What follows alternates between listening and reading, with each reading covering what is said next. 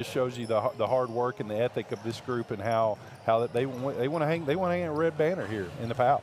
No seniors, third-ranked team in the country. That's pretty good. I tell you, that dog will hunt right there. That dog will hunt, my friend. And or that fish will swim in today's weather. Certainly, if you've gotten your canoes out and you are boating to the Powell Athletic Center, be safe, as the Lady Tigers and Georgetown College will tip off here in just a bit. The torrential rain throughout our area has, it has really been a problem here today. It was so bad, Benji, I went home and changed clothes. I threw my my rain boots on to walk back into the gym here. I know sometimes the park, the walk can be a bit substantial, so I thought, you know what, I don't like sitting there for 4 hours with wet socks and shoes, so we threw the old rain boots on to make the trip inside here today, and it appears at least that Georgetown's women have made the trip safely and all of that good stuff as the PAL starts to fill in here. Benji, this is a Georgetown College team that finds themselves in some places you look maybe a bit on the bubble there. I think they're okay, and it's certainly not a team I would want to see in the national tournament,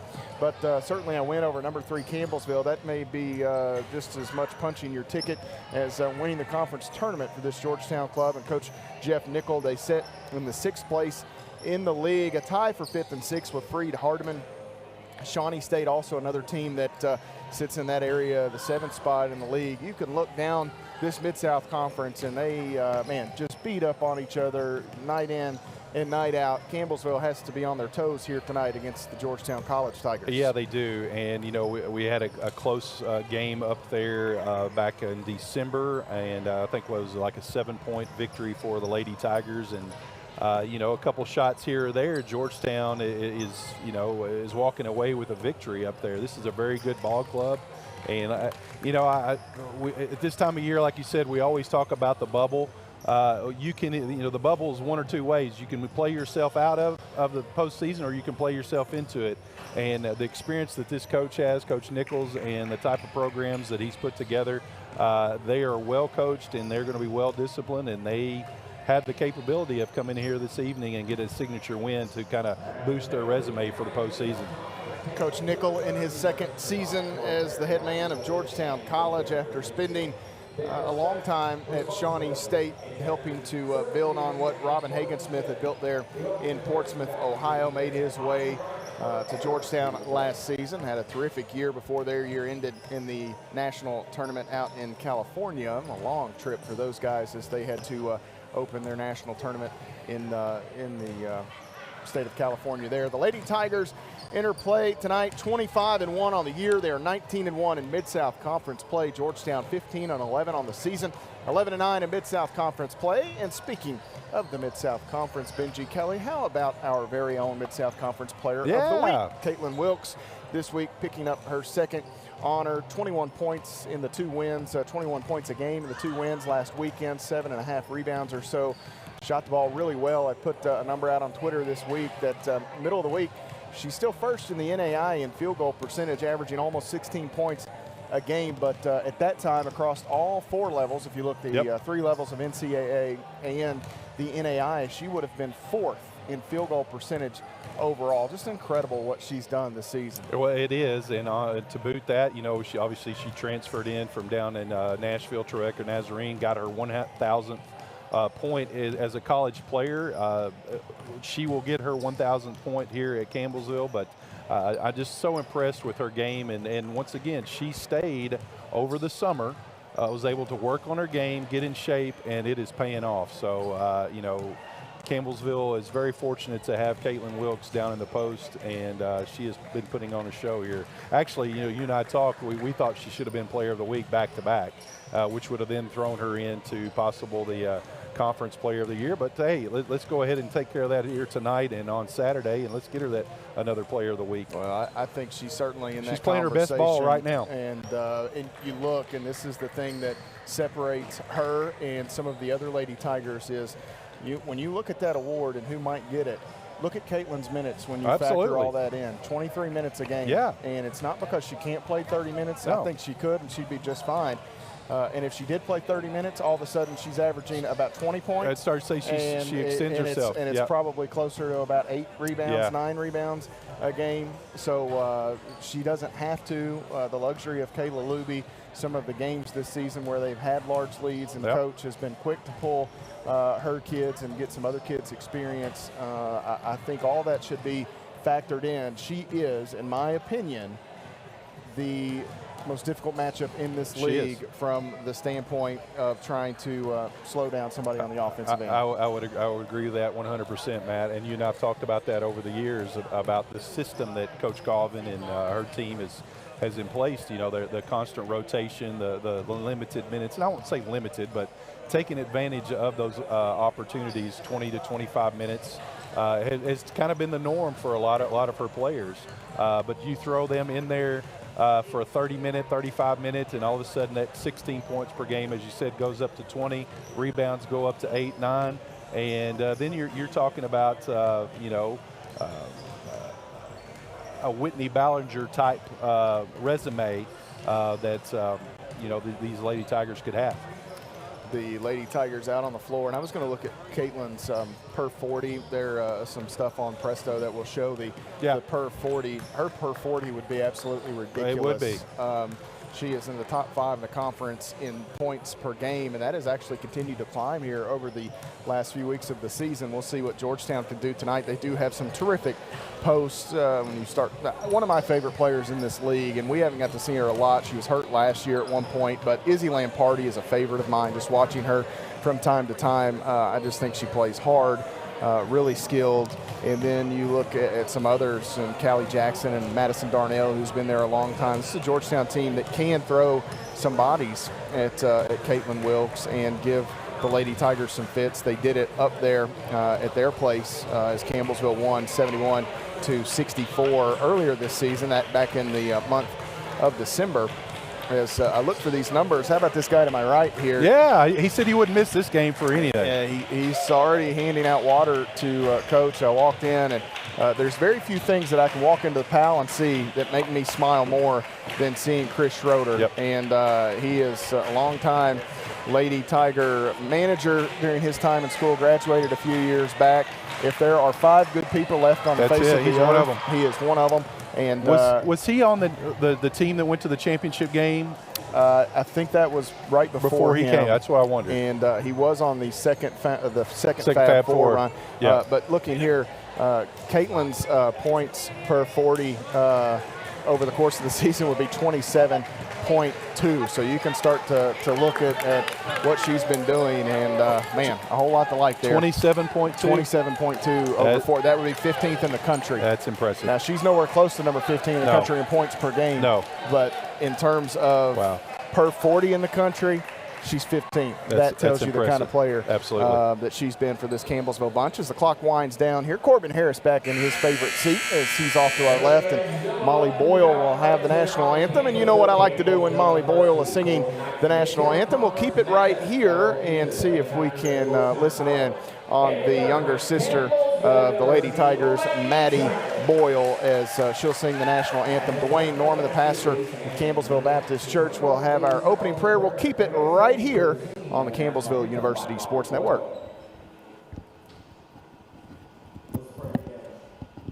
Father in heaven, we thank you for this opportunity to gather tonight. We pray, Lord, for your blessings upon the games that are going to be played this evening. We pray, Lord, that you would give each of these student athletes the courage to play this game in a manner by which their words and their actions, Lord, are pleasing to you. Lord, we pray that they would enter into this competition in a spirit of sportsmanship and respect for the members of each team. Lord, we also want to thank you for the revival that's taken place at Asbury. And Lord, we pray that that same revival would break out on this campus and at Georgetown as well. And we pray all of this in the name above all names, in Jesus' name, amen.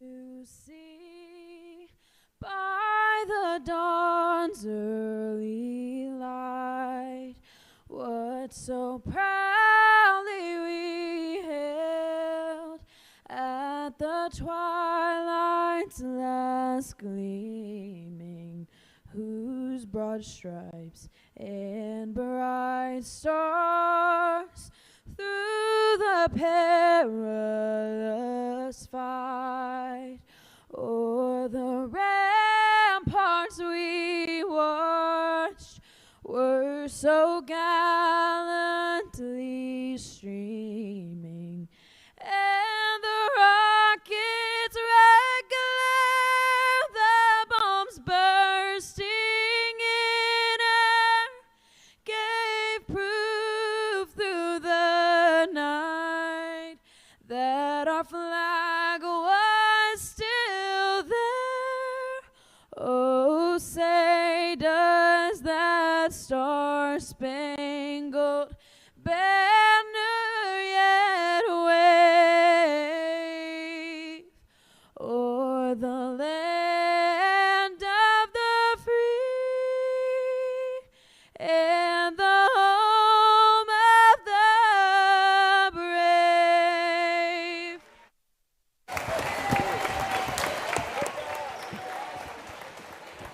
Put me in, Coach. Molly Boyle sings the national anthem here at the Powell Athletic Center, doing a terrific job as always. And we'll have a few recognitions here for the Lady Tigers. 2 for 1 here, Benji Kelly, as they recognize Courtney Pritchett and Caitlin Wilkes with 1,000-point balls. Courtney Pritchett becoming the 39th member of the 1,000-point club against Shawnee State last week. Caitlin Wilkes, 1,000 total points in college, and she likely will be the next Lady Tiger to eclipse the 1,000-point plateau here at Campbellsville University, as Wilkes up over 700 points here, as she has a season to go as well. And we were kind of talking earlier before the game that Campbellsville can extend long enough in the postseason. There's an opportunity. Wilkes got a chance to get there this year. Yeah, you know, there's, let's see, you got 2 more regular season, then you've got the potential of 3 there in the conference tournament, and then a possibility, I believe, of, was it 6 in the national tournament. So what is that, 11 more games? 11 is the max. 11 is max. Sign me up. Sign me up. My I'll take per it. game rate will plummet, but That's I'm fine okay. with that. Absolutely. The Lady Tigers and Georgetown College having the starting lineups announced here at the Powell Athletic Center. Let's take a look at the starters for Coach Jeff Nickel and Georgetown College. Actually, we'll do that in a moment as we get ready for the Lady Tigers starters to be announced. The Thrivent starting lineup presented by Quentin Ford. The usual suspects for Ginger High Colvin in her 16th season here tonight. The Lady Tigers will run out Bailey Pettigo, 5'7", a junior guard from Glasgow, Kentucky. Lauren Lee, 5'7", a sophomore guard from Liberty, Kentucky. Maddie Boyle, 5'6", the junior guard from Milledgeville, Kentucky. Courtney Pritchett, 5'8", a redshirt junior guard from Byrdstown, Tennessee. And rounding out the 5 for the Lady Tigers, in the middle, it's Kit Kat, 6'2", the junior forward from Stanford, Kentucky, Caitlin Wilkes. The Lady Tigers assisted by Miranda Denny and Brett Sowell. Now for Georgetown College and Jeff Nickel in his second year, assisted by Abby Foyter. Keith Kearns and Mason Samlow. They send out tonight Sophie Smith, 5'7", a sophomore guard from Lawrenceburg, Kentucky. Aaron Toller, 5'7", a freshman guard from Louisville, Kentucky. Madison Darnell, 5'11", a senior forward from Russell, Kentucky. Izzy Lamparty, 5'11", a sophomore forward from Canfield, Ohio. And Jalen Landversite, 6 foot, a senior forward from Nicholasville, Kentucky. The Lady Tigers in the home grays tonight with Campbellsville across the chest in maroon, white trim, maroon numerals for CU, the tiger paw on the shorts for Campbellsville. As we are just about ready to go, Georgetown in the road blacks, Georgetown in white across the chest, white numerals, some orange trim for Georgetown College, right to left for the Lady Tigers, left to right for Georgetown. For those following along on radio, Georgetown wins the opening tap, and they are on the offensive end to begin this basketball game. Landversite comes right side on the wing. That is Sophie Smith. Chased down a bit Now the pass across, nearly picked off by Pritchett. Landverside able to get to it, however. She'll miss the shot. Nice box out and rebound. The Lady Tigers to the front court. Boyle in the middle. Left side, short corner jumper for Pettigo is good. Bailey Pettigo starts off the scoring. Yeah, good start there for the Lady Tigers. Good block out by Pettigo, and she's rewarded on the other end for a nice 18-footer. Right wing, Smith on the dribble. Out front, Lamparty on around. Lambersite bounces, and that ball too far behind Darnell, taken away by Lauren Lee. Campbellsville races to the offensive end. Lee, right side, steps through, off the window, good for Lauren Lee. Yeah, a little Euro step there by Lauren Lee. Great start for the Lady Tigers here. 4-0, Campbellsville the advantage. 1 minute or so, just about 1 minute gone by. Smith at the elbow, accelerates, drops one off the Lamparty, who missed the shot, couldn't grab the rebound, falls down, and Courtney Pritchett again out of there with the board. Pritchett leads Campbellsville to the offensive end. In the middle, Lee again drives in, shot no good. Lee goes down, and the other way now comes Georgetown. Landversite stops, leaves it with Sophie Smith, and now Toller gets her first touch of the basketball game.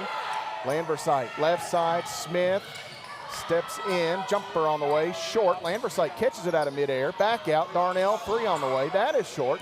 And another rebound for Swiss. Courtney Pritchett with a trio of rebounds here early. Pettigo in the far corner, back out to Boyle. And the Lady Tigers will slow down just a bit here in the half court. Get your breath there, Matt. Hectic start. Get my oxygen tank out down here. This kind of pace. Pritchett holds it high post. Back out to Pettigo on the wing. Now short corner, Lee off the screen. Drives in, stops. Backdoor cut. Boyle has it knocked away. 4 to shoot. Pritchett off the left wing, drives in, gonna have to throw one up. It was raked out of her hands by Lamparty, I believe. And here comes Landversite around one Lady Tiger. Bounces right block, Darnell hesitates, missed the shot. Boyle is fouled on the rebound. Yeah, it's a great job by Pettigo to come back there and get her hand in there and disrupt the shot. Campbellsville able to get the rebound, a foul there, so good job. Landversite the contact.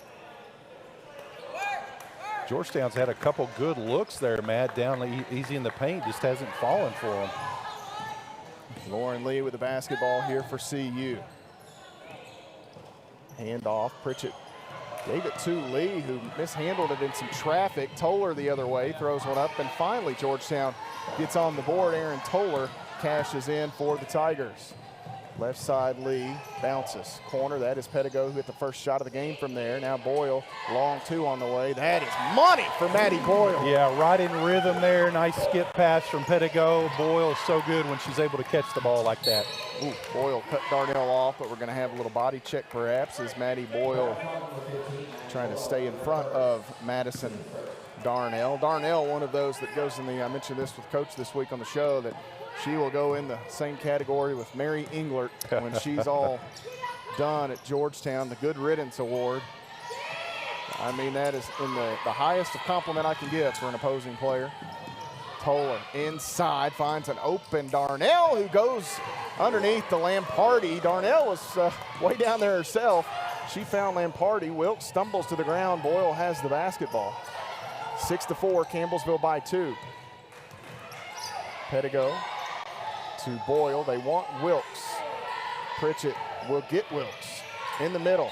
Shot with the right hand goes through, and the one for Caitlin Wilkes. She was calling for that ball from the get-go once she got up, and Campbellsville was patient enough to get it to her, and nice little execution there.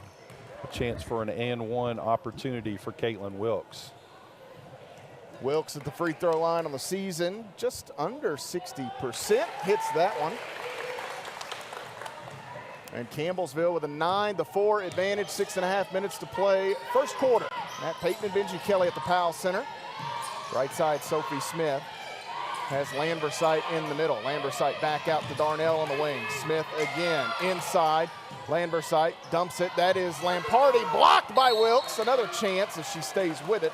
And the foul here will go against the Lady Tigers, Caitlin Wilkes. That will be her first, team's second. Not the first block for Wilkes we're going to talk about tonight. We'll get to it later. You're setting it up. I like it. Yeah, this is long-term, long-range storytelling. It is. Here, it is. Kelly. Free throw good for Izzy Lamparty. Lamparty averaging 10 points, 5.5 rebounds a game for Coach Nickel in about 20 minutes tonight. She's going to have a terrific career at Georgetown. Second free throw good. Or did she miss that second one? No, she hit it. She hit it. Yeah. Is the scoreboard right? Is that right? 9-6? 9-6 should be.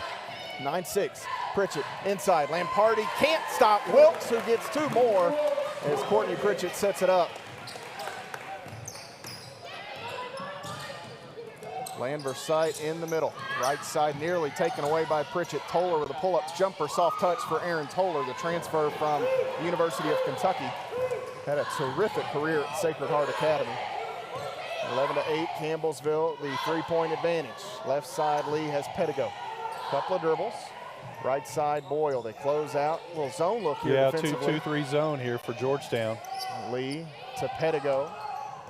Pedigo working down on the inline. Now Lee with 8 to shoot. Splits. Yes. Inside. Has Wilkes off the window. She gets the deuce. Lauren Lee the dime. And that's how you beat a zone. Get the ball to the middle, and it opens up so many options. And Lauren Lee is so good at getting to a wide open person. 13-8, Darnell just inside the elbow. Spins away from Pedigo now.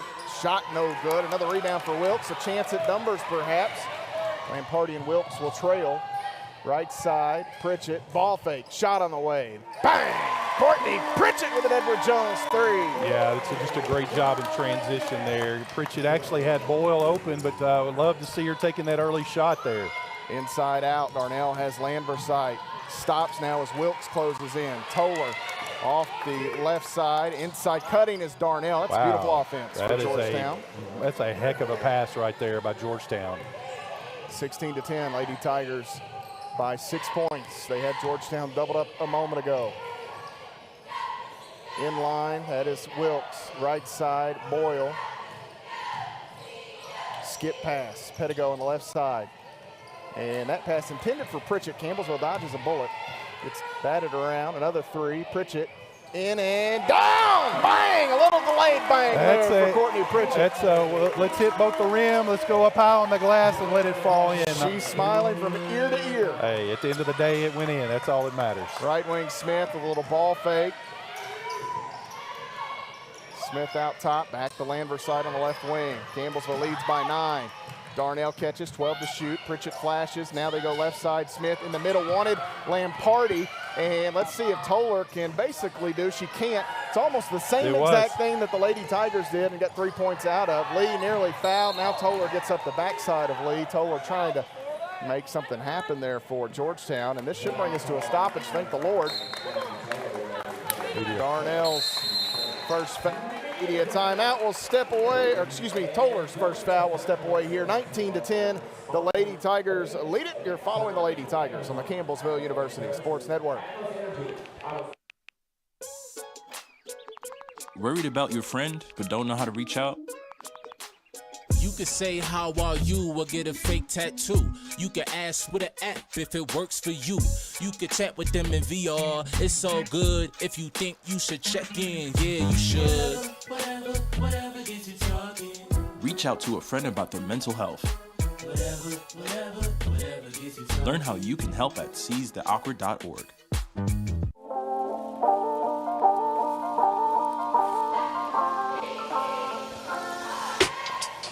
19-10, the Lady Tigers with the 9-point advantage over Georgetown College here. 3:33 remaining in the first quarter of play. Campbellsville doing it inside, outside, the free throw line. Benji Kelly, the Lady Tigers offense appears to be clicking here in the early going. It is definitely clicking. 8 of 9 from the field, of almost 90% or 89%, and 2 of 2 from deep. 1 of 1 from the free throw line. That is some efficient basketball there, Matt Payton.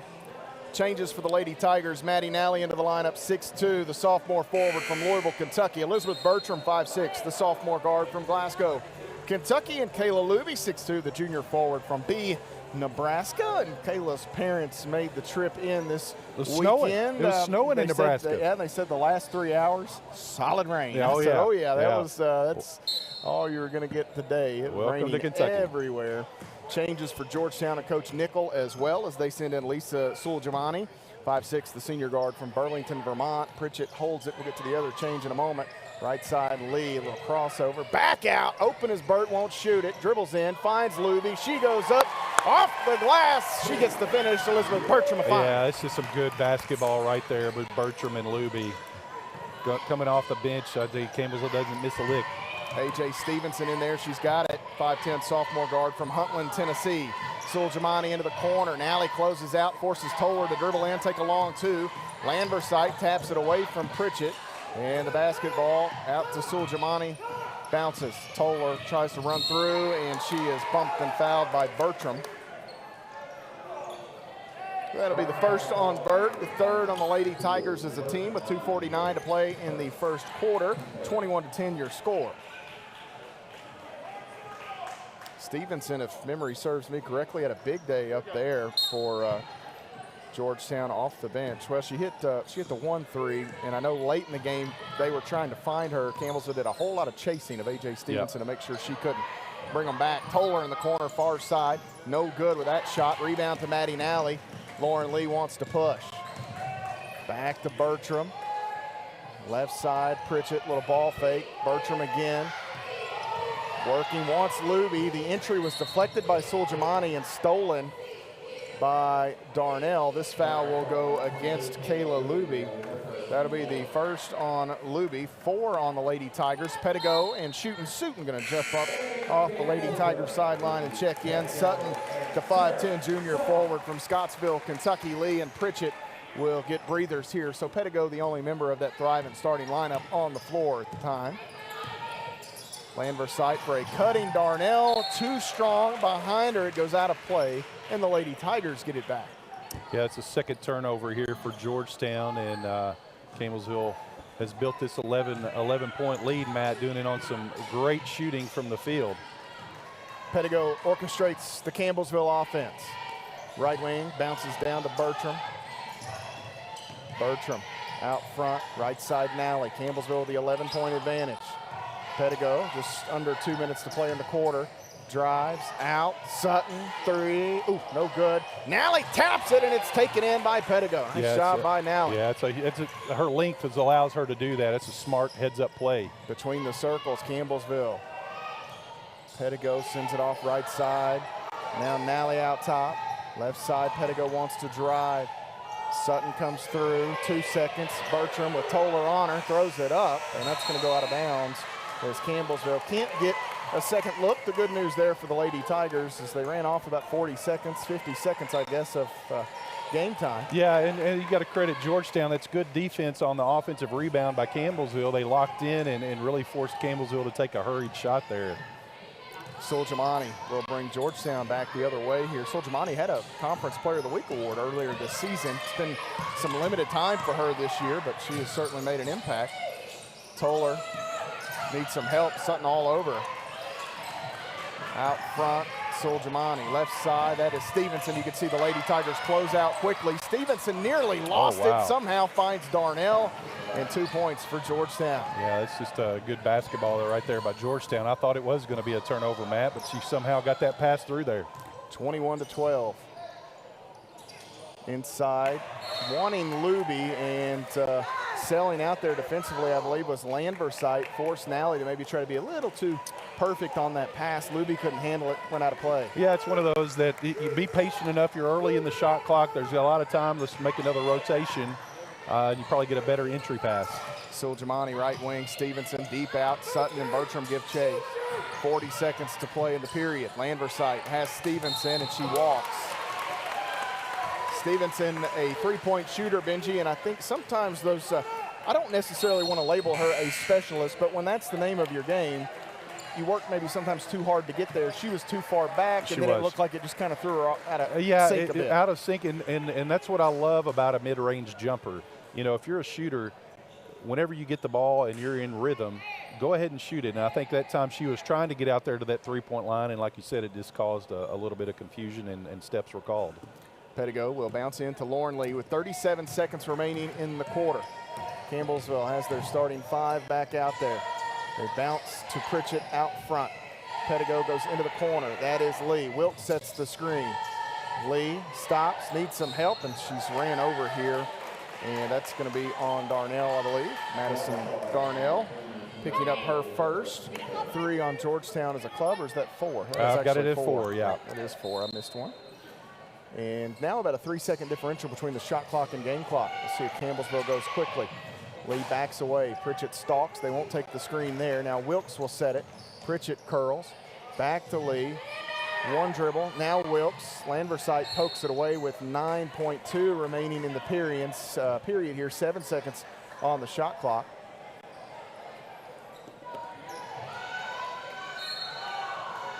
Lauren Lee looking. Curling. Pedigo. Actually, that's Boyle that set the screen for Wilkes. And an easy bucket down inside for Kit Kat. Lauren Lee gets another helper. Stevenson, a contested 3. Pedigo got a hand on that. And that's where the first quarter will come to a close. The Lady Tigers with an 11-point advantage, 23-12 over Georgetown here in the Powell Athletic Center. You're following the Lady Tigers on the Campbellsville University Sports Network. Jason, let's go see your room.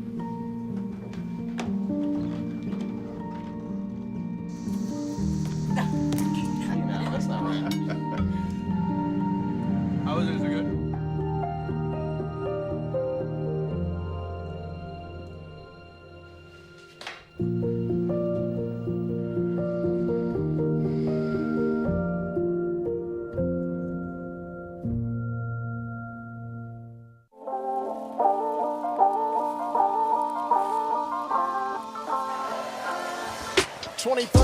The Lady Tigers an 11-point advantage. Campbellsville leading in large part thanks to Caitlin Wilkes. 9 early points. She gets one there to close out the first quarter as the Lady Tigers set up that baseline out of bounds play. Boyle and Wilkes kind of screening for each other.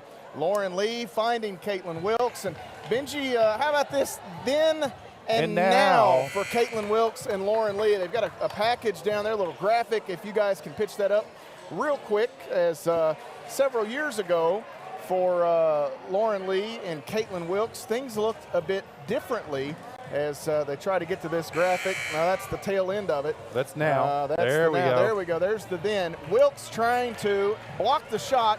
The Lincoln County Patriot there. I believe they're the Patriots. They are. The Rebels of Casey County. And now Wilkes and Lee find themselves setting up one another here in the Powell Center. Pretty cool stuff. And there's some conversation going along, Matt. Did who you talked to? It depends on who you talk to. Was it a block shot or was it a made shot? Yeah, Miranda Denny said that was definitely 2 points and a trip to the free throw line for Lauren Lee. She made a little contact and got in there. And for me, I told Wilkes clearly that was a block. Wilkes inside working, shot up no good. Landversite doing a nice job defensively, but Caitlin and I had a little fun with Lauren earlier. I told Lauren that was definitely a block. Here inside, Landversite off glass, good for Georgetown.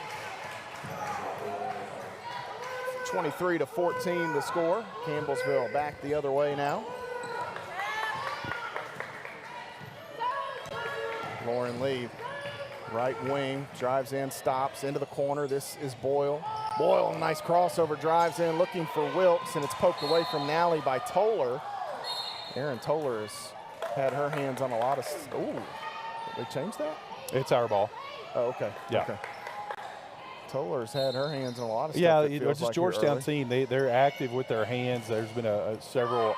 Pritchett, open jumper on the way around and out, no good. Rebound taken in here by Sophie Smith. She'll bring Georgetown the other way. Lobs one out, right side, Darnell, open 3 on the way, good for Georgetown College, and it's a 6-point game. Yeah, good to 2 back-to-back easy transitions for the Georgetown Lady Tigers. Inside, Nally has Wilkes, out to Lee, can't shoot it. Now Pritchett bounces, Wilkes again, and she is fouled here by Jalen Landversite. That's a good post move there by Caitlin Wilkes. The last couple of times she has gone right hand, left shoulder. This time she went left hand, and Lander, how do you say that name? Landversite got her hand in there, and Caitlin had an opportunity to go to the free throw line here. Many years of practice between me and young Miss Landversite's last name. Wilkes at the line here. That free throw is good, and she's got double figures already. Benji Kelly, we made it a point to speak about Wilkes and what she's done for the Lady Tigers at the top of the broadcast, and she's following through. Yeah, for sure. As Wilkes' second free throw is on the money. She gets both, and now at 11 for the ball game. Back the other way, Georgetown College. Campbellsville leads by 8. Right wing deep out. I thought Stevenson was going to let it go. She drives in, lost the handle. It hits the leg of Wilkes, and Lauren Lee picks it up. Lee, right side, inside, shot up, off glass, good, and Lauren Lee will take a trip to the nail. Yeah, I tell you what, Matt, I thought she was going to kick it off there to Wilkes, but she kept it and was able to absorb that contact, knock it in, and a chance for an old-fashioned three-point play. Callie Jackson into the ball game for Georgetown, 5'11" sophomore forward from Mayfield, Kentucky. It's down in my neck of the woods. Graves County product, I believe. That is what we here in central Kentucky say way over yonder. Yeah, it is, but it's not as far as you can go in Kentucky. That's Donna Hitchbat territory. If you get as far as if you get to Mayfield, that's as far as you want to go. I think it's a long way. 28-17 after Lee hits the free throw. Campbellsville in the defensive end looking for a stop here. Darnell dribbles in, feeds it across the paint to Jackson, and she is fouled by Pritchett, who just found herself out of position a bit. Yeah. Georgetown, when they've been successful against this zone offense, they've been able to get the ball down the post, and their interior passing has just been really, really good. Missed a couple shots early, but lately they've been able to execute, and now you got Jackson a chance to go to the free throw line for a three-point play. Free throw here for Callie Jackson is good. She makes it a three-point trip, answering the one by Lauren Lee a moment ago. 28-20. Lauren Lee starts and stops. Now Pritchett, Bertram working off the screen. Pritchett, they want Wilkes. Darnell will sag in to help. Out front, now right wing, Bertram open, three on the way. Bang! Elizabeth Bertram with an Edward Jones payout. That was a quick trigger right there. Hand down. Actually, the hand was up. There was just a little too much space. Little space there in between. And Darnell works with the basketball. Back out to Smith. Suljamani. Darnell in the corner. Back to Suljamani. Again, the Lady Tigers able to close in. Over the top, floats it to Stevenson on the inline. Jumper on the way. Too strong. Wilkes the rebound for Campbellsville. 31-20. The Lady Tigers will sprint ahead. Trailer. Wilkes. Three. Bang! Kit Kat with an Edward Jones triple for the Lady Tigers. She's got 14 of the 34. Wow. That's just some great basketball right there, Matt Payton. Left side, Suljamani inside cutting. That is a beautiful pass by Lisa Suljamani. Yeah, and Jackson, she actually, I think, started last year for him, so having her come off the bench is a little spark for Georgetown. Bertram out to Pritchett, Boyle. Bertram again into the corner. Pritchett, they want Wilkes, can't get it to her yet. Now Boyle right side, 34-22, drives it right at Stevenson, strong on the shot. Rebound taken in by Boyle in the corner, three on the way. Bang! Maddie Boyle and Edward Jones, three. Way to stay with it there, Maddie Boyle. Penetrates, missed the shot, but in the corner, she's able to knock down another one. 37-22 inside Darnell. Little touch pass down inside to Jackson. Yeah, right now Campbellsville doesn't have an answer for that mid-entry pass and down to the post. Three in a row there for Jackson. Lady Tigers shooting at 70% for the basketball game, including five made Edward Jones points, five made Edward Jones threes. Pritchett, no good. Wilkes tied up on the putback chance by Jackson. Actually going to have a foul called here on Callie Jackson, and Caitlin Wilkes will go back to the free throw line for the Lady Tigers. She can reach her season average 14 minutes into the ball game. I'm telling you, that's impressive. And I think she had did she have 16 in the first half against Pikeville the other night? She had 15 I think it was 15. 15, I think it was okay. 15 against UPike on Saturday. Wilkes at the line here for the Lady Tigers. Free throw just a bit short. That's on me, Kate. I shouldn't have said anything about the season average.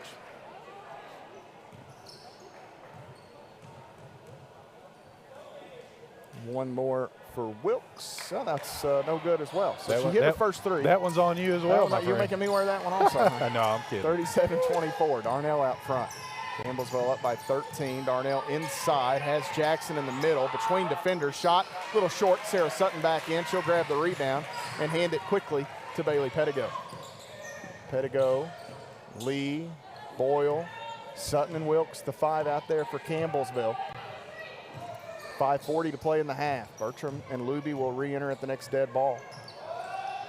Boyle off the right wing, Wilkes setting the screen. Boyle calling for Lee, 8 to shoot. Lee hands it to Pedigo, drives in, left side. Bailey deep down in there, 2 seconds, turns, throws one up. May have been blocked by Suljamani, and a shot clock violation. And I hate blowing that dead. Georgetown already had the rebound, it appeared. Yeah, and Matt, they always typically do that, because if Campbellsville were to reach in there and maybe get a step, poke it away, you don't want to penalize the team for good defense. So that's twice now that Campbellsville is taking the 30-second shot clock all the way down and not got a decent look at it. Campbellsville sends Luby back in, Elizabeth Bertram back in as well. Campbellsville has had 4 Lady Tigers knock down Edward Jones threes. Darnell out to Suljamani, ball fake, open 3 on the way now, hard. Rebound batted and taken in. It comes all the way back out to Suljamani, left side in the corner, that's Smith, and her 3 is no good. Lauren Lee flies in and grabs it. Campbellsville to the offensive end. Lee hits the accelerator, shot up, won't go. She'll go to the free throw line, however, as Suljamani will be whistled for the foul. Yeah, that's just a good job of Lauren Lee, realizing that the path was there on the fast break, and she was able to just kind of absorb that contact and go to the free throw line. 4:58 to play in the first half. Campbellsville and Georgetown have reached the media timeout here in the second quarter. We'll step away with the Lady Tigers of Campbellsville leading by 13 points. You're following the Lady Tigers on the Campbellsville University Sports Network.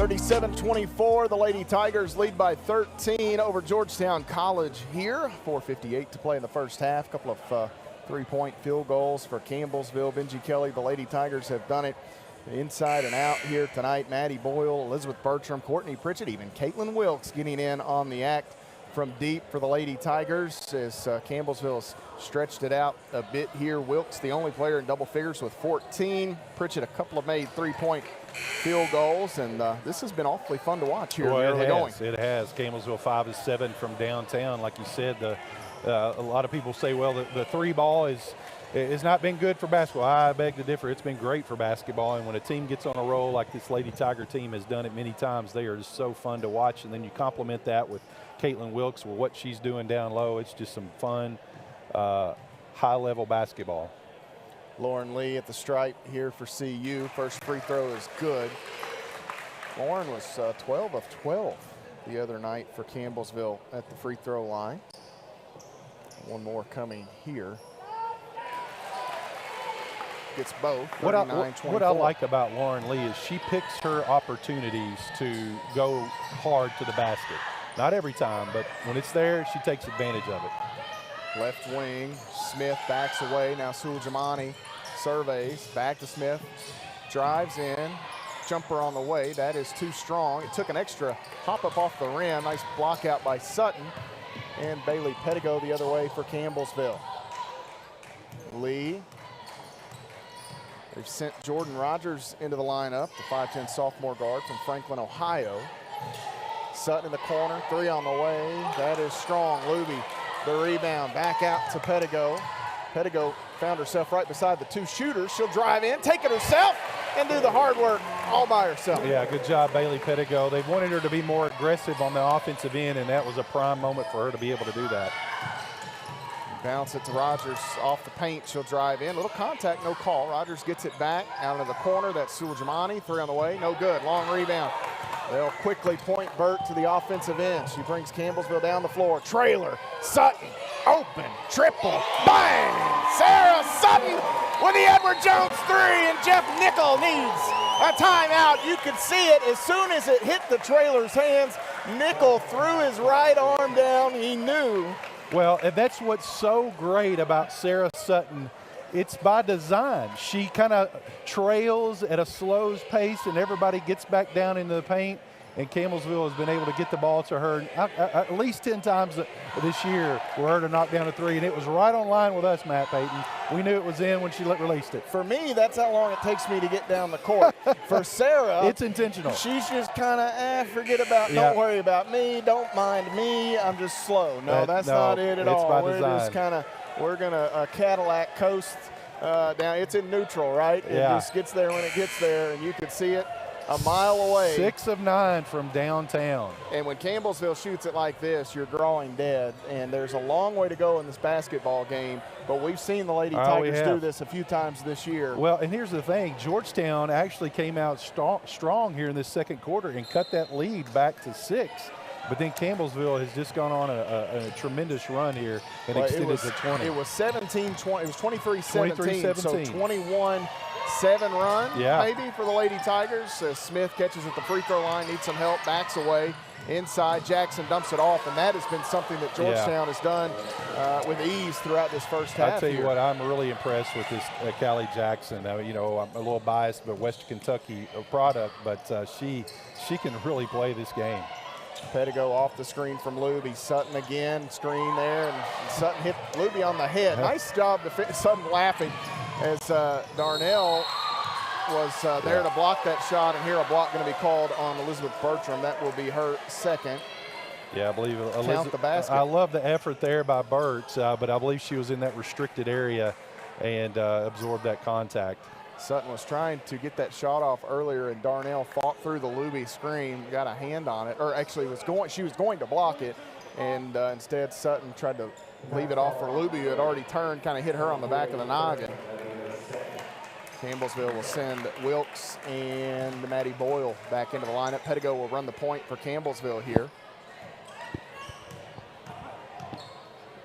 Izzy Lamparty, free throw on the way. That is good for Lamparty, a three-point trip for the sophomore.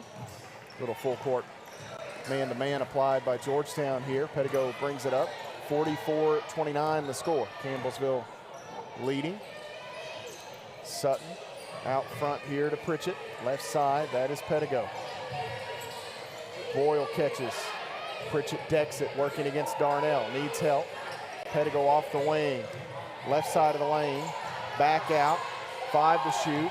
Pritchett to Sutton, little ball fake, gonna take the long two. No, tried to dump it down, and we've seen Campbellsville have some really bad possessions here tonight to go with a lot of good ones. Yeah, and you got to credit Georgetown with their defense, Matt. They have scouted us well, and at times Campbellsville just struggles to get the ball a decent shot in the half-court set. Where Campbellsville's been so effective tonight is in transition and in the post play with Wilkes. Bertram leaving the floor. I'm guessing that's that knee maybe busted open here. Lee takes it away from Rogers. Lauren Lee will slow down. Runs into Smith. Pritchett on the dribble. They want Boyle out top. Right wing Nally. Back to Boyle. Pritchett sets the screen. Boyle comes near side. Lee in the middle. Pritchett goes through. Nothing there. Now a little crossover. Lee stops. Shot in the paint. Short. Rebound. Wilkes had it for a moment, and she and Rogers kind of come together there. Just over 2 minutes to play in the first half. Campbellsville with a 44-29 advantage. Georgetown and Campbellsville on the men's side coming up at the conclusion of this one. That should be a fun one here in the PAL. Georgetown playing for a chance. I believe they can lock up the league here tonight. So the Tigers will try to play spoiler. Right side of the corner, Jackson needs some help. This is Rogers, can't shoot it. Left side, Smith with a ball fake. Inside, Lamparty bounces. Ball knocked away here is Darnell. Pitched it back out, 7 seconds. Darnell out front, Smith, 3 seconds inside. They find Jackson with 1 on the shot clock. Yeah, it's just another, once again, Georgetown is able to beat this zone in the middle, and that interior passing is so good. 44-31. They bounce out front. Pritchett sidesteps right side of the free throw line. Shot no good. Rattles around and out. Here comes Georgetown once again. Rogers has Smith. Drives in. Bounces. Lamparty has it knocked away, but she's fouled from behind by Campbellsville. I believe Maddie Boyle will be assessed the personal here. 3 on the Lady Tigers as Boyle picks up number 2. Pritchett will check out for Bailey Pettigo here. 13-point Campbellsville lead. It was 20 a moment ago. So the yeah, Lady 7-0 Tigers run. have seen Georgetown score 7 straight. Lamparty will add to it with a free throw here. That makes it 8 in a row. Georgetown not a team that's going to go away. Oh, no. And realistically, I mean, we talked about that shooting for Campbellsville. If you continue to shoot 70% from 3, it's going to be hard to beat them. But it cooled off a little bit. Georgetown is certainly going to do what they can do to hang close and make this a 40-minute ball game. 44-33 the score after Lamparty hits 2 free throws. Boyle drives in, stops at the elbow now. Needs help. Pettigo has it. Left side, Nally. Back to Pettigo out front. Driving in, gets the step, gets the finish, and gets a trip to the free throw line. Yeah, that, once again, it gets back to that aggressiveness that Coach Colvin and their coaching staff wants Bailey to be more aggressive on the offensive end, and that possession took full advantage of the mismatch having Jackson on her, and she was able to get around her and get that ball up on the glass. Bailey Pettigo with a half dozen. Now give her 7. She hits the free throw, 47-33, 50 seconds remaining in the half. That breaks that long run for Georgetown. Nally forces Darnell away and back out top to Smith here. Smith working inside around Wilkes, finds Rogers, pull up in the paint, too strong, rebound to Pettigo. Shot clock and game clock are almost in sync. We'll see if they turn it off. They're gonna let it run for now. You may have half a second differential. Campbellsville going to take the air out of this thing here, Benji Kelly. I guess it may be close to a full second. Campbellsville on the dribble, 10 seconds. Lauren Lee working against Smith, free throw line, kicks it out, baseline J for Nally. Good for Maddie Nally off the end line. That is a great design play right there. Rogers heaves it up from midcourt and hits the top corner of the backboard, and that's where the first half will come to a close. Campbellsville with a 49-33 advantage over Georgetown College. The Lady Tigers head to the locker room here leading by 16. We'll step away here on senior night, take a timeout, come back and look at the numbers. You've been following the Lady Tigers here. You are following the Lady Tigers on the Campbellsville University Sports Network.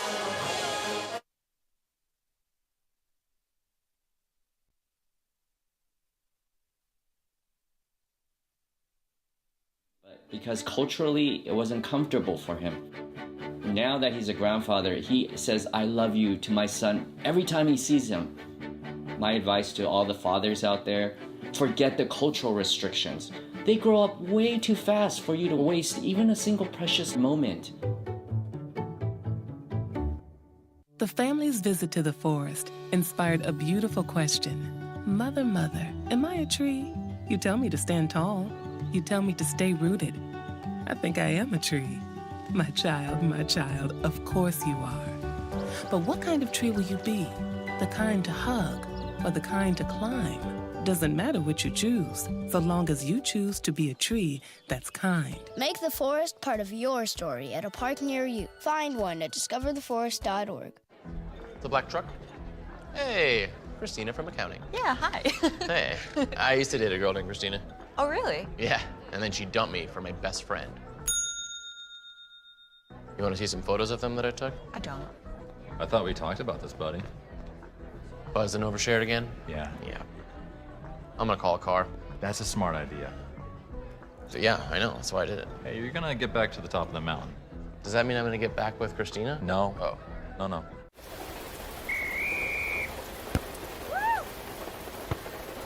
Come on! Go, Diane! Yeah, keep it going! Yeah! Go, honey! If you love them enough to drive an hour to cheer them on as they get beat 11-0 in the rain, then surely you'll check NHTSA.gov/the right seat to make sure they're correctly buckled in the back seat. Throw that ball, Diane! Woo! You got this!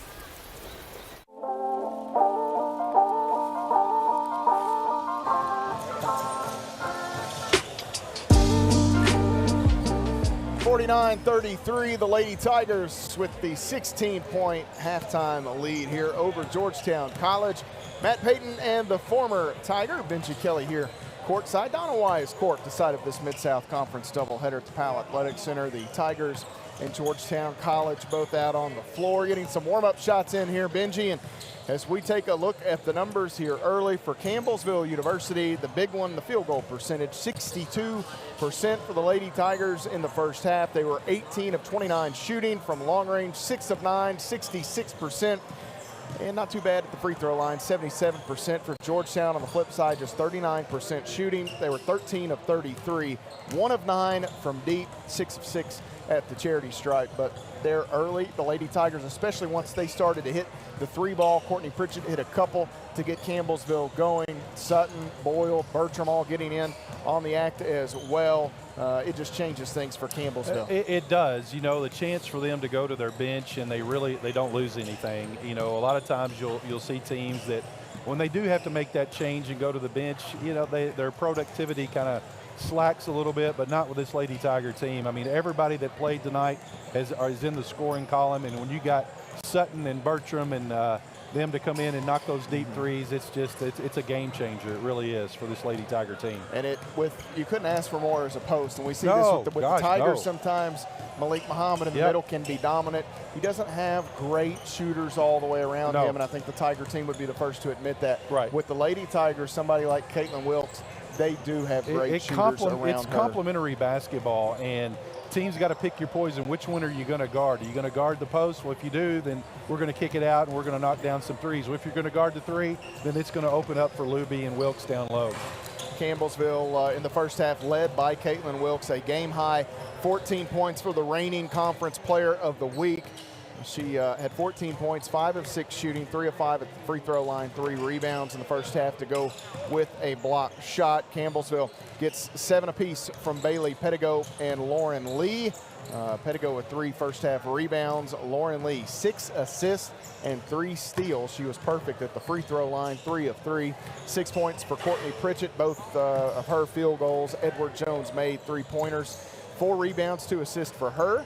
Campbellsville got 5 points from Maddie Boyle as those followed along on our local television and streaming coverage. You can catch the replays here if you're following along on radio. We'll continue to work on the stats here.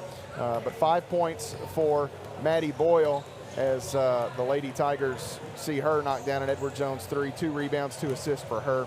3 each for Elizabeth Bertram and Sarah Sutton off the bench, thanks to an Edward Jones field goal from each of them. 3 assists for Burt in the first half, 2 each for Maddie Nally and Kayla Luby. And we've talked about Nally at times, and maybe not enough, Benji. Obviously, our calling card throughout her 4 years will probably always be her ability to disrupt things on the defensive end. That wingspan, 6'2", she can really present some problems, but you love to see her knock down that mid-range jumper at the end of the half. Yeah, and here's the thing about Maddie Nally. I really love how she plays the game, and the coach wants her to be a little more aggressive. And in that last play that they called, typically, you know, teams are saying, well, they're not going to go to her, and that's why she called it, because she knows that Maddie Nally can get up there and knock down that shot, and she did, and she's just playing some great basketball. For Campbellsville well, actually, let's go to Georgetown here, individual scoring. 3 Georgetown Tigers with 9 points, and you look at some of those post players for Georgetown, and that's where you go here. Yep. Madison Darnell had 9, 4 rebounds, 3 assists for Darnell. She's a do-it-all type of player. Izzy Lamparty, we talked about, perfect at the free throw line, 5 of 5, 9 points. And Callie Jackson off the bench, 9 points. They have really had their way down here in the low block from a post pass to a post cutter or opposite block, however you want to call it.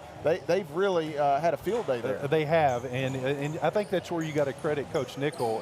When he was at Shawnee State, that's what gave Campbellsville fits with there. He's realized something, that he's got the players to be able to get in there in the post, that mid-range post there, and that interior passing is just spot on, and that's one of the reasons why they were able to go on that run, cut the lead to 6 points there in the first quarter. So Campbellsville will make some adjustments, as they always do, but right now we're in the luxury of having this 16-point lead at halftime. Lady Tigers hold Georgetown just 33 points in the first half. We mentioned that trio with 9 points each.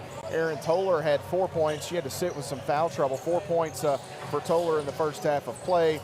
And 2 points for Jalen Landversite. She also picked up a second foul and had to sit there. Sophie Smith, Jordan Rogers, Lisa Suljamani, and A.J. Stevenson all seen time failing to score for Georgetown College. Lady Tigers out-rebound Georgetown 17-10 in the first half. Georgetown with 5 on the offensive end, just 4 for Campbellsville in that category. 15 assists for CU, 3 steals, 6 turnovers for Georgetown. 10 assists in the first half, 4 steals, and 5 turnovers. As we look at the enhanced scoring quickly, Benji, in the paint, Georgetown a 22-18 advantage, as you might expect with some of the stuff that we were talking about there. Off turnovers, 7-5 in favor of Campbellsville. Second chance points, 5-2 in favor of CU. And bench points, 10-9 in favor of Campbellsville University. No ties, no lead changes. Campbellsville led the entire way. Largest advantage, 20 points here at halftime.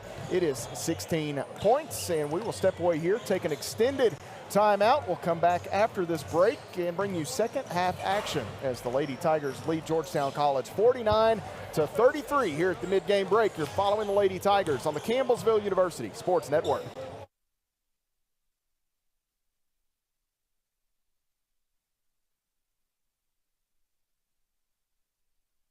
When I got the opportunity to get her, there wasn't no choice. I told myself, I'm gonna take custody of my daughter. It's my baby. That's what we're supposed to do as men. Take care of our home, build a foundation, you know what I'm saying? Love, our money, she's my purpose. I'm here to walk with her, hold her hand until she can walk alone. Ain't nothing like being a father in this world. Hey, Bobo, do trees tell each other stories?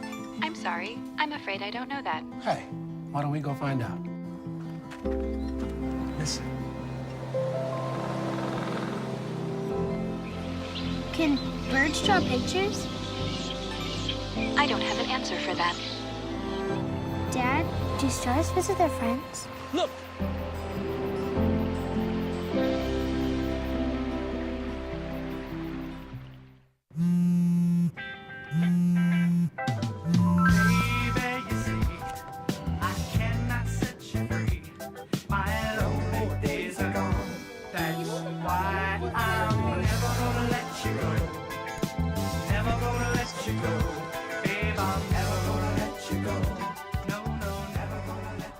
Here you go. Thank you. Thank you.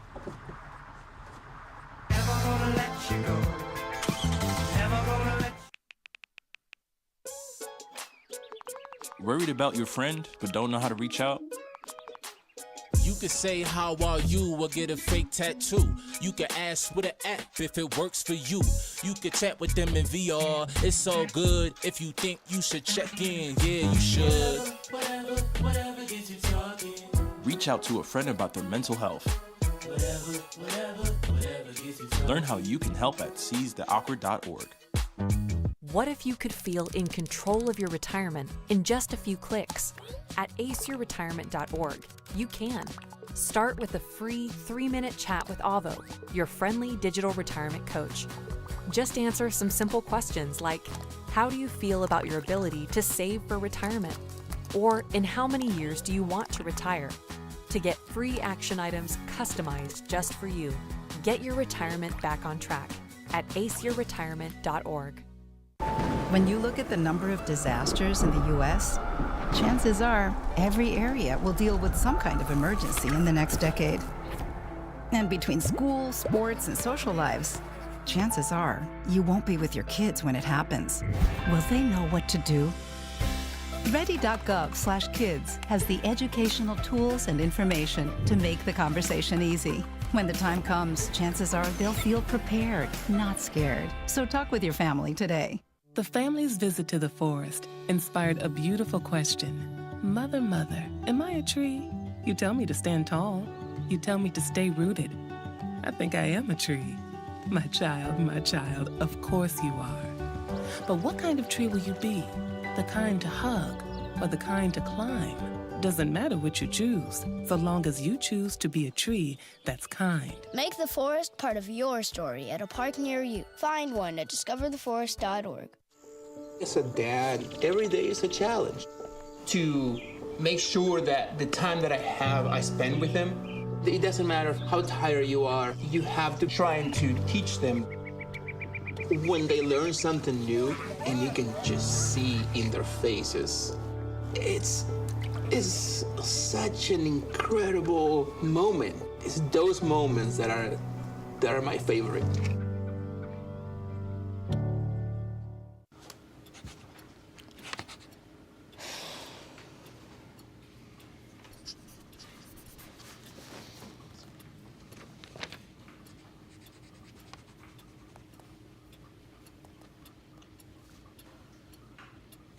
If you love them enough to relearn math so you can teach them math, then surely you'll check nhtsa.gov/the-right-seat to make sure they're correctly buckled in the back seat. Jason, let's go see your room.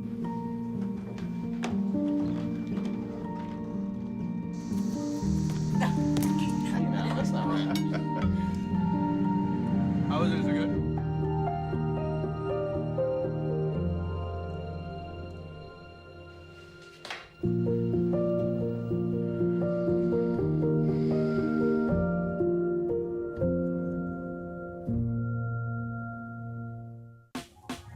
Last week, Brandon met a girl on a dating app. One day after work, he finally found the courage to ask her out. No answer. He started to panic. Was he being too pushy? Maybe it was too... Hey, sorry I didn't respond. I was driving. I would love to go on a date. How does tonight sound? Brandon tried to play it cool, but inside he knew.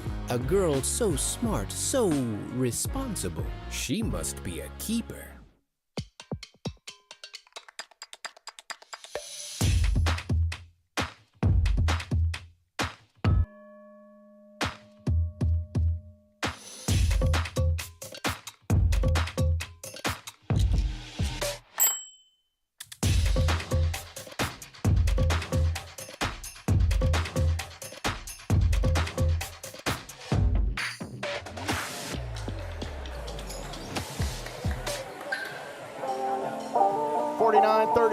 Our score here at halftime. Matt Payton and Benji Kelly at the Powell Athletic Center. The Lady Tigers leading Georgetown here, and Chris Schroeder and Kevin Lachaya is there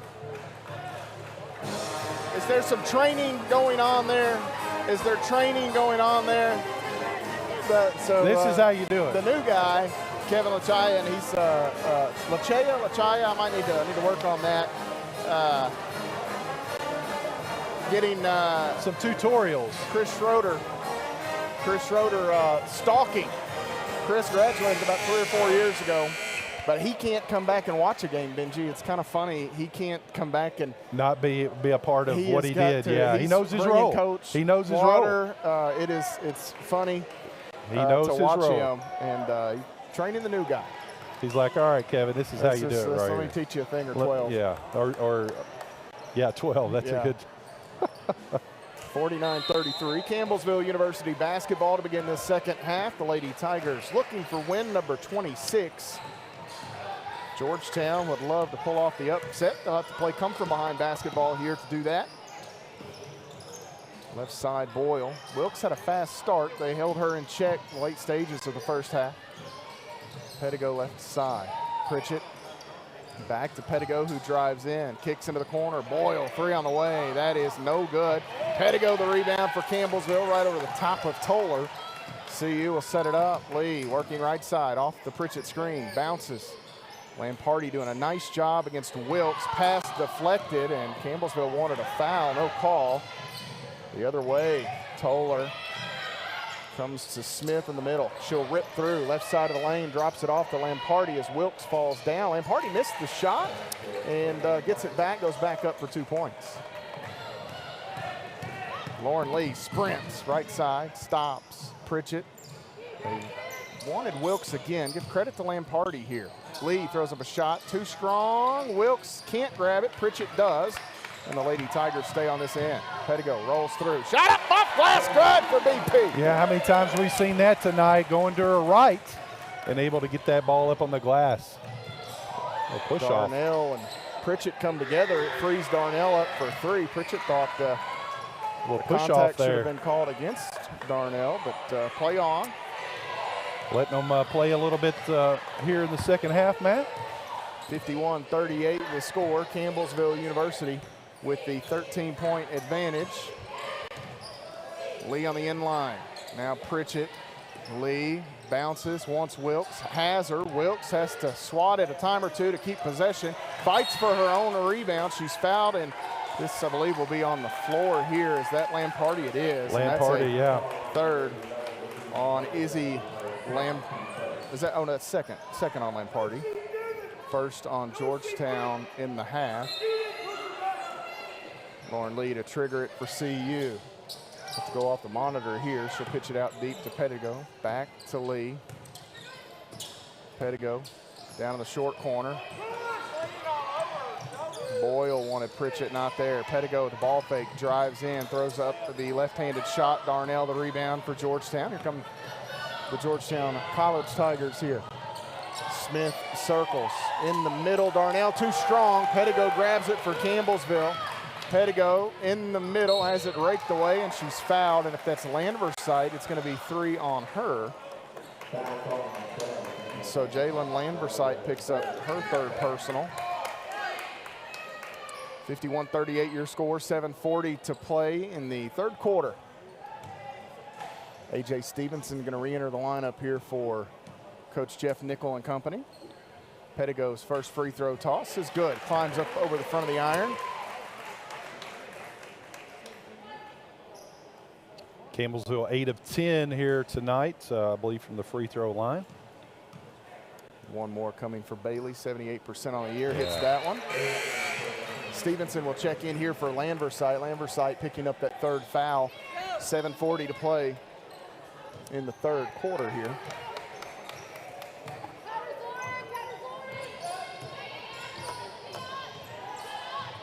Sophie Smith, right side. Now Toller. Lamparty out. Ooh, Smith. And she threads the needle to Stevenson. That's a terrific pass. I thought Smith may have shuffled out top there, but that didn't affect the pass, and she threw the dime in there. Right wing Boyle has Pritchett. Pritchett inside, rolling to the basket. There is Wilkes on the entry. She gets the score. Pritchett the setup. Yeah, it's just such, Caitlin Wilkes knows how to play the post so well. Darnell out to Toller. Now Stevenson will drive in. Elbow jumper on the way. Just a bit strong. Wilkes grabs another rebound here for Campbellsville. 55-40. Pettigo, trailer. Wilkes straight away. Thought about it. Right side. Boyle can't shoot. Pritchett the entry. Wilkes goes to work. Little contact. Boyle has to keep it in play. And now Pritchett. Here's Lee. Inside, jumper on the way from 10 feet, too strong, and around and out. Darnell the board. Smith wants to push. Behind the back, nice move. Kicks it out, Stevenson, ooh, walk. Good defense there by Maddie Boyle on the closeout. Stevenson wanted to shoot it, Boyle closed out. Stevenson had the right idea, just too far gone at that point to get it down on the floor and avoid steps being called. Senior day here at the Powell Center. The Lady Tigers, no seniors being recognized this evening. They did give out a couple of 1,000-point balls. That's, I guess, the next best thing. 55-40. Campbell's with a 15-point lead and the basketball here. Kayla Luby re-entering. Elizabeth Bertram back in as well. Pritchett down to the end line. Works off the Luby screen. Thought about the pull-up, thought about the entry. Neither there. Bertram looking for Pettigo, and she throws it to Kaylin Mills and Rachel Presley down there. 55-40, less than 6 minutes to play in the third quarter. I will not be asking Coach about that one in the post game, regardless of what happens the rest of the way. She's not happy. No. Right wing Stevenson. Now Darnell will work left side of the lane, running into Luby there. Back to Stevenson, 10 to shoot. Burt picks her up. Now Toller will drive between defenders. Nearly lost it. She is going to be fouled as she races in. Throws up a shot with the left hand. This will go against Kayla Luby.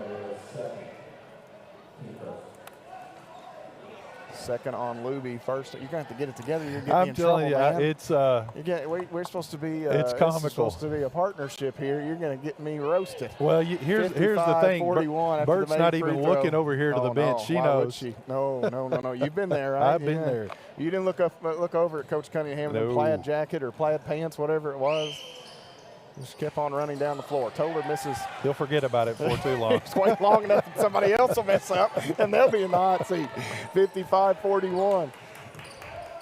5:22 to play in the third. Luby waits, has Lee. Lee starts and stops. Pritchett wants Luby on the entry, not there. Nice defense. There it is. And Lamparty from the backside swats that one. Yeah, it's a good job. A good job by Pritchett there, taking another dribble down toward the baseline and get a better entry pass. You just got to credit Georgetown with good defense there on the block shot. Lamparty, the help defender, coming back in to get that. Luby tries to find Pritchett, and a little too strong there. Ball goes out of bounds. Pritchett couldn't quite handle it. I think Luby's pass jumped up a bit higher. It did, a little higher than thought. That's Campbellsville's ninth turnover here of the game. 55-41. Stevenson, Darnell, now Toller left wing. Toller waits for the Lamparty screen, nearly lost the handle, taps it back out here to Darnell now, right side Smith. Darnell again wants the entry, has Lamparty working against Luby. Ball deflected by Pettigo, but Stevenson catches it, runs into Luby, and we'll have a blocking foul down on the inline called against Kayla Luby here, and that's going to be 3. 2 on the Lady Tigers in the quarter, and this will bring us to a media stoppage with 4:44 showing on the clock. Third quarter, Campbellsville leads by 14. You're following the Lady Tigers on the Campbellsville University Sports Network.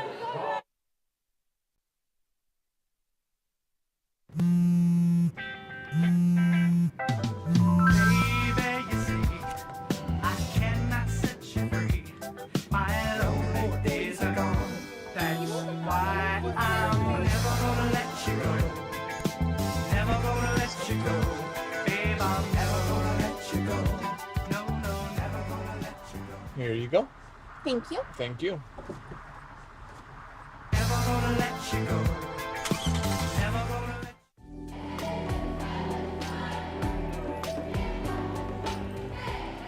let 55-41. The Lady Tigers with a 14-point advantage. 4:44 to play in the third quarter here. Matt Payton and the former Tiger Benji Kelly at the Powell Center. Campbellsville's gotten 16 from Caitlin Wilkes, 11 from Bailey Pettigo.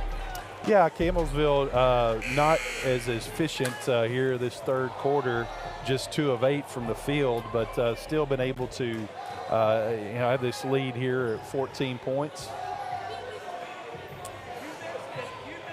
So as coach talking to the referee there on I think on that Luby foul. Was that George? Yeah, George hadn't changed one bit. I wish I had $1 every time George yelled, "You missed it" in the Powell Center. Yeah, I know. We could have a large endowment set up. I'm telling you what, as Luby here on the inbounds, they wanted, got it to Darnell. She tried to get it back to Smith, and it was knocked away. 55-41, Campbellsville to steal. We could build a new gym. We could. With the money George would have raised that fundraiser. Pritchett holds out front Bertram. Bertram wants to drive in. She throws up a shot, and Stevenson will be whistled for the foul here. A blocking foul on A.J. Stevenson is her first. Bird opportunity to go here to the free throw line, where she's 74.2% on the year. Bertram hits the free throw here, 56-41 the score. I don't know about that. Bertram's second free throw, no good. 56-41 the score. Georgetown back the other way. Even Donna laughed at that when I turned around. She was cracking up. Stevenson, Lamparty kicks it out. Open Toller, one dribble, now going to take a 3. That is well off the mark. Lamparty right there for a rebound. Oh, man. They're going to get Lauren Lee here. 3 on the Lady Tigers as Lauren Lee picks up her first. 56-41 the count. 4:05 to play in the quarter. Izzy Lamparty perfect at the line tonight. Hits the free throw.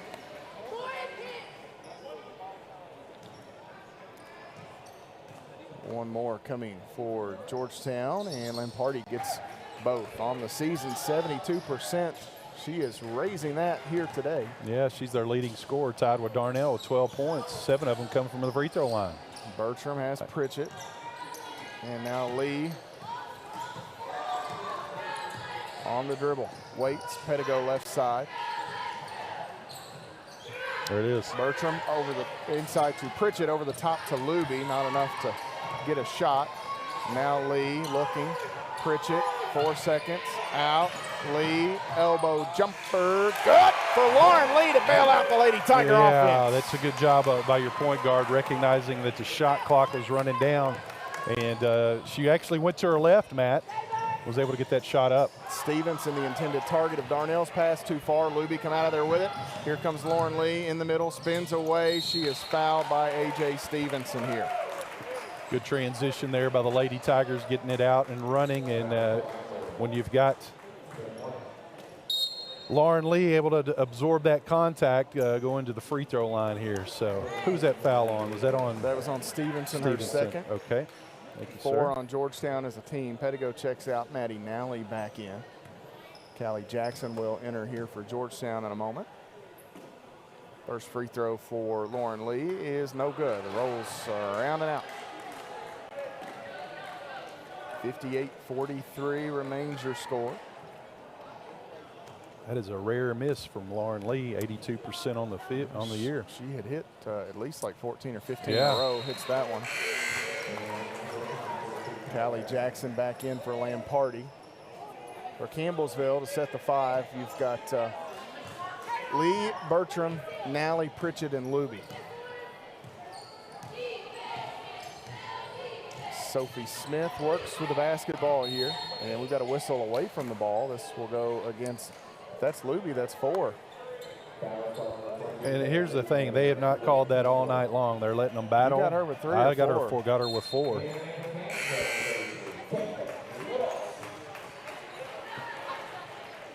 Scoreboard has 4. I'll double check and see. Yeah, 4 fouls. Out top to Darnell. Stevenson over the top. Jackson catches Nally there, and it leads to a miss. Jackson gets it back, and now we've got a whistle underneath. This, I believe, will go against Maddie Nally. And it's going to be 4 on the Lady Tigers. Actually, 5. That'll make the bonus, yeah.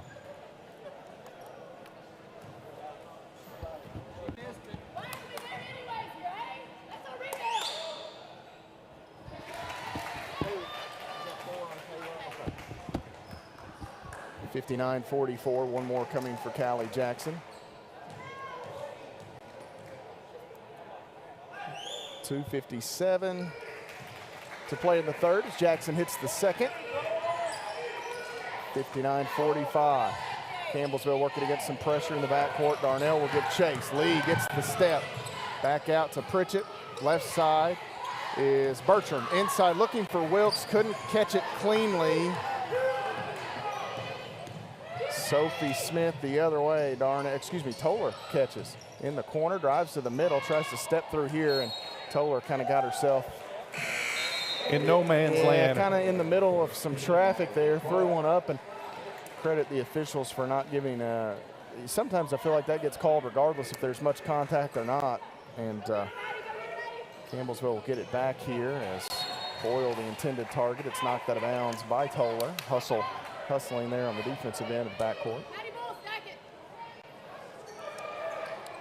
14-point Campbellsville advantage. Pritchett bounces into Lee, who will catch, and she'll try to bring it ahead before a trap can get there.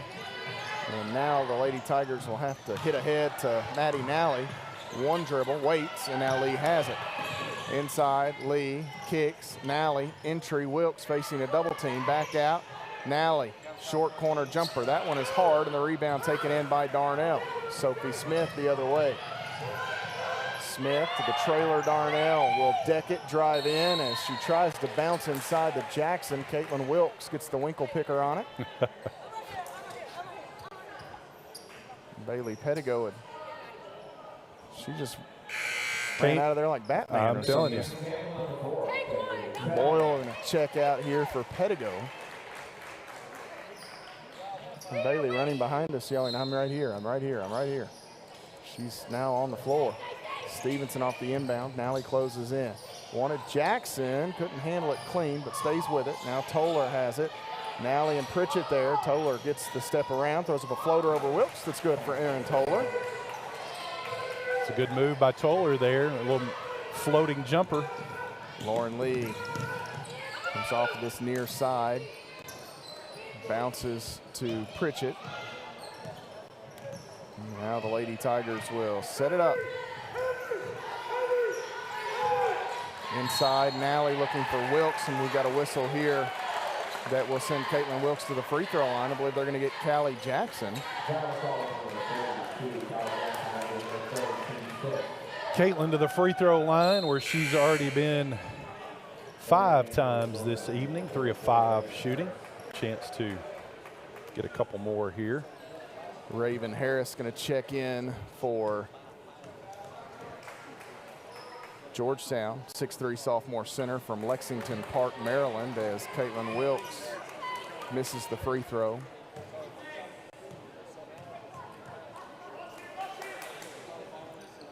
Misses the first free throw, the second free throw good here. And with Wilkes, oftentimes talking to coach, it is that she just, once she spins, she doesn't let the ball get set. She just gets rid of it too quick. That time you could see her be a little more deliberate to make sure it got stopped and rested in her hand. Toller works off the Harris screen. 1:16 to play in the quarter. Toller drives in, throws one up off the window, good. Averaging 15 points a ball game as Aaron Toller has a couple of buckets here in the last few trips. Pettigo out front now. This is Lauren Lee. Left side, Pettigo again. Nally back to Bailey Pettigo. Left side on the wing is Pritchett. Entry, Nally has Wilkes. Wilkes back out Lee. 5 seconds, drives in, stops, jumper on the way, short. Hits the front of the iron and falls into the arms of Madison Darnell. They go ahead, Darnell has it, works around Nally. Back out to Smith, can't shoot.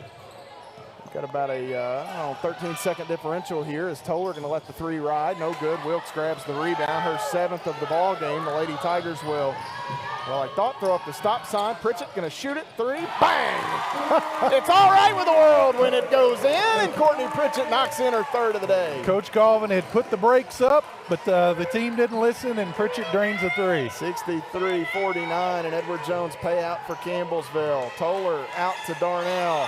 Stevenson with 5 seconds. Lee pokes it away. Lauren Lee, 2 seconds, gonna knock. Did she beat the buzzer? No. Will they count it? No, they'll wave it off. Yeah, that's a good call. I didn't think when she grabbed it she could get all the way to the rim. She tried. And really close was Lauren Lee, but that's okay. The Lady Tigers will head to the 4th quarter with a 14-point advantage, thanks in large part to another Courtney Pritchett, Edward Jones 3-point field goal. We'll step away here and take a timeout. The Lady Tigers 63, Georgetown 49 here on the Campbellsville University Sports Network. The family's visit to the forest inspired a beautiful question. Mother, mother, am I a tree? You tell me to stand tall. You tell me to stay rooted. I think I am a tree. My child, of course you are. But what kind of tree will you be? The kind to hug or the kind to climb? Doesn't matter what you choose, so long as you choose to be a tree that's kind. Make the forest part of your story at a park near you. Find one at discovertheforest.org.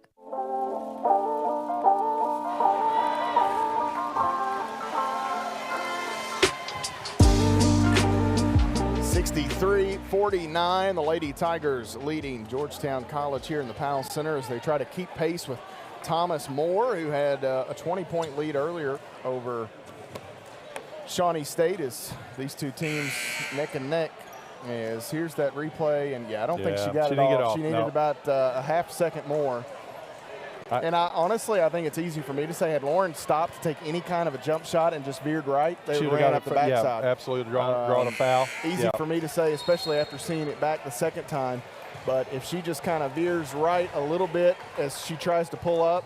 Well, and it's one of those things that as she's penetrating here, the clock is kind of in her vision. It's a little to the right, but your instinct there is to get to the rim as fast as you can for an easy layup, and that's what she did. And just a half second too slow. That'd be time to argue to have the clock absolutely on the shot clock below would, the shot would clock. help out. Stevenson out front, fourth quarter underway. Darnell, skip pass left side. Now Stevenson inside, wanting Harris, too strong. It hits off the lower body of Harris, and it's picked up by Campbellsville's Pedigo. Quickly, she has Nally. Nally out front. This is Pedigo again. She'll call for Lauren Lee. Lee and Pedigo trying to get on the same page here. Wilkes going to set the screen. Lee drives in, stops, inside. Wilkes goes up, shot block, gets it back. She's raked across the arms that time, no call. Pedigo has it, and we've got a timeout taken here by Campbellsville University, I believe, and this will become that floating media stoppage with 9:20 to play in the fourth quarter.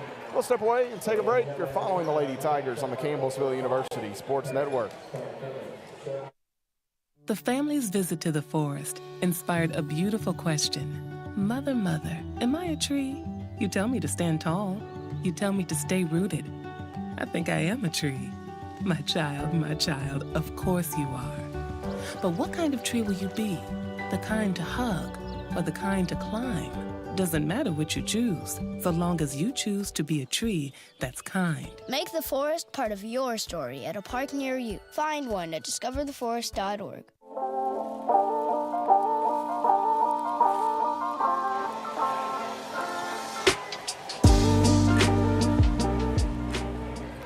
(63-49) the score, 9 minutes, 20 seconds to play here in the fourth quarter. These two teams, Benji, have slowed down in terms of production. Yeah. That third quarter kind of played at a bit of a snail's pace. The whistle sounded what seemed like a bit more. Neither team really getting in a great rhythm. No, it was, I won't say the game was called totally different, but the game was a little different, officiated a little bit, and as a result, Campbellsville only 14 points that quarter. Georgetown was 16, and as you said, the shooting percentages kind of dipped a little bit. Pritchett looking, has Wilkes, has to just catch it now with 5 seconds. Lee, the jumper, Wilkes falls to the ground. Long rebound taken in by Darnell. Here comes Georgetown College. Darnell cut off, needs help here as Pedigo stumbles down. Smith inside, Campbellsville a bit out of sync. Lambersite shot no good, gets her own miss, that's no good. Ball batted around, we got a whistle here. I think they're gonna get Raven Harris over the back. Is she 44? I guess she's wearing 44. I had her as 42. That's a tough call on Harris, just a bit taller. I don't know, man. Well, it was. I think the whole swiping right to left, I think that's what got her. But you got to credit Wilkes there for getting in there and putting a body on her. Pritchett pitches it in here to Lee as Lambersite gambles, and she's going to be whistled. That's a tough luck foul on Lambersite as she tried to gamble, get out in front, and then falling to the ground, clipped the back leg of Lauren Lee, knocked her to the ground. 4 on Jalen Lambersite, 2 on Georgetown here in the fourth quarter. The family's visit to the forest inspired.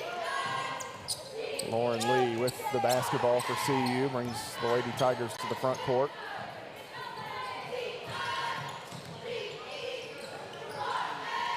Left side, Boyle. Now Pritchett, they want the entry to Wilkes, can't get it to her. Boyle lets the 3 fly, no good. Rebound is pulled in by Raven Harris. Here comes Sophie Smith the other way. In between defenders, Toller is bumped and fouled here. That will go on Lauren Lee. That's 2 on Lee. First on Campbellsville.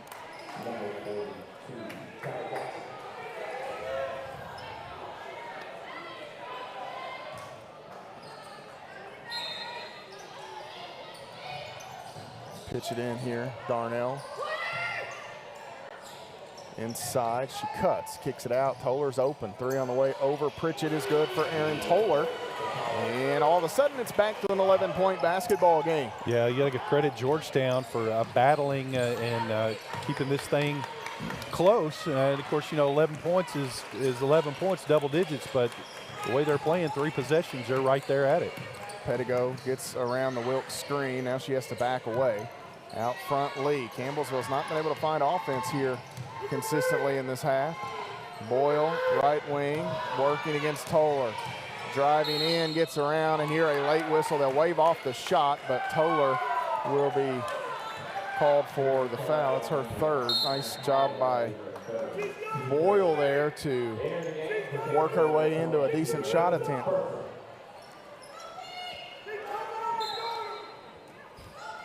Coach Nickel not happy.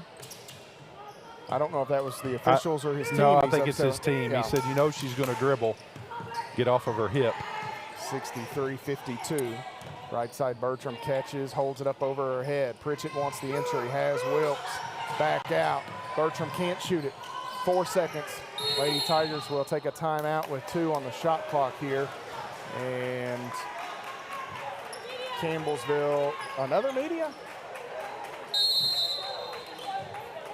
No, you don't have the floater. We've taken the floater at 9:20.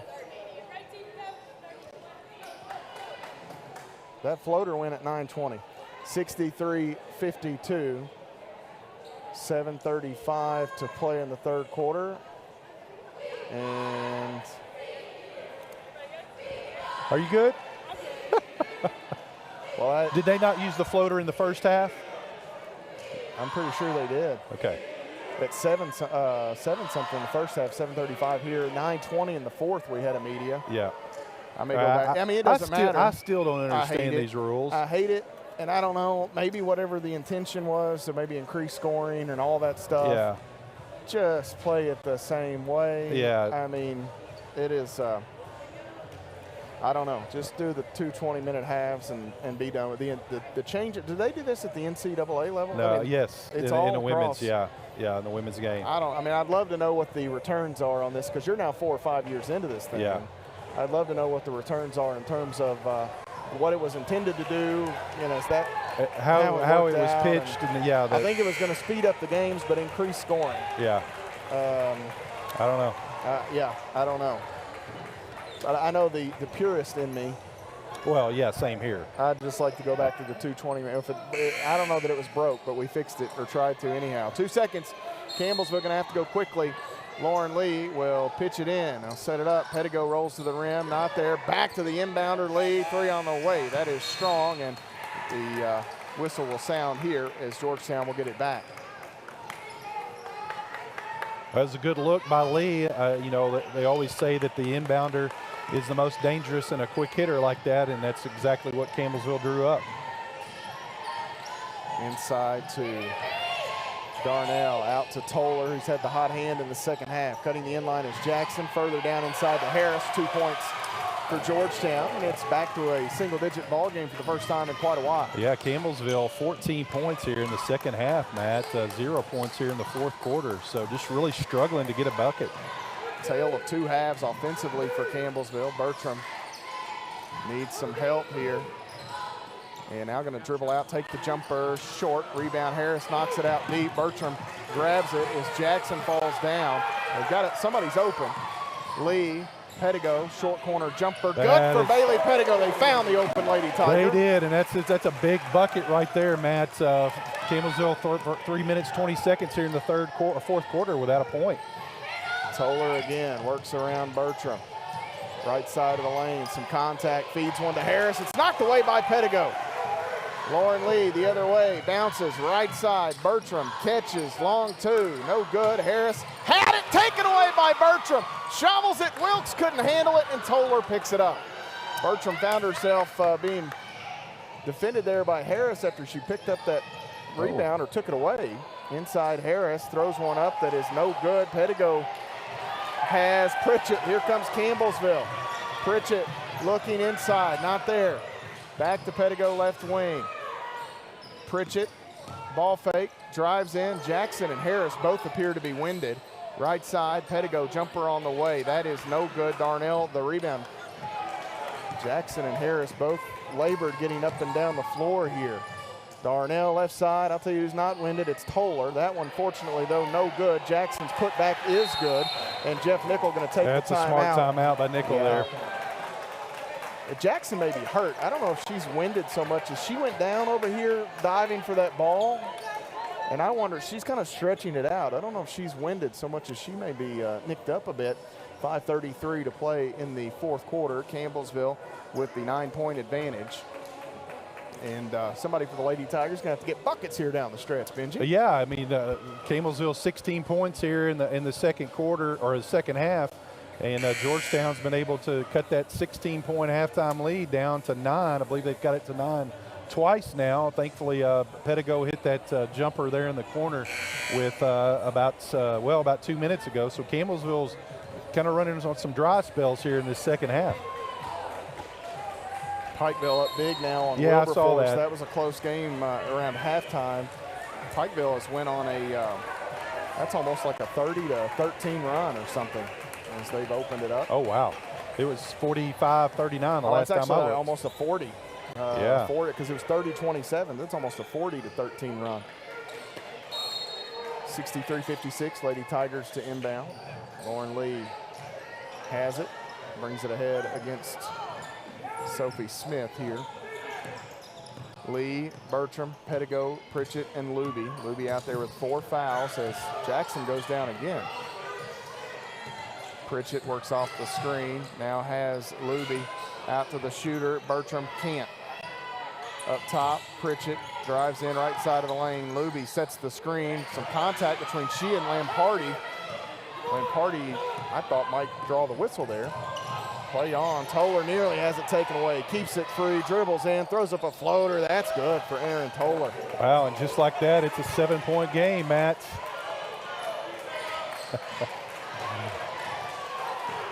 4:45 to play. Campbellsville by 7. The Powell Center going to try to cheer on this Campbellsville bunch. Right wing Pedigo, backdoor Lee inside. She gets the deuce. Bailey Pedigo the dime. Yeah, it's a great set. Anytime Campbellsville kind of needs a bucket, that's their go-to play. Pedigo over the top to Lee. Out front, Jackson has Toller now. Back to 9 points for CU. Toller working off of Lamparty. Bounces, Darnell, Jackson off the elbow. Lamparty drives in, goes reverse, can't stick it. She falls down. Pritchett the rebound. Lauren Lee leads Campbellsville the other way. Oh, for an Edward Jones payout right here. Or just any bucket right here. Get this thing back to double digits. Pedigo works, leaves it with Lee. And now Bertram. Bertram has Luby in the middle. Lee gets it back, drives in, thought about the pull-up, leaves it off. Luby rolling, gets the lay-in, and Lauren Lee with another assist for the Lady Tigers. She's got a double-double tonight, 12 and 10. There you go from your point guard. That's impressive. 69-58, inside. Luby knocks the entry away. Pedigo grabs it. Here comes Lauren Lee. She's got Luby, left block, lays it in with the left hand. The Lady Tigers extend.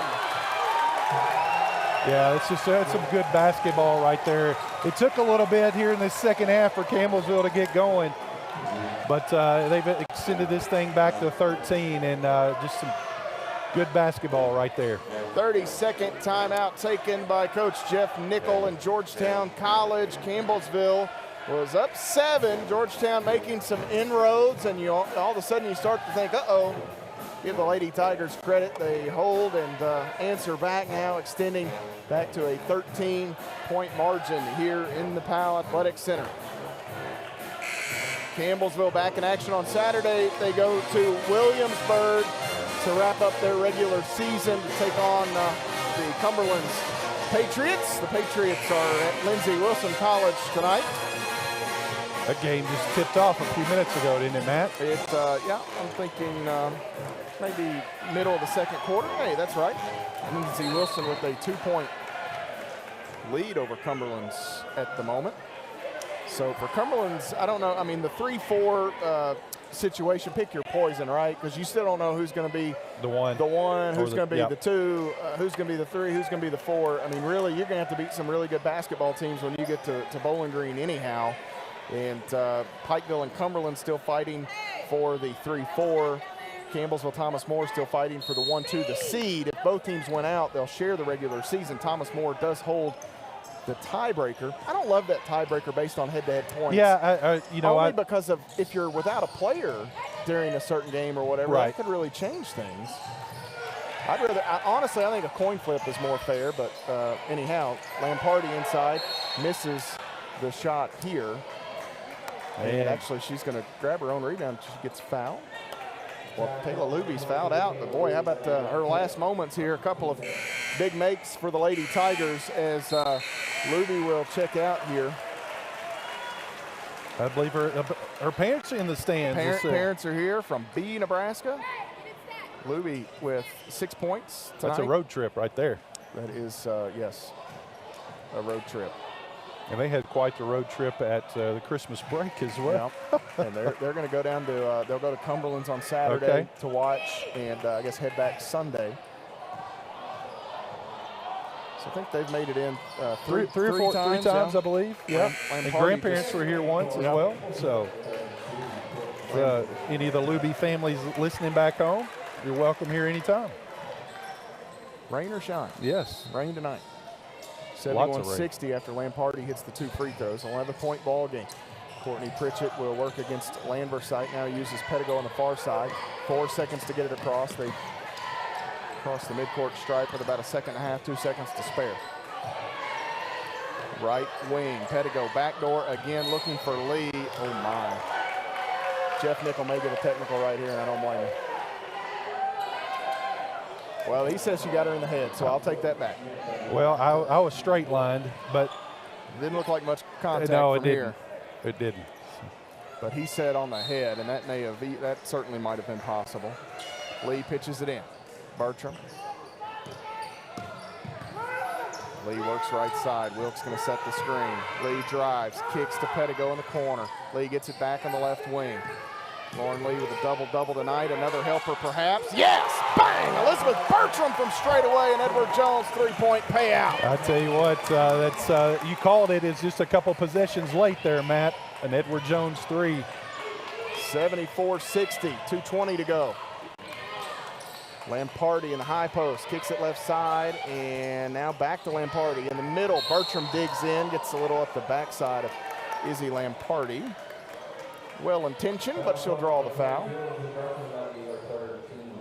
So 3 on Burt, 3 on the Lady Tigers in this fourth quarter.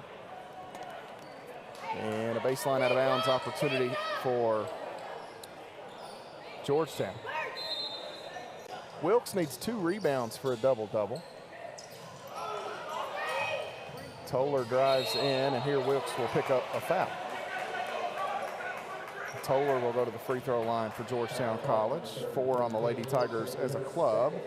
On the season, Aaron Toller 76% from the stripe. Georgetown will finish up their season at home against Lindsey Wilson College on Saturday.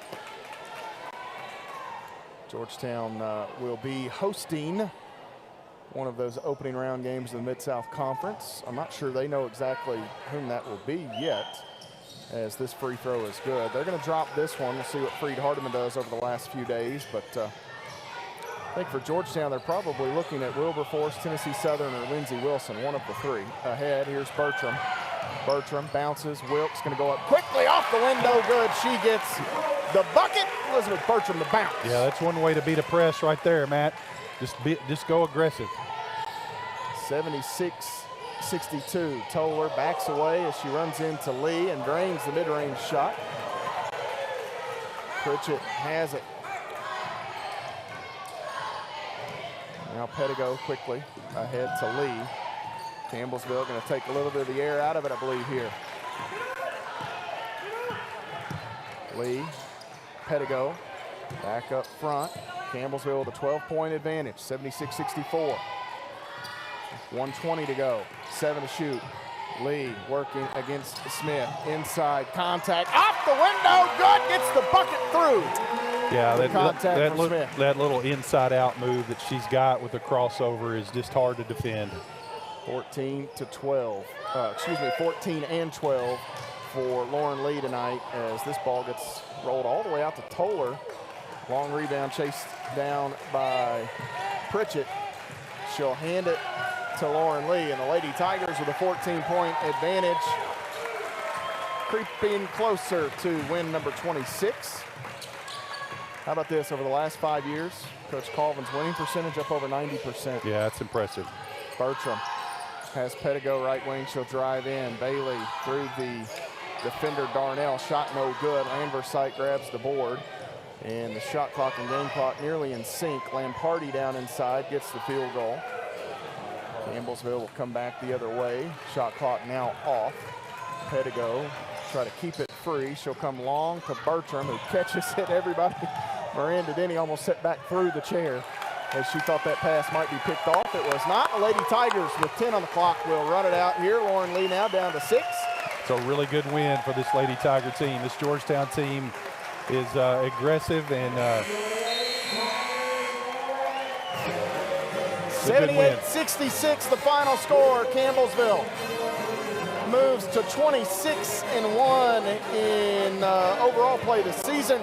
They are now 20-1 in Mid-South Conference play. Georgetown falls to 15-12 on the year, 11-10 in Mid-South Conference play. For Coach Jeff Nickel and his club here. We will look at the final game numbers as the head coach, Ginger High Colvin, will make her way over to the table in just a moment. We'll try to get the camera set up and all that fun stuff. The Lady Tigers finished 50% from the field today, 29 of 58, 57% from long range for Campbellsville. They were 8 of 14, 12 of 17 at the free throw line for the Lady Tigers, 70.6% there today for Campbellsville University.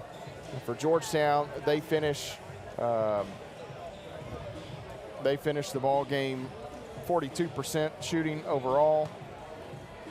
They were 24 of 57, 3 of 15 from deep, 20.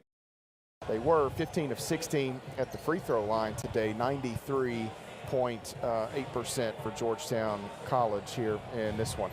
As we welcome in the head coach and coach these old battles with Georgetown. Man, they're good ones, aren't they? They're always fun, and to get a win makes them much more fun. A 12-point victory over a team that was they're kind of fighting, to get into the national tournament. Every game important. I'll tell you this: whether they make it in or not, you certainly don't want to see them in that opening round site. That's for sure. No, they're well coached, and Jeff always has his teams prepared. They are extremely athletic. They rebound the ball as well as any team I've seen, and they've got really good shooters. They just execute. They defend you. They're physical. I just know that I think they'll make a run. Yeah. Coaches in our league talk. I think Georgetown will make a run when they get the national tournament. They're that good, and they had some changes at Christmas that they've worked out, and I thought they played extremely well today. The seniors being honored here for the Tigers, Malachi D'Souza and Malik Muhammad here as Campbellsville gets ready to take on Georgetown. So you may get some camera shots of that going on in the background, and we'll certainly talk about those gentlemen as we move through our men's coverage here. Coach, tonight Lauren Lee finishes with 14 points and 12 assists, a double-double for her. There were stretches in this game where she was just completely dominant, I thought. Yeah, and we asked Lauren to do a lot. We asked her to do a lot offensively and defensively, and in crunch time, she's going to come through for you. She's just a tough kid. And she's a kid that she's extremely intelligent. We're going through right now, and, you're making all those nominations for scholar athletes and all this stuff. And Lauren's a 4.0 student, to go and put the work in and to do the things that those kids do. And she's a 4.0 student, a great kid. Who better to have out there leading your team than a kid like Lauren? We'll talk about Wilkes in a minute, but I told Lauren before the game, it's most definitely clearly a block. That picture, yeah, we've got a picture. It was definitely. And we also have a picture of Lauren scoring on Burt and Bailey. Okay, we need that. A wide open layup. It looks like they had that. Coach Wise always called it the HYM defense, hope you miss. And Burt and Bailey. That's what Benji played. Burt and Bailey and Bailey's twin sister. I did too. Coach Wise will tell you the same thing. I did too, but you got to score. You got to have scores out there. The numbers are what's remembered. But no, let's talk about Wilkes tonight. 19 points. She really got going early. I think she had like 14 of the first 34. I know. As Malik Muhammad having some fun there, and he gets his plaque for senior day. But she had 14 of the first 34 or so. Yeah. And they kind of figured some things out. They took her away a bit late, but early she was really good.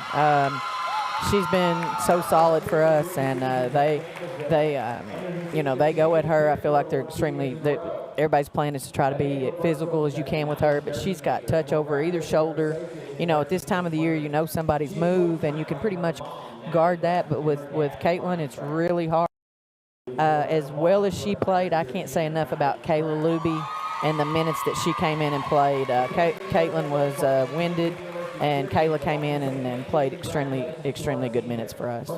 Bailey Pettigo tonight too. It seems like she grabbed a ton of rebounds. Yeah, steals. Yeah, she's almost at times the rudder in the water. When things get a little rocky, find Bailey.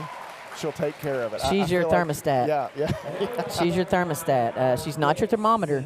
She's not going to be hot or she's not going to be cold. She's going to determine it. Yeah. And Bailey Pettigo is a thermostat. She is going to be that temperature. She's going to be that solid for you. And she's so important to what we do. Tiger cheerleading and dance seniors also being recognized here. We congratulate those young ladies. Coach Aaron Toller transfers in from the University of Kentucky. She's one of those that she can get hot in a hurry. Foul trouble early. First time maybe you really have seen firsthand what she's capable of on the basketball court. She's super quick. We knew and we talked about that. She can shoot the ball, but on top of her shooting the ball, she's just super quick on her move to the basket. She's got a little staggered, a little start-stop move that she can make, and man, she's good at it. And she's strong at the basket. She's not big, but she's extremely strong at the basket, and she's a handful. George Wise was behind us there. At one point during the game, he yelled, "You missed it." How big of a facility could we build with $1 for every time George Wise has yelled, "You missed it" in the Powell Athletics? What's the biggest? Like the Taj Mahal or something. Yeah. What's the biggest professional sports facility? Yeah, you name it. Yeah. Whatever you want. Yeah. Well, he used to be when the officials came in, I know they found him in the stands, and now his grandson, my son, plays together, so we're in a gym just about everywhere, every night, and George has always been so funny. His comments were always funny, but he was into the game. It wasn't that, but I love to hear him. As we put a bow on this one, Coach, we talked about this on the show this week, but Senior Day, no seniors. That's kind of it's got to be a little weird maybe to not have anyone to recognize, but of course when you've got that little bitty 3 to the left of your name, you're 26-1 on the year now. It's also a really good feeling to know you got all those cats back next season as well. Still a long way to go in this one, but pretty cool, I think. Yeah, and I think we've kids right now that are and we've talked about that. They have the Savannah Gregory, Madison Shepherd type motors, and Rachel. You got Rachel sitting down on the end of the bench right now, and she's starting to get in a groove a little bit, practicing with us a little bit right now. I think she's going to, once this summer's over and she puts some work in, I'm extremely excited about what she has to offer our team. And we've got some kids that are working really, really hard that can shoot it, and I'm real excited about what we have coming in. It all comes down to this. You win your final regular season game. At worst, you got a chance to you tie the regular season. A win and a Thomas More loss, you win the regular season. You start a year out. I guess you get to that final game with that being one of the initial goals. That's a good feeling. Well, and we talk about this. The conference tournament is what everybody gets into, and they love tournament play. And tournament play is great. If you sit down with me at the beginning of the year and say, "Coach, I'm going to give you one. I'm going to give you the conference regular season or the tournament." The grind is the regular season. That's everybody sick. That's everybody traveling. That's everybody 2 times. And the tournament's great. Don't get me wrong. I love a tournament atmosphere. But if we have an opportunity, and we do now, to go in Saturday to at least tie this Mid-South Conference tournament with the #1 ranked team in the country, I'm extremely proud of these girls for putting themselves in a position. In what is arguably in a really good argument to make the toughest league. The toughest league. And that's not to diss any other leagues. There's some really good leagues out there. And I watch a lot of those games, and I have a lot of respect for a lot of those leagues. The Frontier in particular, they have to play each other 3 times. If they had told me to, I think I would have to resign. But it's just it's an exciting time. I feel like we played a very, very talented Georgetown team, a good game today, And I just want us just to keep getting better, stay healthy, and hopefully make a run once we get out of conference tournament. Cumberland's on Saturday. They're still playing. That's maybe one good thing about it. They've got Lindsay. They'll have to travel back home. That's not a bad thing. But, you know, Coach Reeves' team, they're going to get one of those first-round buys.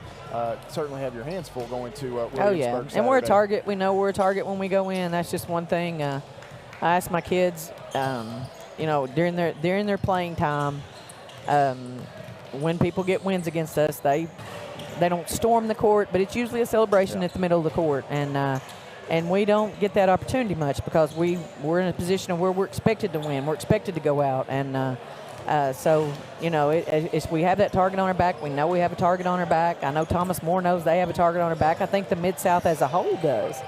And so we're just I'm telling you right now, once that tournament starts, there could be a lot of games that could shock some people because we have some talented teams that are playing well right now. It's pretty much all postseason play from here. It really is, yeah. Coach, and everything we play, everybody we play right now, our last three are all national tournament teams. The teams we play, it's just makes me lose sleep, Matt. Fun makes stuff, me lose right? sleep, yeah. Yep. Coach, congratulations. Thank you. Lady Tigers get the victory here tonight over Georgetown College. They move their record on the year to 26-1, 20-1 in Mid-South Conference play. We talked about the team percentages. Let's look here at the individual numbers tonight. Campbellsville gets a game-high 19 from the reigning Conference Player of the Week, Caitlin Wilkes, 19 points, 8 rebounds. She was 7 of 11 from the field. The Lady Tigers got a double-double from Lauren Lee, 14 points, 12 rebounds, and this one from Lee, 14 points, 12 assists for Lauren Lee tonight, 5 of 12 from the field. She had 4 steals as well. And looking here, career best for Lauren is 5 steals, so didn't quite get there. Campbellsville gets Baker's dozen from Bailey Pettigo, 13 points, 6 rebounds, 2 assists, 3 steals from Bailey. She also chipped in a block, and Coach may have given her the nickname there, the thermostat. She kind of sets things for this Lady Tigers bunch. 9 points for Courtney Pritchett, 6 rebounds, 3 assists in the ballgame for Swiss. The Lady Tigers get 7 off the bench from Elizabeth Bertram. She made 2 Edward Jones threes, 3 rebounds, 4 dimes for Burt. 6 from Kayla Luby, who had some really good minutes here tonight despite being mired in foul trouble. 3 steals for Luby this evening. 5 points for Maddie Boyle, 2 boards, 2 assists for Maddie, and 3 points for Sarah Sutton on an Edward Jones payout. Maddie Nally had the final 2 points of the first half, and that rounds out the scoring for the Lady Tigers. For Georgetown, Erin Toller led the way with 18 points. They got 17 from Izzy Lamparty. Madison Darnell had a dozen points, 10 rebounds, 13 off the bench for Callie Jackson tonight. 2 points each for Raven Harris, A.J. Stevenson, and Jalen Landversite. Jordan Rogers, Lisa Suljamani, and Sophie Smith all failed to score for Georgetown here this evening. The Lady Tigers win the battle on the boards 30-26, each team with 11 offensive rebounds in the ball game.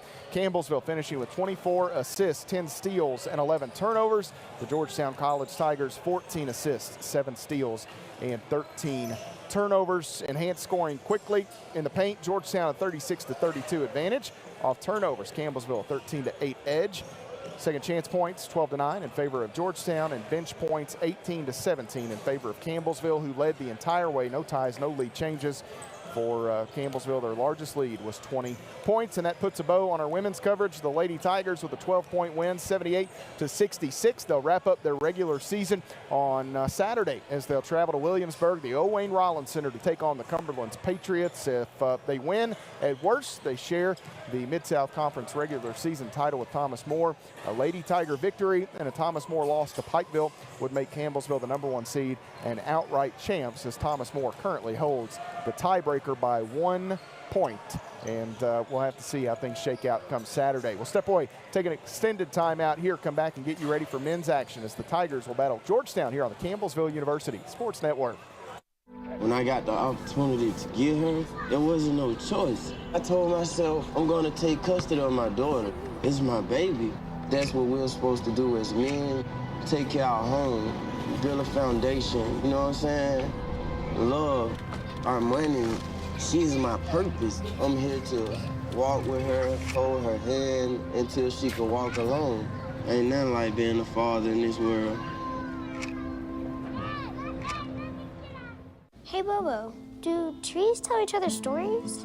I'm sorry. I'm afraid I don't know that. Hey, why don't we go find out? Listen. Can birds draw pictures? I don't have an answer for that. Dad, do stars visit their friends? Look!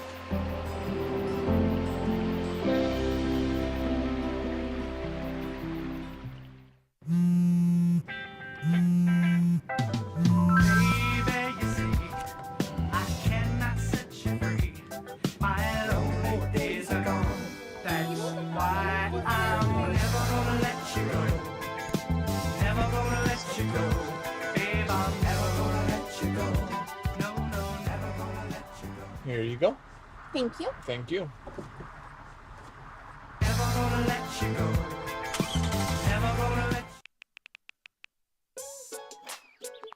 Worried about your friend, but don't know how to reach out?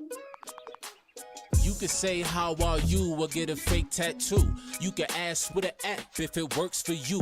You could chat with them in VR. It's all good if you think you should check in. Yeah, you should. Whatever gets you talking. Reach out to a friend about their mental health. Whatever gets you talking. Learn how you can help at seizetheawkward.org. What if you could feel in control of your retirement in just a few clicks? At aceyourretirement.org, you can. Start with a free 3-minute chat with Avo, your friendly digital retirement coach. Just answer some simple questions like, how do you feel about your ability to save for retirement? Or in how many years do you want to retire? To get free action items customized just for you, get your retirement back on track at aceyourretirement.org. When you look at the number of disasters in the U.S., chances are every area will deal with some kind of emergency in the next decade. And between school, sports, and social lives, chances are you won't be with your kids when it happens. Will they know what to do? Ready.gov/kids has the educational tools and information to make the conversation easy. When the time comes, chances are they'll feel prepared, not scared. So talk with your family today. The family's visit to the forest inspired a beautiful question. Mother, mother, am I a tree? You tell me to stand tall. You tell me to stay rooted. I think I am a tree. My child, of course you are. But what kind of tree will you be? The kind to hug or the kind to climb? Doesn't matter what you choose, so long as you choose to be a tree that's kind. Make the forest part of your story at a park near you. Find one at discovertheforest.org. As a dad, every day is a challenge. To make sure that the time that I have, I spend with them. It doesn't matter how tired you are, you have to try and to teach them. When they learn something new, and you can just see in their faces, it's such an incredible moment. It's those moments that are my favorite.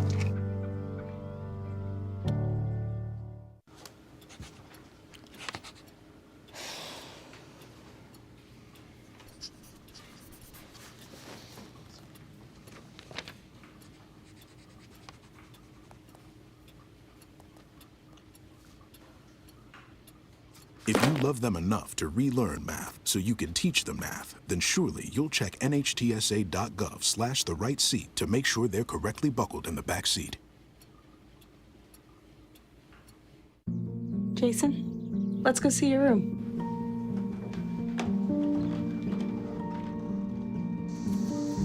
No, that's not right. How was it? Is it good?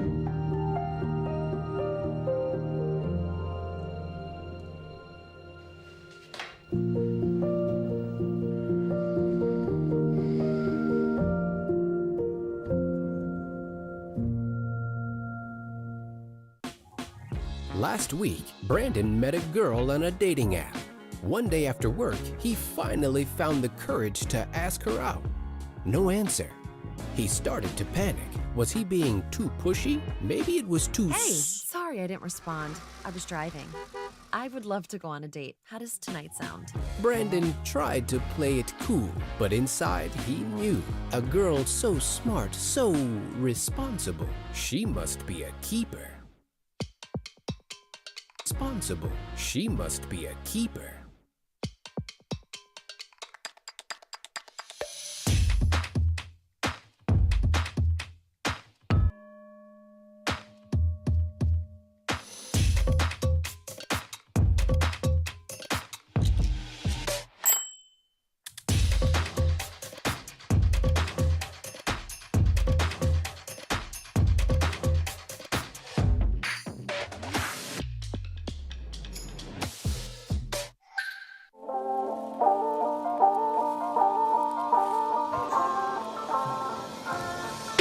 Georgetown and Campbellsville coming up here at the Powell Athletic Center. Campbellsville hosting the 10th ranked Georgetown College Tigers. Matt Payton and Benji Kelly here at the Powell Center. These two teams got together back in the month of December, Benji, and just kind of a wild ball game. The Tigers held Georgetown to 17 points in the first half, but Campbellsville went about 8 minutes without a field goal to start the game. One of those that had Georgetown gotten rolling, it would have been a 25-point deficit in no time, but Georgetown couldn't get much going themselves.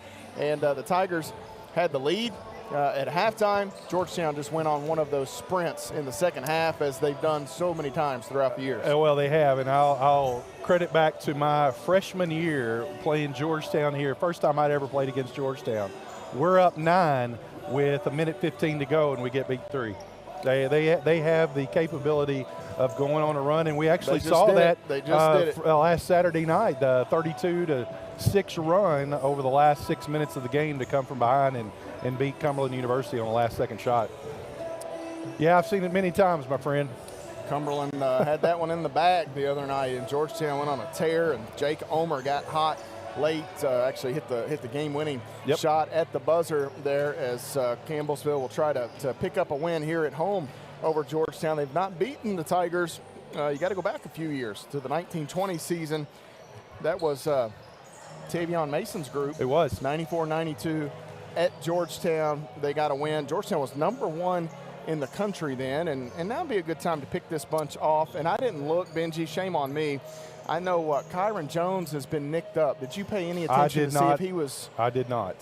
He was having knee was barking a little bit, and I don't know if he's in uniform tonight and if he'll play or not. But we'll keep an eye on that. Kyron is a walking double-double. Yes, he is. 10 points, 10 rebounds on the season. I feel like he's been a little more limited this year, maybe than he's been in the past. Maybe some stuff physically in 29 minutes a game. But anyway, you're much better off. You got a better chance of beating Georgetown without great players such as Kyron Jones. And they come back out of the tunnel down there. And I don't remember Georgetown wearing the orange uniforms very often. I feel like it's always black. It is always black here. But they do have the orange, so. There you go. Campbellsville off to our left, and I'm looking across through there, and Kyron Jones is most definitely not in I was trying to say he's not in uniform. And That's he's him got right there. a light, a small knee brace on the right knee. So he's fun to watch when he's not playing against your team. Absolutely. But when he's playing against your club, him in street clothes is a great sign. We certainly hope that that's nothing serious. And you get a team that's 10th in the country, Georgetown 22-4 overall. The last thing you want to see is a season derailed with injuries. Well, you do. And, look on the flip side, you got Campbellsville, Malachi D'Souza out the last couple of games. And, we not getting to participate in his senior season, senior night. So he actually came over here a while ago and said, can you give me a mic because I'm going to be loud over here. So he knows his role here tonight. He was loud the other night. He yelled right, I don't know, 100 times. Right. That was kind of his job there on the end of the bench. And Malachi actually did senior day in his uniform. Good for him. But went back and changed into the street clothes as he's unavailable. I think the best case for him would be in the play-in game, the opening round game, I guess, in the Mid-South Conference tournament. As we've got about 4 minutes here before tip-off, we'll step away and take a 2-minute timeout. We'll come back and continue our pregame coverage. You're following the Tigers on the Campbellsville University Sports Network. I tell my son, I love you every single day. I love you. Now, my dad has never said that to me. Not because he doesn't love me, but because culturally it wasn't comfortable for him. Now that he's a grandfather, he says, I love you to my son every time he sees him. My advice to all the fathers out there, forget the cultural restrictions. They grow up way too fast for you to waste even a single precious moment.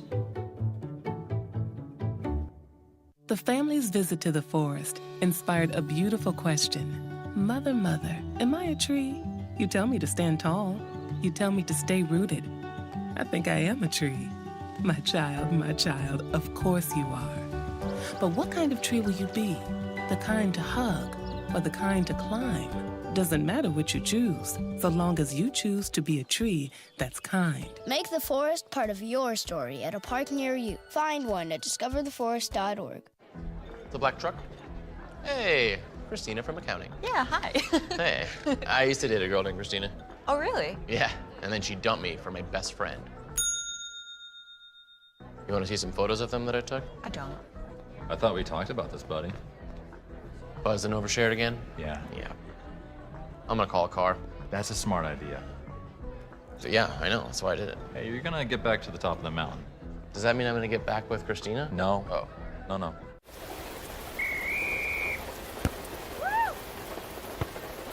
Come on! Go, Diane! Yeah, keep it going! Yeah! Go, honey! If you love them enough to drive an hour to cheer them on as they get beat 11-0 in the rain, then surely you'll check nhtsa.gov/the right seat to make sure they're correctly buckled in the back seat. Throw that ball, Diane! Woo! You got this!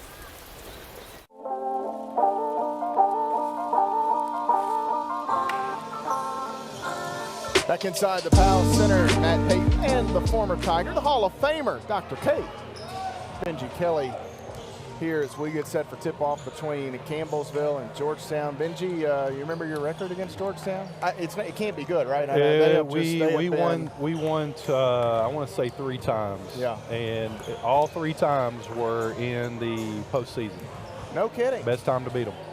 Well, no, yeah. I mean, absolutely. My freshman year, we beat them in the semifinals, and then we went to Cumberland's and won. That got us a trip to the national tournaments, and then we beat them 2 other times to get to that championship game. Never could get over the hump, but yeah. So that's pretty so cool. Postseason, we were pretty daggone good. Locked in. But the regular season, not so much. So you had 3 chances against them in 4 years in the postseason. Yeah. And you got them all 3. We got them all 3. Did they get you once in there or no? No, 1 year we didn't even make the postseason. Okay. So yeah. So it was fun. Well, if you're going to cash them in, that's the time to do it. That's the time to cash them in, most certainly. So and it was always on the road too. We always had to go there, which made it even more special. Yeah, for sure. So. As the Tigers off here to the bench, and they'll get set for action here against Georgetown, the Georgetown College Tigers, boasting one of the nation's top records at 22-4 entering play here today. Georgetown College visiting from Georgetown, Kentucky. Chris Briggs in his 12th year as the head man of Georgetown College. As try to navigate my way over to the stat page, the Tiger Pep Band taking care of some of the music here tonight. Get ready for the starting lineups of the 2 clubs here.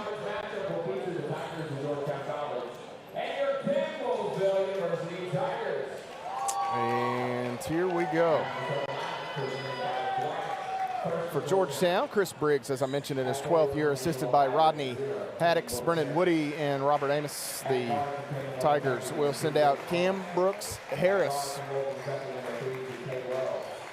Cam Brooks Harris, 6'7", a junior forward from Zanesville, Ohio. Jake Omer, 6'1", a senior guard from Taylor Mill, Kentucky. Jaquay Wells, 5'11", a junior guard from Louisville, Kentucky. Tay Dozier, 6'5", a freshman guard from Louisville, Kentucky. And Drew Lamont, 6'8", a senior forward from Plantation, Florida.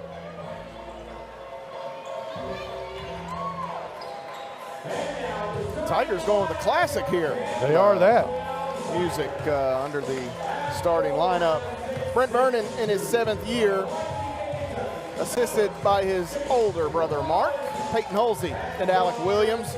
They'll send out Jace Wallace, 6'6", the junior forward from Lexington, Kentucky. Keaston Brown, 6'1", a junior guard from Lexington, Kentucky. Javon Smith, 6'2", a sophomore guard from Bardstown, Kentucky. Malik Muhammad, 6'9", a senior center from Los Angeles, California. And rounding out the thriving starting lineup presented by Quentin Ford, it's Chandler Clements, 6'7", a junior forward from Clementsville, Tennessee. No, the hometown is not named after Chandler. It's actually named after Madison. That's right. There you go. I'm sure he's Although heard that after that dunk Saturday, we may have to elevate him a little bit. Dual ownership That there or was whatever. one of the best plays I've seen in this gym in a long time. The Tigers in the home whites here. I was laughing in the intros. I looked up, and they all have a handshake or a high five. Did you watch Cam? Cam Willis was at the end of that. I didn't know. And Javon, Cam had the goggles. So Javon got up off the bench without the glasses, the goggles, and Cam Willis put the goggles on. And that was the handshake or whatever. I don't know if we got a shot of that, but that's pretty funny. I was laughing in the middle of the intros as Muhammad wins the tap back to Brown. Campbellsville in the home whites. Tigers across the chest in maroon numerals, black and maroon trim. They'll go right to left if you're following along on radio here. Chase Wallace with the early entry to Muhammad. Couldn't catch it clean. And the other way, Cam Brooks Harris lost his footing. Oh, my. Boy, I thought he might have blown out his knee. If I fell like that, they'd have to call the ambulance. It'd be over. My goodness, that was an awkward fall. I don't know if they. Good thing. Did he step on that little the thing there for the volleyball net? He could have. That is an option as Campbellsville gets it back. This ball knocked away from Muhammad by Lamont and out of bounds. So all in all out of that, it was a turnover on Cam Brooks Harris. Jake Omer got the steal earlier. Georgetown in the road orange uniforms. Georgetown in black numerals. Right wing, Brown open. Thought about it as Dozier closed in. Now Keyston will kick. Javon Smith, an open three. Bang! Javon Smith with an Edward Jones payout early. Yeah, good penetration there and kick out to Smith. And he's been playing really good as of late, Matt Payton. Omer out front, defended by Javon Smith, who has become just an exceptional defender. Inside cutting is Dozier. Cam Brooks Harris, a terrific three-point shooter on the season by the numbers. Drives it, lost the handle. Wallace takes it away. Campbellsville with early energy again. Smith, three. That one is hard. Good look. Great look. As it's Dozier coming the other way. Drew Lamont, one of those posts that can really shoot it. Campbellsville will have to pay close attention to him tonight. Omer off the screen, long two. That is short. Jace Wallace will grab the rebound for Campbellsville. The Tigers back the other way, leading by three. Just about 90 seconds gone by. Muhammad catches, bluffs the handoff to Brown. He'll wait. Now Wallace off the left wing. Wallace spinning away. They switch. Now Lamont able to get back. Brown, three. Bang! Keyston Brown over the top of Jaquay Wales with an Edward Jones triple. Yeah, good start for Campbellsville. Up to 6-0 to Edward Jones, three. Okay, Dozier working against Wallace. Dozier gets the step inside. Contested shot, no good. Lamont tapped it. Keyston Brown controls it long ahead. Smith off the window, and it's going to be a goaltend. They'll count that as Cam Brooks Harris went up and got it. And I think here for Georgetown, you either get the goaltender or the foul. The foul would have had to have been called on the back end of that. Yeah, it was awfully close. It was awfully close. Or for Campbellsville, it could have been an and one opportunity as well. But good start here by the Tigers. 8-0. The Tigers lead it over number 10 Georgetown early. Handoff to Dozier. They fight through it. Looking for Lamont. They get back, but Dozier had an elbow jumper wide open, and Tay Dozier knocks that one down, averaging 10 points a ball game, up over 50% on the season. Dozier 6'5", and he'll run the point for this Georgetown. That's almost a cheat code. That is a cheat code. Muhammad out front, hands it to Clements. They'll switch to see if they can get it down into Malik. KB on the dribble on the inline, nearly lost it. Now has Muhammad. He'll go up left hand, off the window, good. Cam Brooks Harris couldn't stop that effort. Yeah, good job by Brown to get it in there to Muhammad. Able to go with his left hand and get it up there on the glass. Omer out top, works off the Lamont screen. Back to Drew Lamont. They help for a moment. Now he's open for three, in and out. Javon Smith, the rebound. Tigers going to come the other way, leading by 8.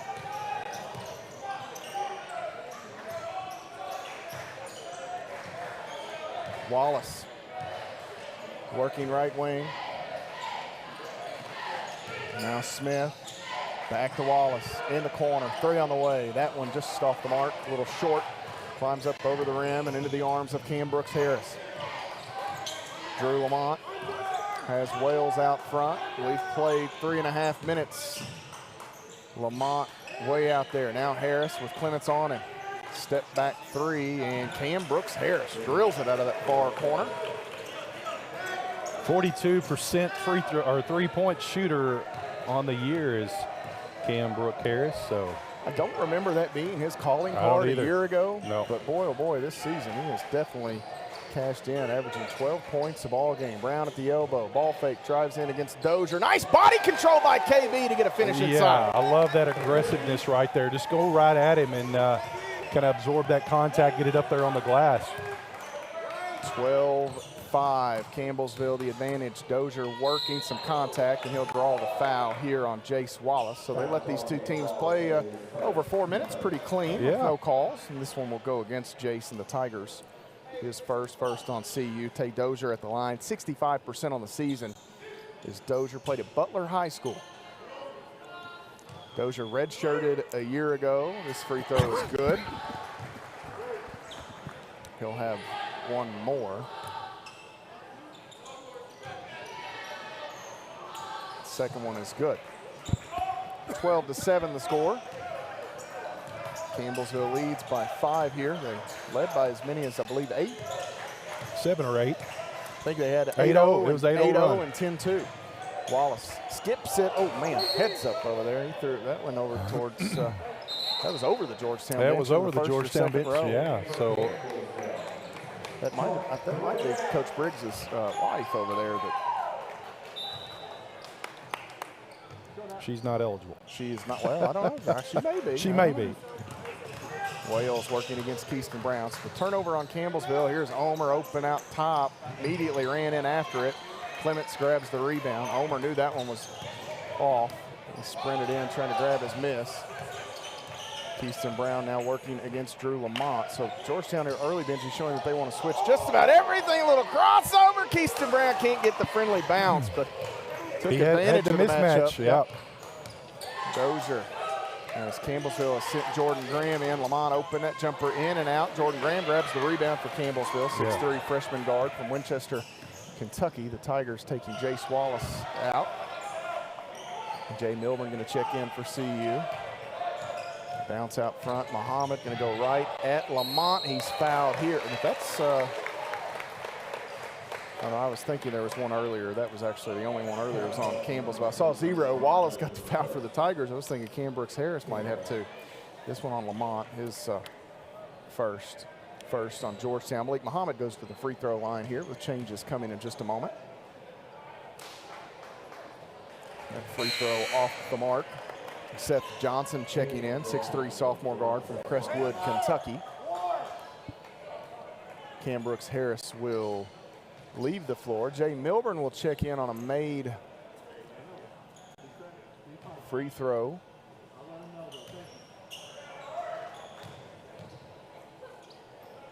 Free throw toss here by Muhammad is good. So he gets 1 of 2. And Jay Milburn will check in. 6'8" freshman forward from Campbellsville, Kentucky.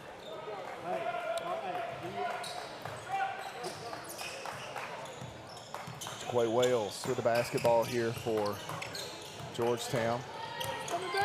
Wales looking out front for Omer. It's deflected, knocked out of bounds. They're going to say Campbellsville last touched it. It was hard to tell. It was a bit straight line. I thought it may have been off Omer's shoulder, yeah. Me too, but I guess Javon got his hand in there and knocked it away. You could hear Campbellsville telling Javon that it was going to come back, and Javon was right there in the hip pocket of Omer. Omer spins away, throws one up, no good. Graham tapped it, but Seth Johnson now into the corner. Dozier has Lamont back out to Dozier. An offensive rebound for Georgetown will give them another opportunity, and Dozier buries the jumper off the end line down on the far side. 13-9, Campbellsville by 4 points. Keyston Brown with it. Call out the play here. Clements and Milburn out front. They switch. Now they're able to actually avoid that switch. Smith to Clements. Johnson defends. Clements going to go right side, spins away, pull-up shot in the paint, no good. Yeah. Jordan Graham taps it in. What an athletic move there by Jordan Graham. Gets his hand up there and get it up on the rim. It went in. Johnson working against Clements now. Gets inside, throws one up, and first shot not close, but Johnson gets it back and an easy lay-in for Tay Dozier. So back and forth we go here. Johnson made a nice move to get down there, but kind of once he got to release it, it almost went straight up in the air. 15-11.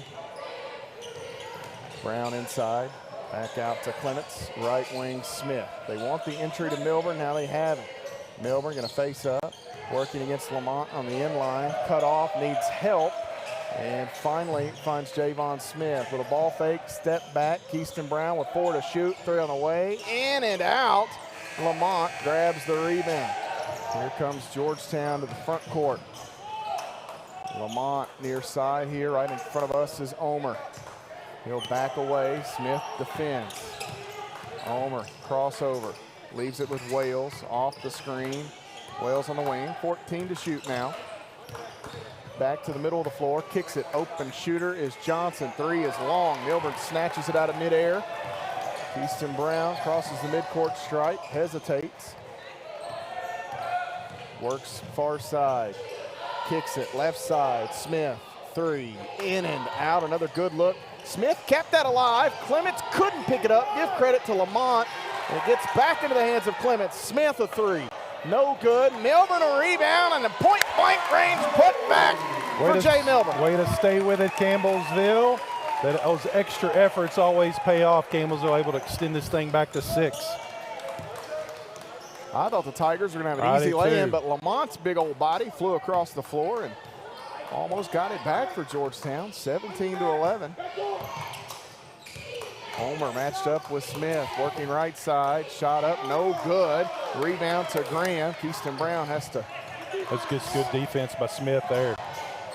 That's going to be his calling card. Into the corner, Brown has Milburn, won't shoot it, on the dribble, drives in, back to Brown, straight away Smith, and now 16. Graham decks it, he'll go right at Lamont. Lamont knocks it out of bounds as Graham was kind of losing his footing there. This will bring us to a media timeout. 17-11, the Tigers lead Georgetown. You're following the Tigers on the Campbellsville University Sports Network.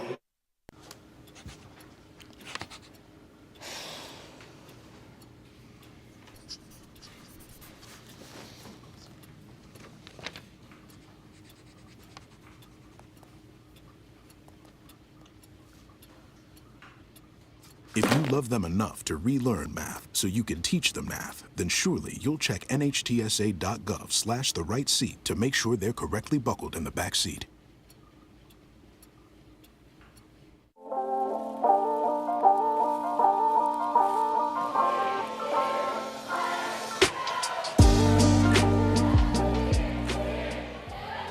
Campbellsville leads Georgetown by 6 here in the early going. 11:23 to play in the first half. The Tigers extending thanks to the Jordan Graham tap in. They missed it earlier. Jordan Graham flying in and tapping the ball through. And regardless of what happens here tonight, Benji, I'm just looking at the stat sheet on the backside. Have you seen that? It's got the Tigers' names in for both teams. It does. I don't know how in the world. Well, they're at 24. Rashad Bishop is right, but the other names are all Tiger names. Anyway, I don't even remember what I was going to say. Oh, I was going to say with Graham and some of these guys, the extended minutes, starting to see those skill sets show for the Tigers a bit more than what we were able to see earlier in the year. Yeah, you're starting to get some glimpses of what this team can really look like. There you go, smart play there by Graham to let it go back into the backcourt, but you're exactly right. And the confidence is really oozing out of this team right now. Keyston Brown with 5 to shoot, working against Wales, spinning back, throws up a contested shot, and it goes in!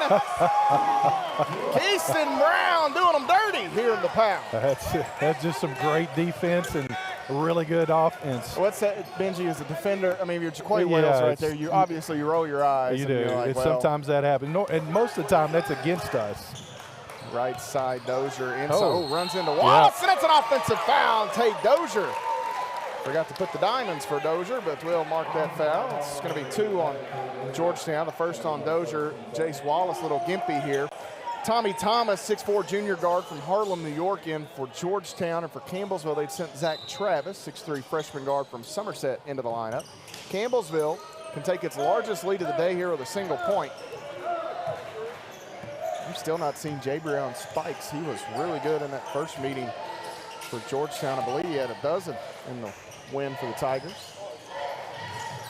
Travis Wallace, right side Graham, bluffs the shot, drives in, working against Dozier off the window, good for JG. Yeah, this Campbellsville team being aggressive on this offensive end, something we've seen as of late, and you can just tell right now they've got a lot of confidence. Now we know Georgetown's going to make a run, they always do, but right now I really like where we're at. Rashad Bishop, who checked in a moment ago, sinks the mid-range jumper. Bishop has had a couple of really good performances over the last few weeks. 6'7" freshman forward from Louisville, Kentucky. He and Dozier, a couple of guys that Georgetown able to bring in and red shirt, bring along, and you can see how much it helps guys early in their career, playing big roles on a top 10 team. Wallace has it for CU. Down in the corner. This is Brown, calls for the screen. Brown working against Wales, and Wales poked it away there. Thomas for Georgetown has it knocked away by Wallace. Nice hands by Jace. I think he started that. Thomas thought he may have been fouled. He did not call it. Well, it's just good defense, getting your hands in there and kind of disrupt it on the crossover, and as a result, knocked it out of bounds.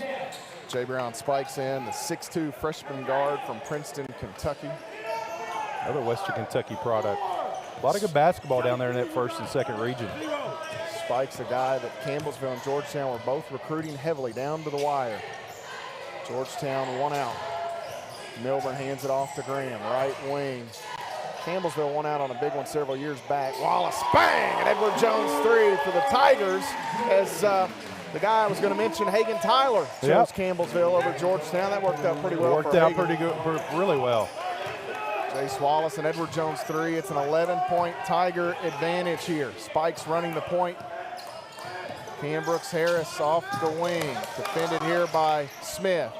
Bishop working against Milburn. Hook shot, no good. Graham, another rebound for the Tigers. They'll want to push.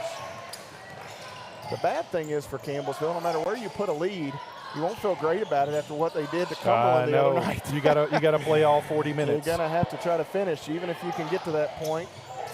Smith, pull-up jumper, no good, a little short. And the rebound taken in by Bishop. Georgetown wants to go quickly. Spikes. Nice hedge by Milburn. He'll get back. Nice job defensively by the Tigers. Thomas holds it off the right wing. Working against Wallace. Little crossover. Accelerates again. Blocked by Milburn. Bishop picks it up. His putback no good. And Jace Wallace the rebound for the Tigers. That's just good defense. Milburn's got several blocks like that on the year. I don't think guys realize how quick of a jump he's got. Over the top. Milburn needs some help. And that actually may have been deflected by Thomas. Yeah, good call. Yeah, I think it did hit. It looked like it was slightly deflected coming back out. Well, the rotation changed. That's good pickup by the officials. Well, we talked about Milburn, and he plays all 4 years. He does. He's going to be the leading shot blocker. He'll go out all time. That record held by Andrew Smith. He did it in 2 years. After DeMontre Harris set the bar awfully high in one year. I know, right. 24-30. That single season record. I don't know. A turnover here. A little start and stop. The Tigers.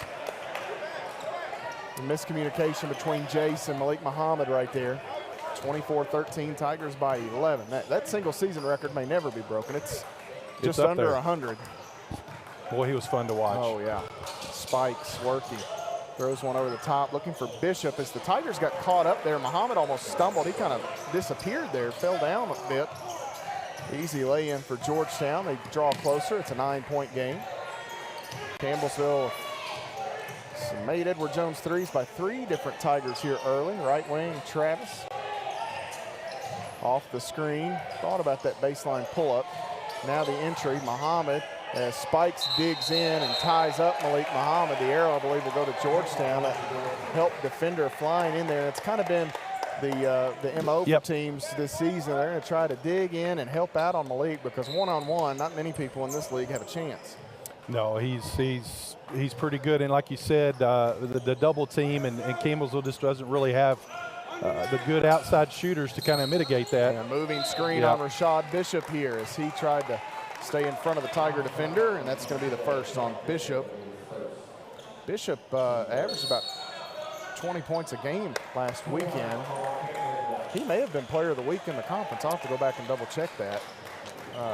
But anyway, we reached a full timeout, or we've got a full timeout here taken by, I believe, Campbellsville. We'll step away, take a break. You're following the Tigers, who lead by 9 on the Campbellsville University Sports Network.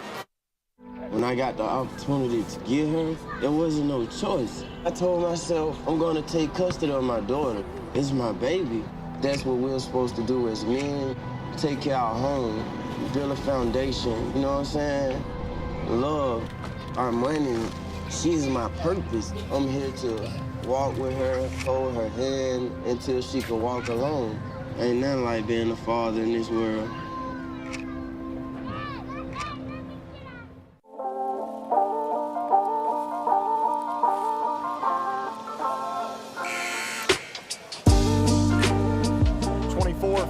Campbellsville leading Georgetown in the Powell Athletic Center. 7:10 to play in the first half. Mentioned there before the break, I thought it was Bishop who was the player. It was actually Jake Omer. Omer hit that game winner against Cumberland and averaged 20 points. There's the Keyston Brown. You can see the reaction of Jaquay. I feel you, Jaquay. I do too, man. I'm not for you, but I feel you, man. That's a bad beat right there, yeah. KB. The kind of a Hail Mary, but yeah, Omer was the player of the week. That's all you, my friend. You can have it. He's like, I need it. You're going to need it worse than I am. Yeah. You're going to need it worse than I am. The Georgetown College product, Omer, their second player of the week award. Tate Dozier's got one this season as well. Kind of wild to look down there and not see Kyron Jones with any of those. 24-15, Campbellsville leads. Back to work is CU. And they're going to get a moving screen on Malik Muhammad. Malik, very good. Very good. It's first on Malik, 2 on the Tigers. Relatively clean first half thus far, Benji. They've let these two teams play. They have, and you've got, you just got some good talent out there. But you're exactly right. They're letting them play. Jay Breon spikes to Harris, and Jordan Graham got banged up right there. He's hurt. He's bleeding. Oh, mercy. JG got busted pretty good. I don't know if that was on a screen or an errant limb may have gotten Jordan. He's going to, hey, you're going to have to get him. It looked like he was bleeding. Maybe it was sweat.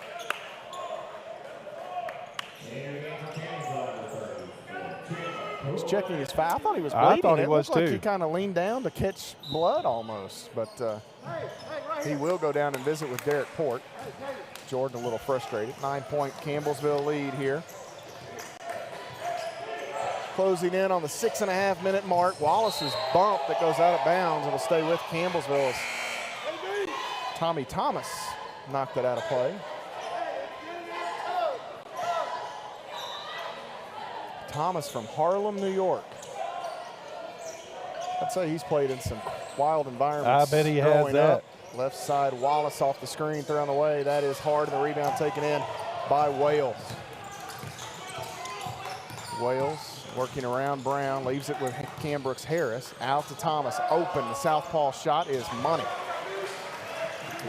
Thomas averaging about 7 points a ball game. Javon Smith going to need some help. Chase Wallace will come back and grab it here. Thomas right with him. Campbellsville going to have to take care of it, not give Georgetown any easy ones. Muhammad holds it out front. Backdoor. Smith was there, but they switched it nicely. Nice read by the Tigers. Inside, Brown needs some help. Still needing help, and ball knocked out of bounds, and he's needing, Keyston a little upset, needing some guys to come to him. Yeah, the guy's got to go get the ball. Don't just expect him that he's going to get it to you when he's down there in no man's land. 5:44 to play in the first half. Campbellsville leads by 6. Tiger ball when we get back. You're following the Tigers on the Campbellsville University Sports Network. Worried about your friend but don't know how to reach out? You could say how are you or get a fake tattoo. You could ask with an app if it works for you.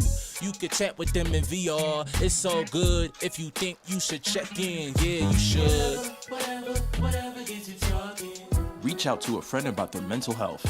Whatever gets you talking. Learn how you can help at seizetheawkward.org.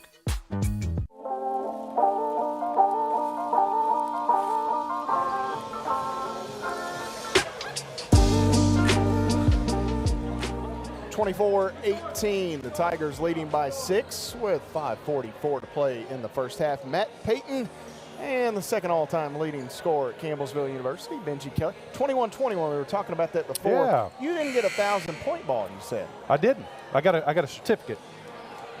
A certificate? Yeah. To congratulate, or actually it may have been a plaque. Do you still have said certificate? No. I don't even know where it's at. Now I've got the all-time leading score, the 21-21. I've got that in my office. Yeah. Yeah. But you didn't get a 1,000-point ball. No. Did they know that was coming? So they just said, we're just well, waiting. We're just going to go ahead. I have no idea. I have no idea. You didn't get a 2,000-point ball either. So. I wonder if Van got a 1,000-point ball. I don't know. I'll text him. Ask him. If Van got a 1,000-point ball, Coach Cunningham, I tell you what. Budget was tight back there. I guess that's what it was. DeQuay Wales out front working around Bishop. Right wing, Harris open again. 3 is good. Cam Brooks Harris with a couple of those. Yeah, it came just like that. This three-point game, the three-point shot is a great equalizer. Can get you back into games rather quickly. Georgetown kind of weathered that early Tiger barrage, and they've answered with a few made triples of their own. Muhammad hands it off to Wallace, rolling a little behind Malik, but he'll play through it, grab it, find a cutting Wallace. Now into the corner, Smith, 7 to shoot. Wallace again. Clements, 3 seconds, going to have to make something happen. They'll dig. Clements will throw it up. I don't think he got it off. Nope. Got to credit Georgetown there. Good defense, forcing Campbellsville to take that last second shot, and then Clements didn't get it off in time. 24-21, Georgetown back the other way. They can tie this game here with a long ball. Wales looking inside, not there. Thomas will work against Wallace. Off the screen, into the middle. Thomas spins, the floater is good. It's a 1-point Campbellsville advantage. Yeah, Georgetown's on about a 9 or 10-0 run here. Campbellsville will have to take a timeout as the Tigers having trouble dealing with a little pressure applied by Georgetown College. A 30-second timeout, 4:26 remaining. So the Tigers got out early, Benji, but Georgetown, obviously a team with their pedigree and all those things that go into that. They're not going to get rattled. They were down by 1,000,000 the other night to Cumberland. Yep. And came back and won. I think it was a 33-6 run. It was over the last 6 minutes. Campbellsville has gone right at 5 minutes here without a point, and Georgetown's on a 10-0 run over the last 5 minutes. Score was 24-13 when Wallace hit that 3, and since that time, Campbellsville's yet to get a bucket. So the Tigers will head back out onto the floor with the 1-point advantage here. Yeah, we looked at that score on, was it Saturday? We looked at the score. It was a 20-point Cumberland lead like 6 minutes ago. Oh, this thing's over. And then they just came back with a flurry, kind of like what they're doing right now. Bounce it into Wallace, and he'll wait. And now it's more of a man-to-man. So trying to trap off the inbound, and then as soon as they get to a man-to-man scenario, Georgetown will pick up. Clements out front. Bounces to Smith. Working now against Spikes. Little screen by Muhammad, and Javon Smith. Little pull-up shot is good. And a little one-handed floater on the inline for Javon. I don't even know what that was. Yeah, nice little floater there. And Spikes, I think, got I don't know if he got kneed in the thigh or what. So may have deadened it for a moment as Coach Vernon will check on him. So that's a big bucket for Campbellsville and Javon Smith as Wales working. He'll throw up a floater, and that is strong. Rebound batted, taken in by, looks like Keaston Brown coming out of there with it. Brown sprints ahead. Floater off the right side of the lane is good for KB. Yeah, 2 back-to-back floaters there in the lane. Campbellsville back out to 5. So done it on the defensive end, getting rebound, and then a quick down the court. Spikes over to Harris. 3 on the way is good for Cam Brooks Harris. Chandler Clements, that's not bad defense. Maybe a whisker late, but you can't ask for much more. It's just good shooting. Keaston Brown between the circles, couple of screens out front. Big contact with Muhammad there. Clements wanted Muhammad over the top, can't get it to him. Now Brown, right side of the lane, fall away shot, around and out, no good. Ball knocked out of bounds, last touched by Bishop. I don't know if Bishop just couldn't handle it or if Muhammad got a hand on it. Campbellsville may have called a break. Here comes Jake Omer back into the game, 3:02 to play in the half. Coach Briggs not happy. He thought Muhammad definitely got a piece of the basketball as it went out of play. And I do feel like oftentimes they'll give that to the defending team. They will. You know. Muhammad is pushed here by Bishop. So Rashad Bishop picks up his second. We'll see what Coach Briggs wants to do here is, quickly. Drew Lamont will check back in for Rashad Bishop. That kind of looked like a frustration foul I think by it was, Bishop yeah. because they didn't get the call on the Right. inbound, and then he just kind of got his hands on Muhammad. Smith out front. Omer defends. Screen by Muhammad. Smith still on a dribble here. Again, he goes with the screen. Smith driving in the middle, right-handed shot. Oh, around and out. Not a bad look for Javon. No. 28-26. Georgetown can tie it up with a 2 or potentially take the lead. Spikes down inside, runs into Muhammad. Too strong on the shot attempt. Watch him battle for that. Get his own miss. And missed again. Muhammad the rebound. Long ahead. Has Graham. Graham runs into Lamont. A blocking foul on Drew Lamont. Yeah, he was moving. It's really good anticipation by him. Yeah, it was, because yeah. he knew exactly where Graham was going to go. And unfortunately for Lamont, he was just a bit tardy. Muhammad going to check out. So Campbellsville sees Jabrion and Spikes miss a couple down there. Coach Briggs not happy.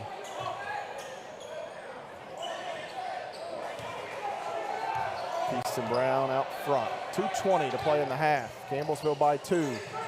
Brown wants the entry to Milburn. He'll try to get it over the top. Does. Cam Brooks Harris comes in and fouls Jay Milburn.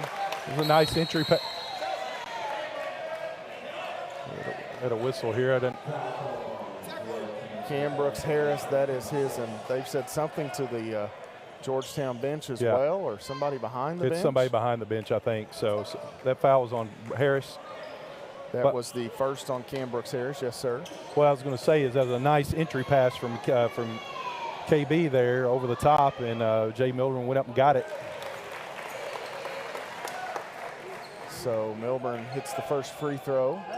Yeah, that's a dangerous pass. It is dangerous, and you know they're coming to help. Yeah. Harris had the right idea. The official says he fouled him in the process of tying that up. 1 of 2 for Jay, so it's back to a 3-point Campbellsville lead. Just over 2 minutes to play in the half.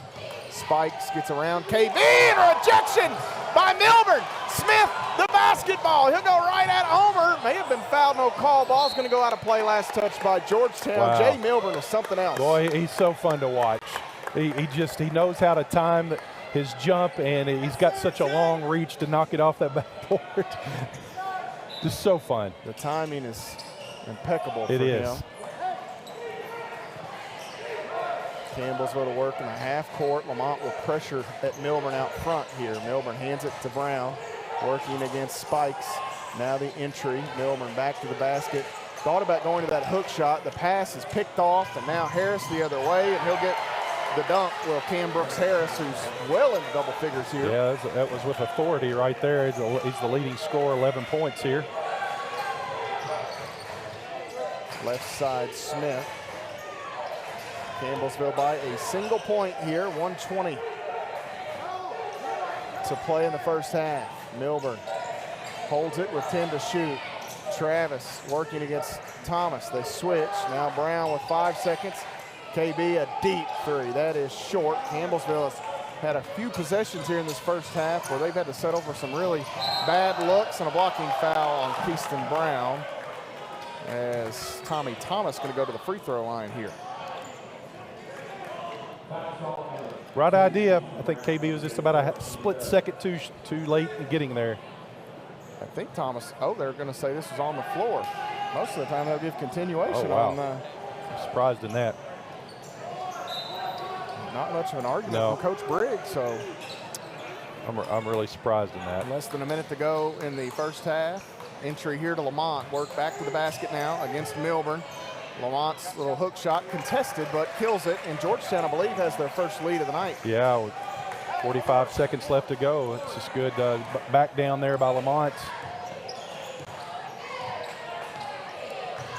Brown gets the screen from Milburn, turns back, elbow out and out to Graham. Right side, ball fake by Travis. Graham, three on the way. That is hard, and the rebound taken in by Spikes. Georgetown can hold for the final look of the periods. Harris inside, gets the bucket, and now we'll see if Campbellsville can answer to close out this first 20 minutes. Yeah, this is a big possession right here, Matt. If we get a shot here, we get the ball to start the second half, so you can kind of steal a possession here. 32-29, Keyston Brown out front. Jabrion Spikes going to try to keep him from going right. And Campbellsville not even going to get a look. The Tigers worked themselves too deep there at the end of the first half, and Campbellsville will head to the locker room trailing by 3, despite the fact that they were up double figures. Yeah, double figures, up 11 at one point. So 32-29 your score here at halftime. Campbellsville and Georgetown to the locker room. We'll step away, take a break, come back, and look at the numbers. You're following the Tigers on the Campbellsville University Sports Network. I tell my son, I love you every single day. I love you. Now, my dad has never said that to me. Not because he doesn't love me, but because culturally it wasn't comfortable for him. Now that he's a grandfather, he says, I love you to my son every time he sees him. My advice to all the fathers out there, forget the cultural restrictions. They grow up way too fast for you to waste even a single precious moment. The family's visit to the forest inspired a beautiful question. Mother, mother, am I a tree? You tell me to stand tall. You tell me to stay rooted. I think I am a tree. My child, of course you are. But what kind of tree will you be? The kind to hug or the kind to climb? Doesn't matter which you choose, so long as you choose to be a tree that's kind. Make the forest part of your story at a park near you. Find one at discovertheforest.org. The black truck? Hey, Christina from accounting. Yeah, hi. Hey, I used to date a girl named Christina. Oh, really? Yeah, and then she dumped me for my best friend. You want to see some photos of them that I took? I don't. I thought we talked about this, buddy. Buzzed and overshared again? Yeah. Yeah. I'm gonna call a car. That's a smart idea.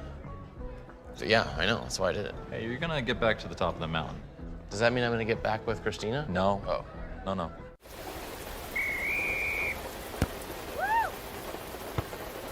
Come on! Go, Diane! Yeah, keep it going! Yeah! Go, honey! If you love them enough to drive an hour to cheer them on as they get beat 11-0 in the rain, then surely you'll check nhtsa.gov/the right seat to make sure they're correctly buckled in the back seat. Throw that ball, Diane! Woo! You got this!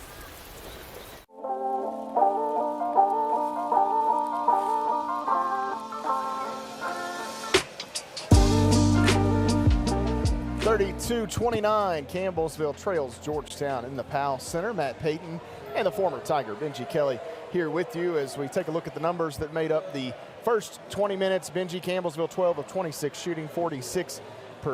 They were 27% from long range, 3 of 11, 50% at the free throw line, 2 of 4 for Georgetown.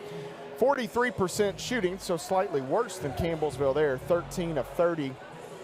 50%, however, from deep, so one extra three-point field goal in there and just 8 attempts, 2 of 2 at the free throw line. And we'll get through some of the other numbers, but the one number really that I don't even know if jumps out at you, but the 9 turnovers versus 5. And points off turnovers on the stat sheet don't show that they've killed Campbellsville, but that's the one that I kind of look at that, you know, the most, those few possessions, because you think about it, they've also got a few where they've settled for some really poor shots late in the shot clock. So couple the turnovers, some of them shot clock violations, with the few that they've gotten off really late. Now look, Keyston Brown hit one of them, but that kind of feels like maybe the difference right there. Yeah, it is. Campbellsville got off such a great start. They had 24 points with 9:22 to go, and they scored 5 points the remaining 9 minutes.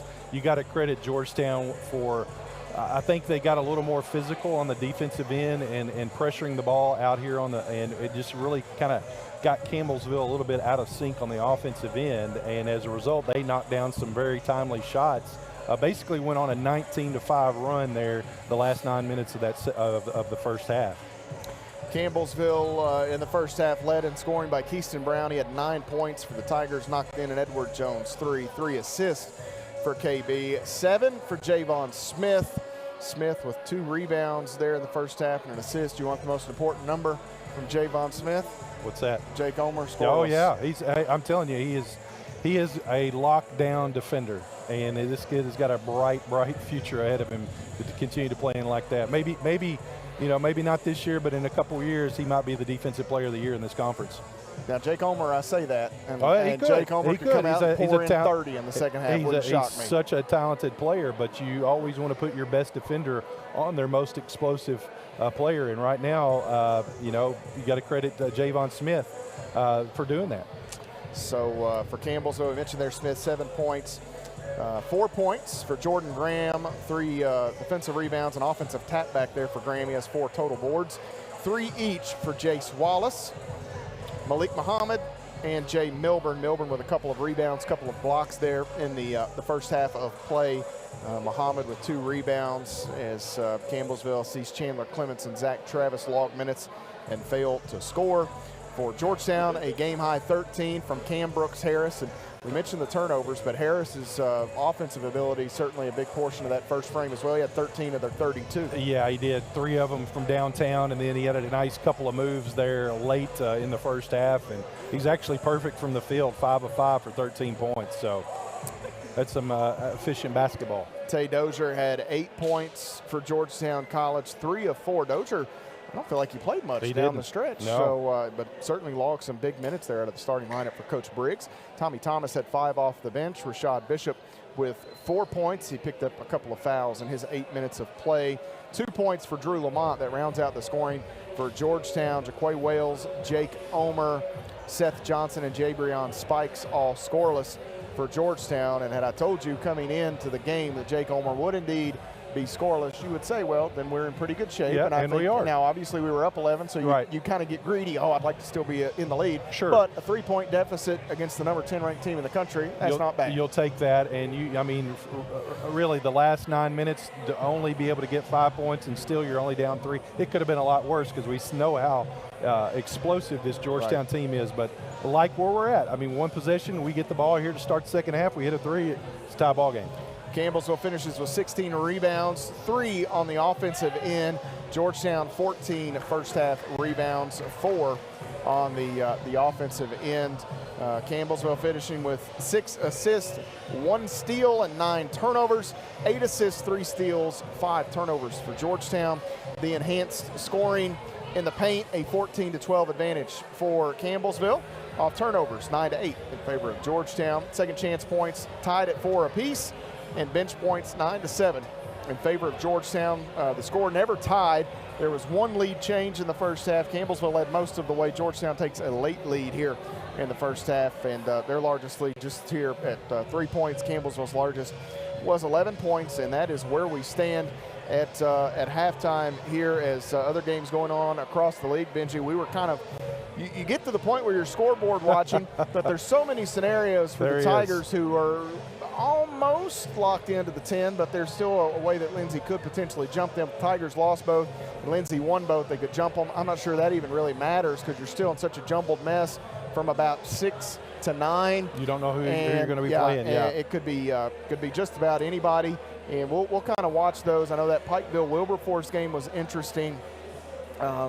We'd like, you kind of like to rule Pikeville out in some ways just because of the travel distance. There's no easy way to get there. There's not. Anyway, we're probably a day or so. That Cumberland-Bethel game, I think, is the only thing that for sure will settle something. Yep. The Tigers, I don't think, can play. Whoever loses that game, Campbellsville cannot play. Correct. In the opening round. So anyway, we've still got a day or two to work through some of that stuff. We'll step away here, take an extended break, come back and bring you second half action. The Tigers trail at halftime, 32-29 here on the Campbellsville University Sports Network. When I got the opportunity to get her, there wasn't no choice. I told myself I'm going to take custody of my daughter. It's my baby. That's what we're supposed to do as men. Take care of our home, build a foundation, you know what I'm saying? Love, our money. She's my purpose. I'm here to walk with her, hold her hand until she can walk alone. Ain't nothing like being a father in this world. Hey, Bobo, do trees tell each other stories? I'm sorry. I'm afraid I don't know that. Hey, why don't we go find out? Listen. Can birds draw pictures? I don't have an answer for that. Dad, do stars visit their friends? Look!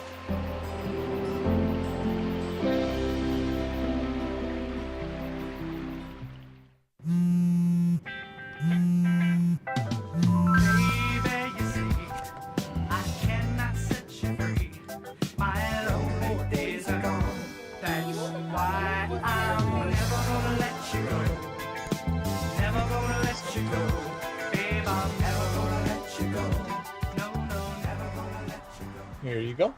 Thank you. Thank you.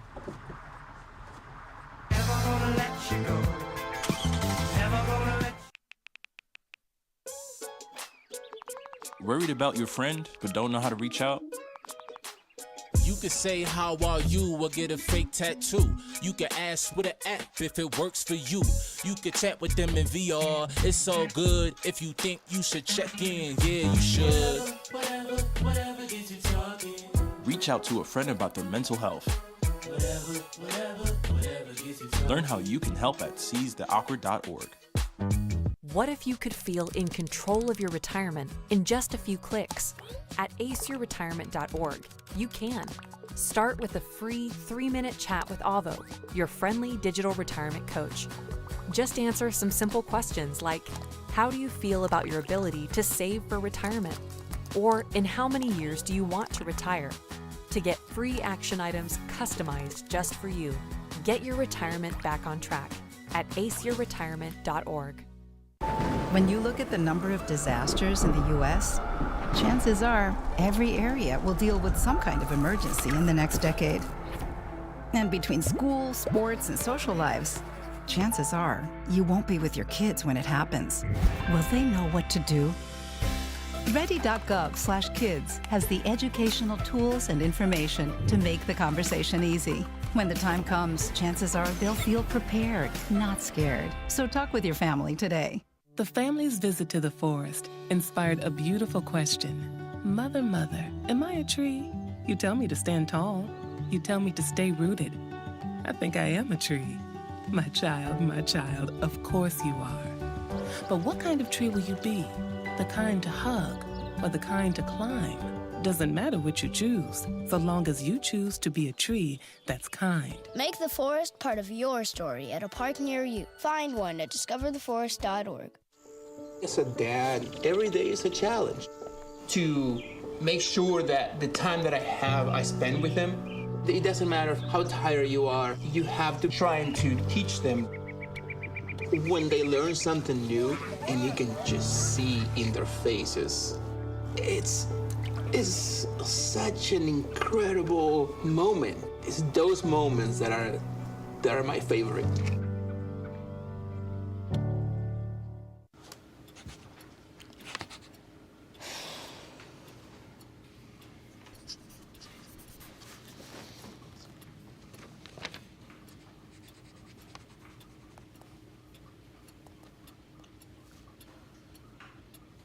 If you love them enough to relearn math so you can teach them math, then surely you'll check nhtsa.gov/the right seat to make sure they're correctly buckled in the back seat. Jason, let's go see your room.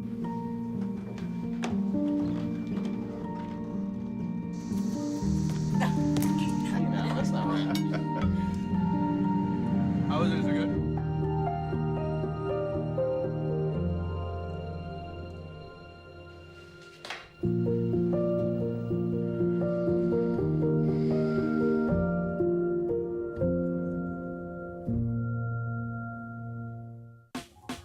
Last week, Brandon met a girl on a dating app. One day after work, he finally found the courage to ask her out. No answer. He started to panic. Was he being too pushy? Maybe it was too... Hey, sorry I didn't respond. I was driving. I would love to go on a date. How does tonight sound? Brandon tried to play it cool, but inside he knew. A girl so smart, so responsible, she must be a keeper.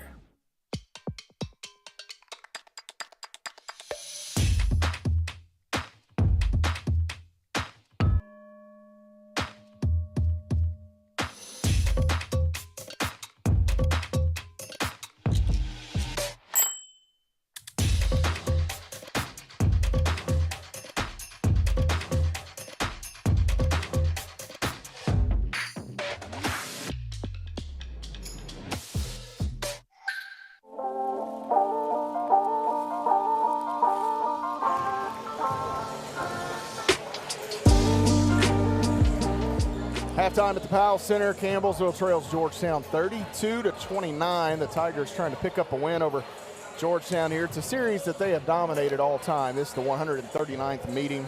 They lead the series 104-34. Brent Vernon has a couple of wins over Georgetown College. It's just a program that they've had just about everybody's number, Benji. Well, let's be honest.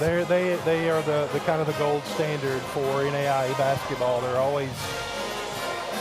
always there at the end, but I have to admit that it's always fun when you can beat them because it's pretty rare for us.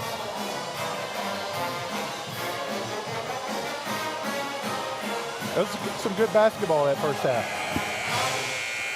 Campbellsville will inbound on the far side. Smith will pitch it in to Keyston Brown. Starting lineups for both teams back out there.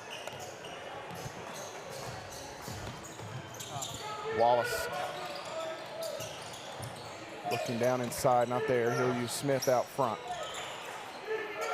Wallace against Wales, backing in now.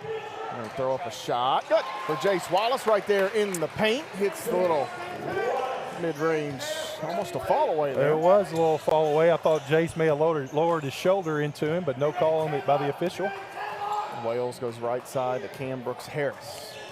Working against Clements. Steps called. Good call. Would have been the first miss for Cam Brooks-Harris. That's the first thing he's done wrong all evening long. Yeah, a little hop step there. Little hop step. Good call by the official.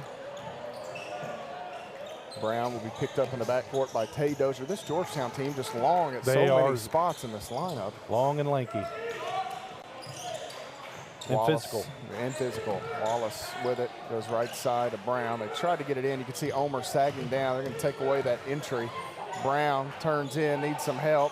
Falling down, gets it to Clements, who drives. Clements will throw up a contested shot that's good. Chandler Clements, left side of the paint. Two good possessions there by Campbellsville. Got this lead back.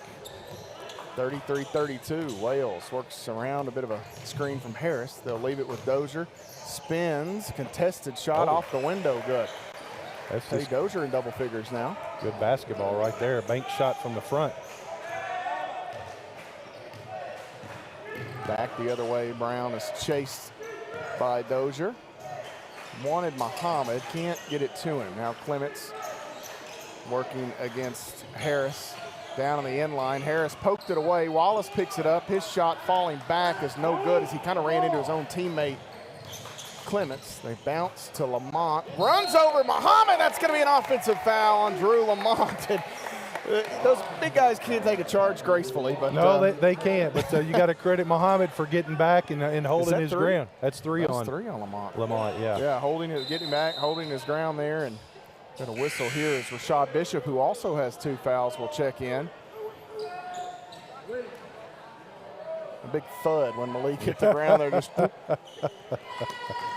you kind of feel it. It sounds like when my head hits the pillow tonight, I promise you that. Oh, my. 34-33. 18-10 to play in the game. Brown able to bring it ahead for Campbellsville. Brown picked up his dribble. Now Wallace just off the elbow. Spins, working against Dozier. A little scoop finger roll. Good for Jace Wallace. Yeah, good move there by Wallace. Nice little spin move with the left hand. I have to have a talk with Coach Briggs and Coach Nickel. Those two guys come into the PAL wearing these suit jackets. Yeah, fellas, come on. Didn't COVID teach you anything? Here's Cam Brooks Harris, and he's fouled. But, you know, you do this for so long like those two guys have, you almost just, you're so accustomed to it. It may feel weird to go the other way. You know, yeah, just like, exactly. let's just keep it status quo. It certainly worked for both. They've been so successful. Here we've got a whistle here as Muhammad trying to fight through that screen. Second on Malik.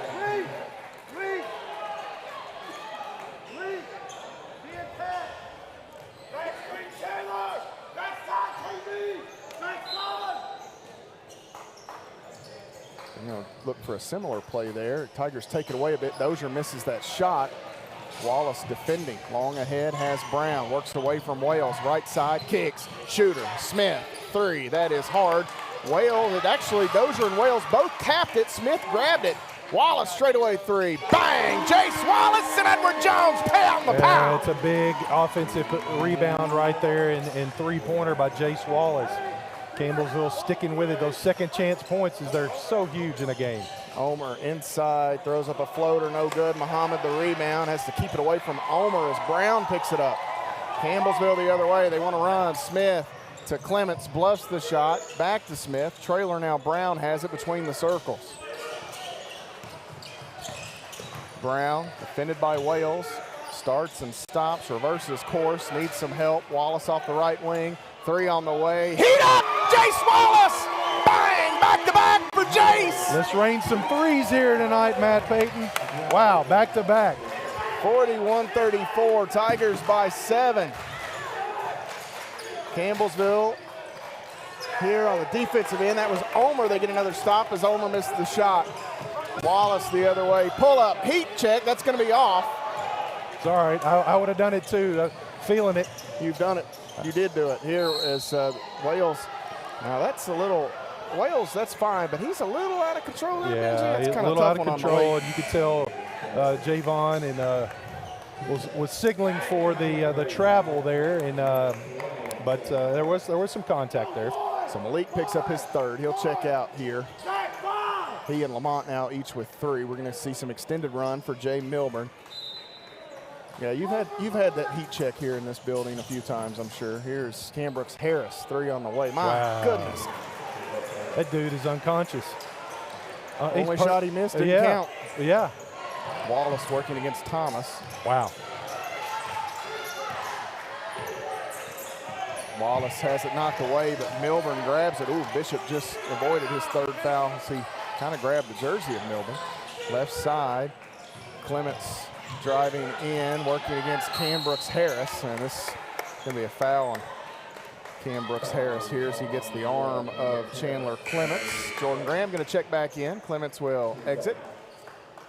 And senior night here at the PAL, Malik Muhammad and Malachi D'Souza honored before the game. Kai nursing that knee injury, unavailable. Kyron Georgetown unavailable tonight. Wallace kicks it out. Travis on the dribble. Picks it up. Now Wallace again, 11 to shoot. Milburn catches out front, 15 and a half to play. Wallace, actually that is Travis driving in. Nice little hesitation. Milburn keeps it alive. It gets batted all the way around, and Travis just couldn't quite grab it. It's a 4-point Campbellsville lead, Georgetown ball. Yeah, the ball is just a little bit out of reach by Milburn and by Travis there. Unfortunate we didn't retain the possession there. 15-15 to go. Wales between two screens, or two teammates there thought they were going to set screens. They move away. Now Dozier going to drive, stops at the free throw line, steps through, shot no good. Bishop flies in, grabs the rebound. Wales far out. Second chance opportunity here for Georgetown. Wales goes with the screen, steps back. Thomas rolls, shovels back to Wales. And here is Thomas on the right side. A three is good. Campbellsville wanted steps, no call. And that's a big three right there as the shot clock's expiring. Milburn catches out front. Now Smith, a 1-point Campbellsville lead. Smith in the middle, shot up good in the paint, through the contact, and Javon gonna try to get rolling a bit here. I tell you what, he's playing some great basketball right now. That's illegal. Illegal. Oh my God. Kind of held him there. That's 2 in a row. Bishop kind of got the forearms wide and just kind of started moving him back. 43-42. Wallace. Left side working around Milburn. Stops. Graham can't shoot it. Travis on the right wing. He will. That is going to be off to the left. And Jaquay Wales the board for Georgetown. They can take the lead here with a field goal. Wales gets back to the opposite side, and that is a nice little finger roll by Jaquay Wales. And Coach Vernon not happy here. He's not happy with this official right here. There's a couple of big missed calls there. The walk on the first one, that's a little dicey, but that Bishop one, he was kind of moving the Tigers defender backwards. 44-43, a full timeout here in the Powell Center. We'll step away. You're following the Tigers on the Campbellsville University Sports Network. Jason, let's go see your room.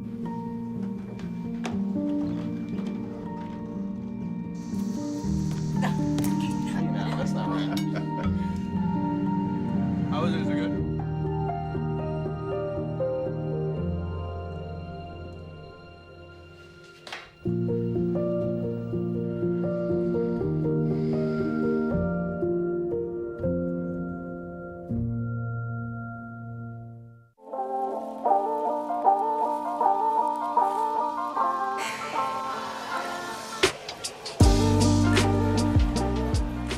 44-43, Campbellsville trails Georgetown by a single point here in the Powell Center. Tigers up off the bench will hit the floor with Travis, Brown, Milburn, Graham, and Smith.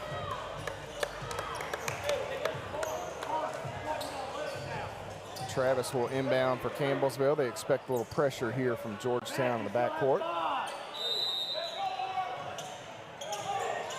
Pitches it in here to Keyston Brown, working against Jaquay Wales.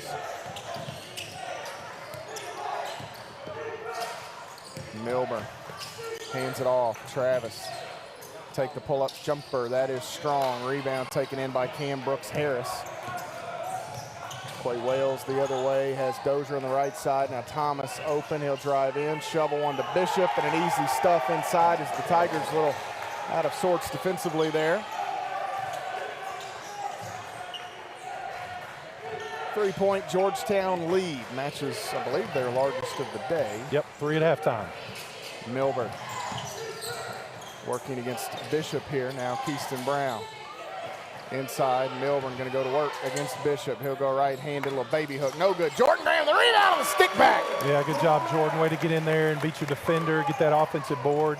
He's had a couple of second chance putbacks. Dozier out front to Cam Brooks Harris. Hands it to Wales. Dozier again.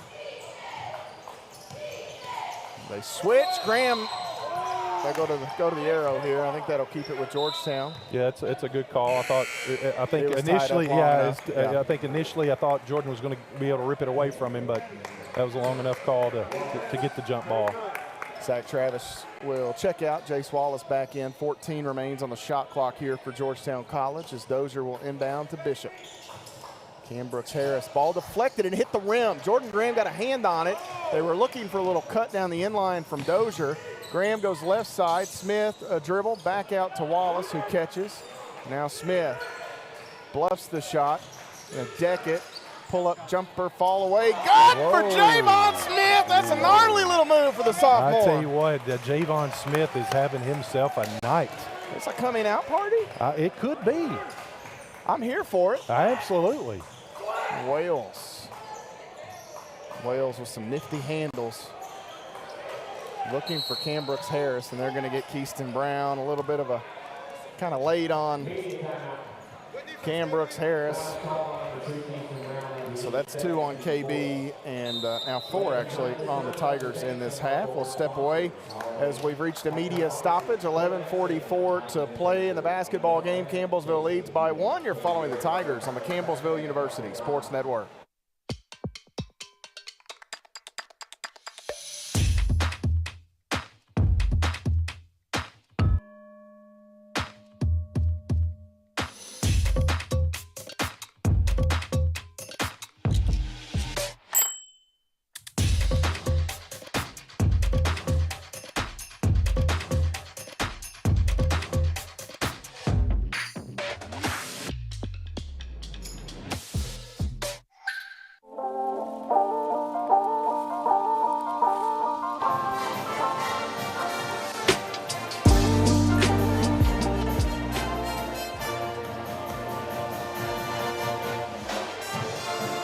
.47-46, 11:44 to go. Eye of the Tiger on the far side of the floor, being played by the Campbellsville University pit band. Javon Smith, he's got the Eye of the Tiger here tonight, Benji Kelly. I'm telling you what, Javon Smith is locking down Jake Omer and having himself an offensive night as well. 11 points, just playing a solid game on both ends of the court.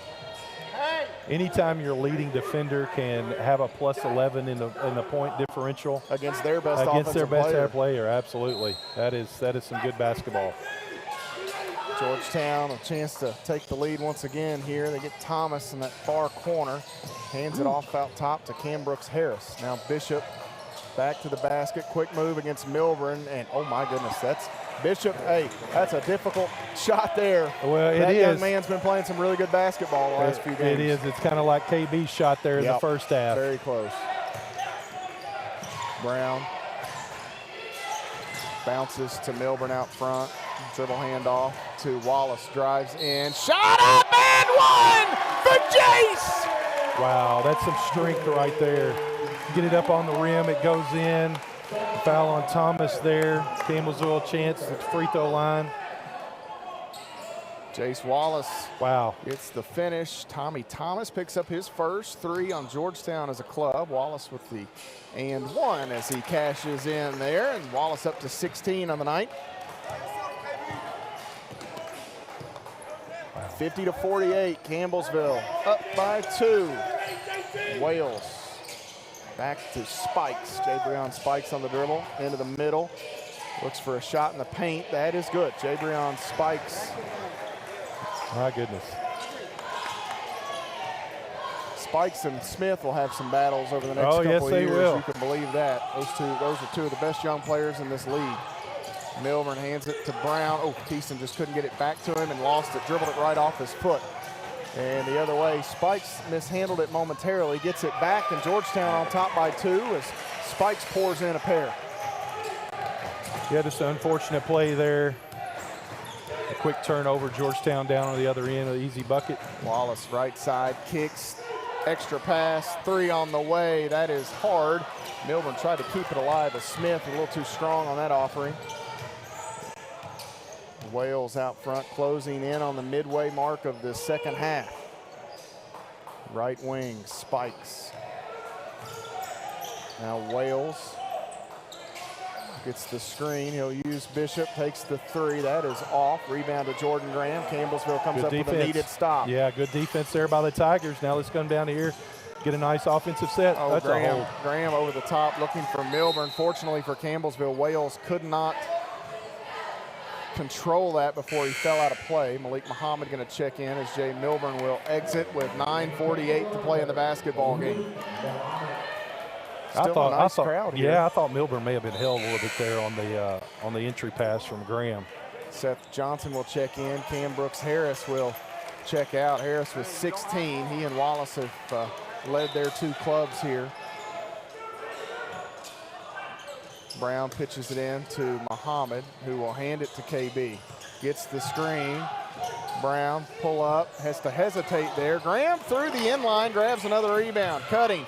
Wallace stops, hesitates, goes up. Nice finish at the rim. Yeah, it's a way to gather yourself, Jace. I thought he was going to barge on in there, but he stopped a jump stop and was able to do a little spin move and get up there on the glass real easy. A really good offensive performance for Jace here tonight. Yes, he is. 18 points. Career best 37. Got a way to go to get there. Yeah, that's all right. Well, might need them. I'll take 38 here tonight. Bishop inside runs over Muhammad. It's going to be an and one as Muhammad going to pick up his fourth. That shot did go through, right? I believe so. Thought it did. Yeah, that's good. So I love the effort there by Muhammad, but he was already kind of leaning back when the contact was made. Just didn't quite get his feet set, but it was the right play. Yeah, get a chance here, get a little breather. Maybe the under 6 timeout. They'll get him back in there, but 54-52. Bishop at the line, 55.5% or so on the year. He has been playing some really good basketball for Georgetown. This free throw is good. A 3-point trip for the Tigers. Campbellsville will have it back now, trailing by 3.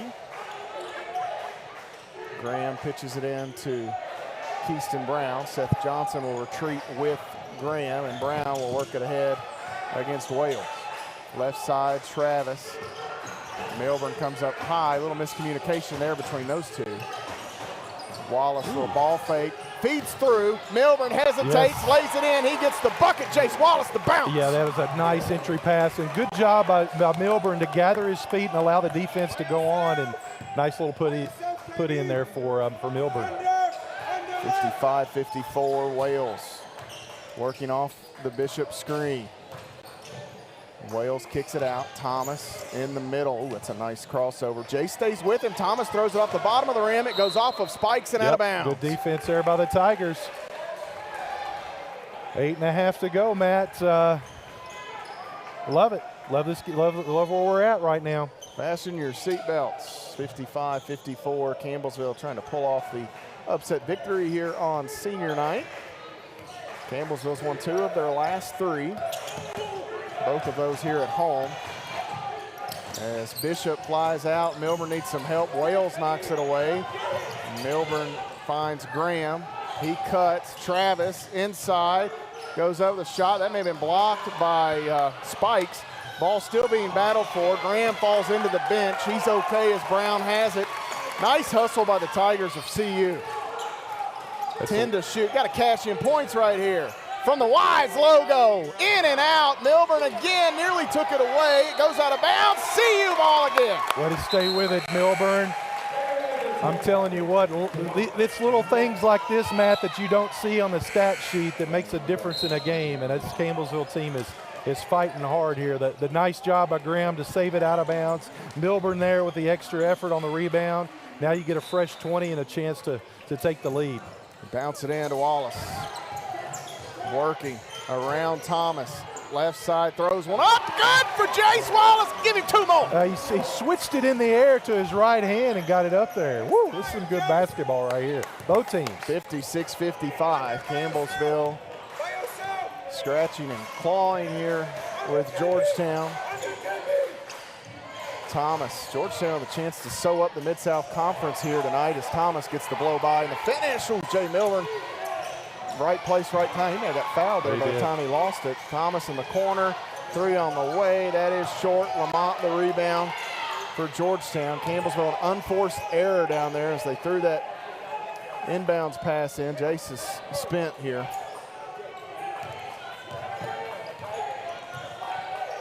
Wales working.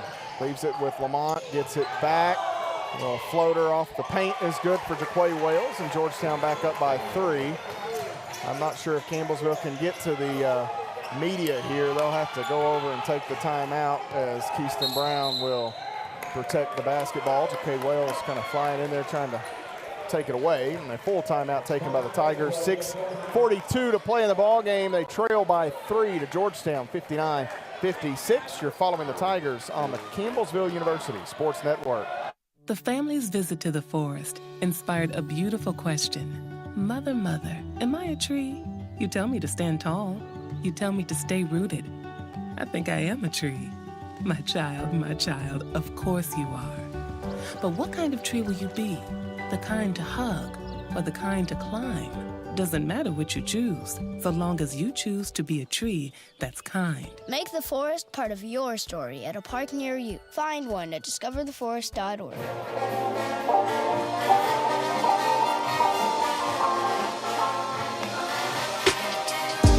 59-56, Georgetown by 3. Tigers will have the basketball right here in front of us as we get set to return to play. 6:42 to go, Benji, and for Campbellsville, I think the important thing down the stretch, can't let Georgetown get multiple possessions ahead. Right. You've got to keep this in a phone booth, and you got to keep it, Two possessions max. 2 possessions, and right now that's what we've been doing. It's been kind of that 3-point lead is what is about as big as Georgetown can extend this thing, and Campbellsville has been able to get the lead, and then Georgetown come back. So it's just like you said, keeping it in that phone booth. Give yourself an opportunity at the end. 3-point game. Javon Smith will inbound for the Tigers here. Smith, a team leading 30 minutes.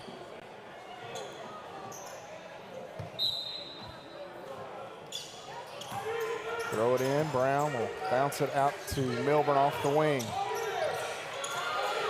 Looking for Clements, not there. He'll have to hand it to Brown. 14 to shoot. KB into the corner. Smith back out to Travis. 10 to shoot. Right side. Milburn, 3. Bang! Jay Milburn! And Edward Jones payout for the youngster. That is a big bucket right there for Campbellsville. I think the defender didn't think he was going to pull the trigger, but this young man, he can shoot the 3. Tied at 59. Wales working inside, throws it back out to Thomas. Just had enough on that pass, and here Thomas going to be fouled by Zach Travis. Travis kind of reached in there late. 6 on the Tigers. Thomas 71% on the season. Will go to the free throw line. 61-59. The left-hander, Thomas, free throw on the way. That one is good. And Georgetown has certainly not left any at the free throw line. 5 of 5 tonight. Easton Brown with it for Campbellsville here. Runs off the Clements screen, spins, leaves it with Clements. Pull up short range J for Chandler. Clements is good. Yeah, KB kind of was falling a little bit, and Clements was right there where he needed to be. A nice little 8 to 10 footer by Clements. 62-61. Wales working against Brown, drives in, bounces to Spikes, and just gets it over the hands of Milburn. Those two guys were teammates in the Kentucky Indiana All-Star game. They were. Spikes and Milburn. 3-point Georgetown lead. Brown spinning, back out to Clements. Seth Johnson defends. Clements decks it, cutting. Travis inside. Milburn with the stop! He gets the flush, and Zach Travis the find. Wow. 64-63. 5 minutes to go. Wales the basketball for Georgetown. Malachi D'Souza begging his team to get a stop. Wales a contested 3. That is long, and the rebound comes out to Lamont. Nobody there for CU, unfortunately. See if they can get a second stop. Thomas driving, throws one up, and Zach Travis gets beat again. He closed in on Thomas, and it's one thing to get beat, Benji, but in big spots, you can't send him to the line. You got to go ahead and let him go and live to see another day. 66-63. Campbellsville will set a timeout, or it's the media right here. 4:42 to play the basketball game. Campbellsville trails by 3. Tommy Thomas at the free throw line. When we get back, you're following the Tigers on the Campbellsville University Sports Network.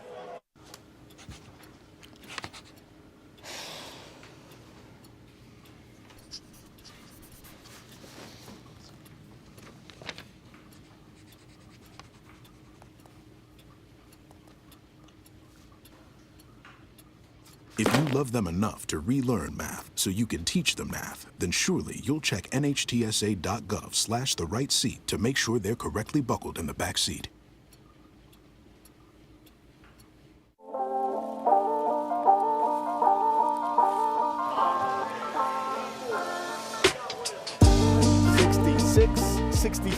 Campbellsville trailing Georgetown here at the Powell Center. Matt Payton and Benji Kelly on the call. The Tigers and Lady Tigers will wrap up their season in Williamsburg on Saturday. The trip down to the Old Wayne Rollins Center at Cumberland's. One of my most favorite places to play down there. It's a nice facility. Nice facility. see if the Tigers can pick up a win here and really head to Williamsburg riding some momentum. Tommy Thomas with an and one opportunity. He cashed in on one of these a moment ago, and this one on the way good as well. Perfect. 66-63, 4:40 to go here as Wallace will bring it ahead against Thomas. Big possession right here, Matt. Like you said, you don't want Georgetown to extend this lead much more. Smith, turnaround shot on the way. That is no good. Jordan Graham, another rebound. Jordan Graham, another stick back. That's a huge board right there from Jordan. I think it was his third offensive board. Yeah. It's he's got more than 4 offensive rebounds, or he's got at least 4 offensive rebounds. He's got 3 putbacks, I know. He's got 9 rebounds total. 5 on the offensive end, maybe more than that. Seth Johnson spins out to Lamont, 3 on the way. Good for Drew Lamont. That is a big bucket right there.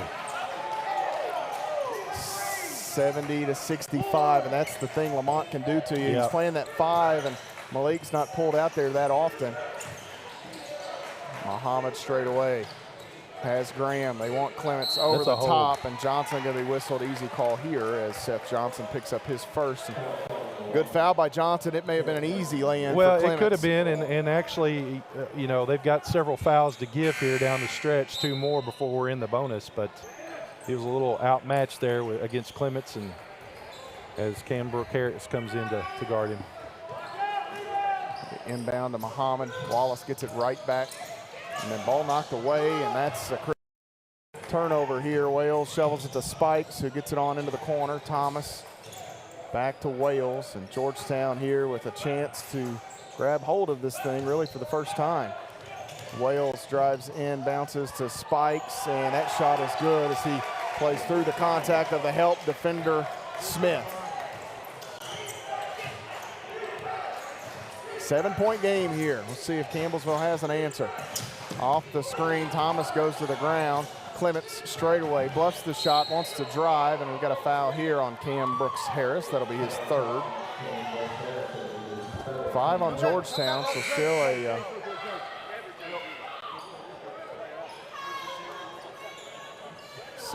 Jace Wallace will check out Keyston Brown back in, but just 5 team fouls, so still 1 to give for Georgetown. Lob it in to Muhammad, hands it back. Brown, a quick release. That shot no good. Rebound to Drew Lamont. And not sure that's not the shot you want. Yeah, you needed to work your set there. Wales defended by Brown, has it knocked away, picks it back up. Lamont stalking to set the screen. Wales out to Lamont, tries to work around Muhammad.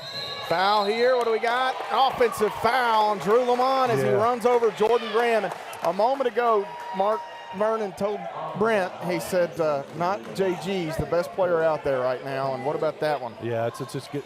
Help defense, coming over, sliding over, getting your feet set outside the restricted area. That's Lamont's, I believe that's his 4th foul. 6 now on Georgetown, so each of these teams in the bonus. I started to say that puts Campbellsville in the bonus here from here on out. Both teams in the bonus. Tigers got to get buckets, though, down by 7. Wales all over Keyston Brown here. Bounce it in to Clements, high post. Wallace out front, Graham. Left side on the wing, that's KB. Brown will deck it, pull up jumper, he's fouled.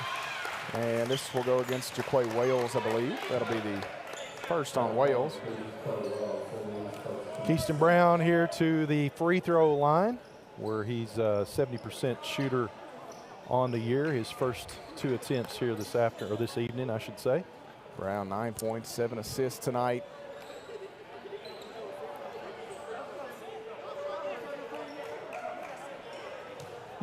Mark Vernon and Jaquay Wales having a little conversation here.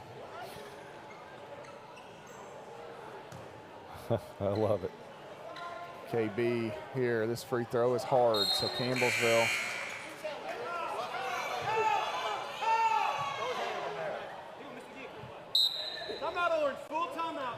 Got a timeout taken by Coach Briggs, trying to listen to some of the conversation going on there on the floor. As Campbellsville trails by 7. Keyston Brown will have 1 more at the free throw line. A full timeout taken by Coach Briggs. You're following the Tigers on the Campbellsville University Sports Network. When I got the opportunity to get her, there wasn't no choice. I told myself, I'm gonna take custody of my daughter. It's my baby. That's what we're supposed to do as men. Take care of our home, build a foundation, you know what I'm saying? Love, our money, she's my purpose. I'm here to walk with her, hold her hand until she can walk alone. Ain't nothing like being a father in this world.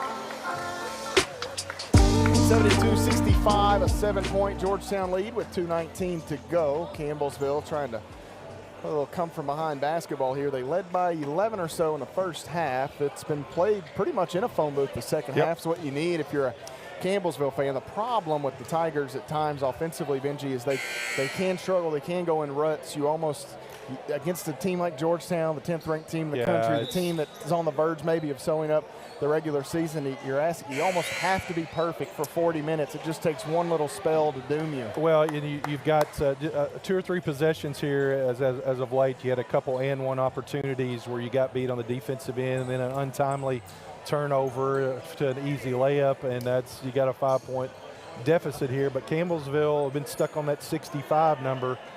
We cut it to 2 on the Graham layup, and just have not been able to get anything going here in the last couple of minutes. KB gets the second free throw, so it makes it a 2-possession game here. Yeah, get a stop here, and you know, each possession's got to count on the offensive end for Campbellsville. Wales out front, defended by Keyston Brown.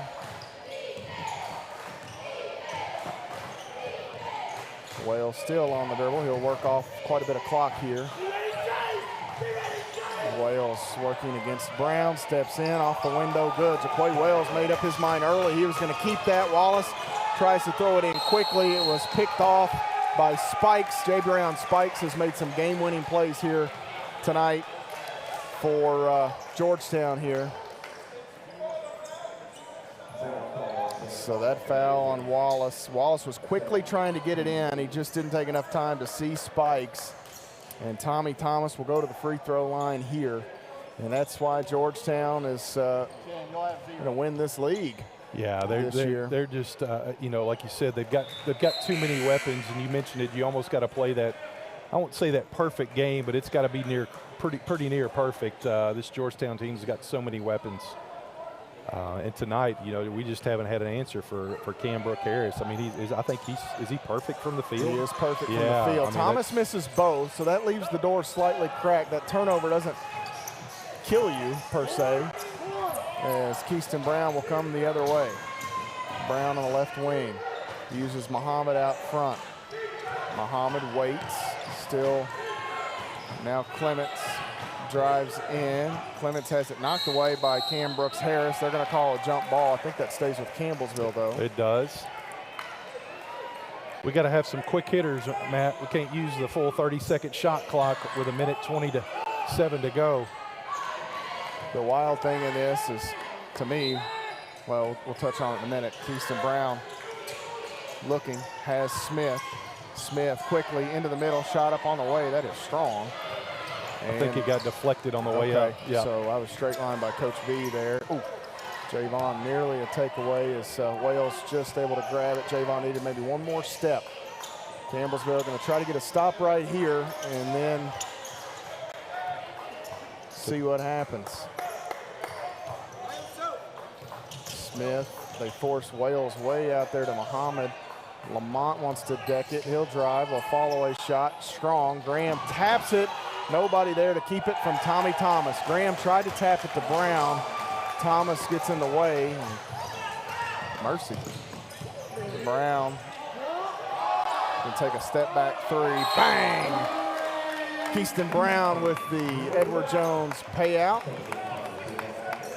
I always love the jockeying between the coaches and different things. Chris Briggs wanted to push off. Yeah, Tommy Thomas could have put a saddle on Keyston Brown. He couldn't have ridden him down the floor then Coach Vernon was wanting to flop. So they're all jockeying. Nobody's happy. Yeah, that's right. 76-69, a quick timeout taken by the Tigers with 42.2 seconds remaining. So now you're at a point, Coach Benji, with Coach Vernon, they're talking about who you want to foul. Yeah, who you want to foul, extend this game. Hopefully you get them an opportunity to miss some free throws. But on the flip side, you got to come down and got to get some quick looks. And, you know, it's we've ran out of gas, Matt. So this has been a physical game up and down, and you expel so much energy. Played it in the phone booth there that second half, as you mentioned, and just a little bit. This is where we're missing a Malachi, you know, D'Souza, that extra body in there that you know, that can give some guys some minutes. But you can just tell we're a little tired. Campbellsville at the wrong time of the game. Yeah. You know, I thought you might get Jake Omer in at least for the free throw shooting. Unbelievable the way that Javon Smith took him out of the game tonight. Well, I think you would have told us. Jake Omer, who Smith almost 0 points. You would love your chances, and Campbellsville has had their chances. Quickly ahead now. Lamont holds it. Somebody's got a foul, I would think, and there Clements will get Drew Lamont. But Georgetown able to run off 10 seconds or so there. Clements will send Drew Lamont to the free throw line. The key here is this is the final 1-and-1, so you really need a front end miss for Drew Lamont if you are a Campbellsville fan. Well, the word around the league is you don't want to play you don't want to play first round. That's this right. is why. Yep. I know Wilberforce has picked up some big wins. Lindsay got a big win last weekend over Shawnee State. So it's not like there are any easy ones per se. This Tiger team is playing really well down the stretch. And, well, I think they've figured out who they are, the type of ball that they need to play. And would you say they won 2 of their last 3, and we're right here with 4 to go. It was a 2-point ball game. Lamont gets both. Campbellsville running out of chances here. Graham going to throw it in to Smith, and now he'll bring it ahead. Looking for Wallace, has him, finds a cutting Milburn down the end line. Milburn going to throw up a contested shot that is good right over the top of Lamont with 23.4 seconds remaining. And a full timeout taken here by the Tigers. 23.4 remaining. 78-71, Georgetown leads. You're following the Tigers on the Campbellsville University Sports Network. Worried about your friend, but don't know how to reach out? You could say how are you or get a fake tattoo. You could ask with an app if it works for you. You could chat with them in VR. It's so good. If you think you should check in, yeah, you should. Whatever gets you talking. Reach out to a friend about their mental health. Whatever gets you talking. Learn how you can help at seizetheawkward.org.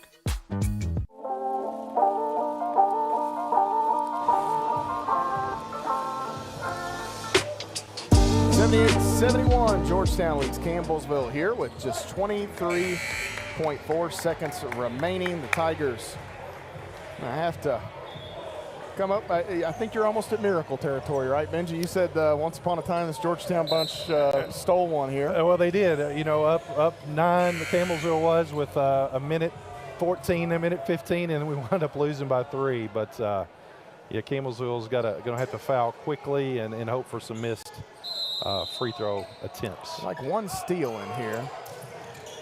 And nearly had it. Spike's going to throw it up. What a play by Spikes and a tap by Wales. Lamont will dribble it out. That's just a championship play right there. It is. It's a smart heads-up play. You got to love the effort there. And Spikes, it was dangerous because, well, if it doesn't work out, Campbellsville grabs it at midcourt. Yep. But if he doesn't, it's Campbellsville ball anyway. That's right. But the smart thing about Jabrion Spikes, he threw it towards his own goal at least. And that's just a big-time play by a freshman who understands the game. You can see why Coach Vernon wanted him.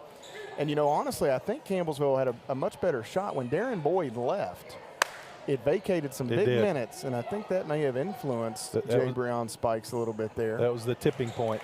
He and Boyd went to the same high school, and I'm sure Darren probably said, look, go here and replace me. Lamont misses the first free throw, 78-71, 16.3 seconds remaining. Boyd's had a really good year in his transfer as he gets the second. Campbellsville the other way, ball back tapped, it goes out of bounds. Campbellsville will inbound with 12.4 seconds remaining. Well, Matt, you got to love the effort here from this Campbellsville team. We just ran a little bit out of gas and some hold by whistle away from the ball here, and it's, that'll help Campbellsville as well, Coach Briggs. Coach Briggs, Wales was protesting the call. He said, "You held him. What are you doing? You held him." That's I love it.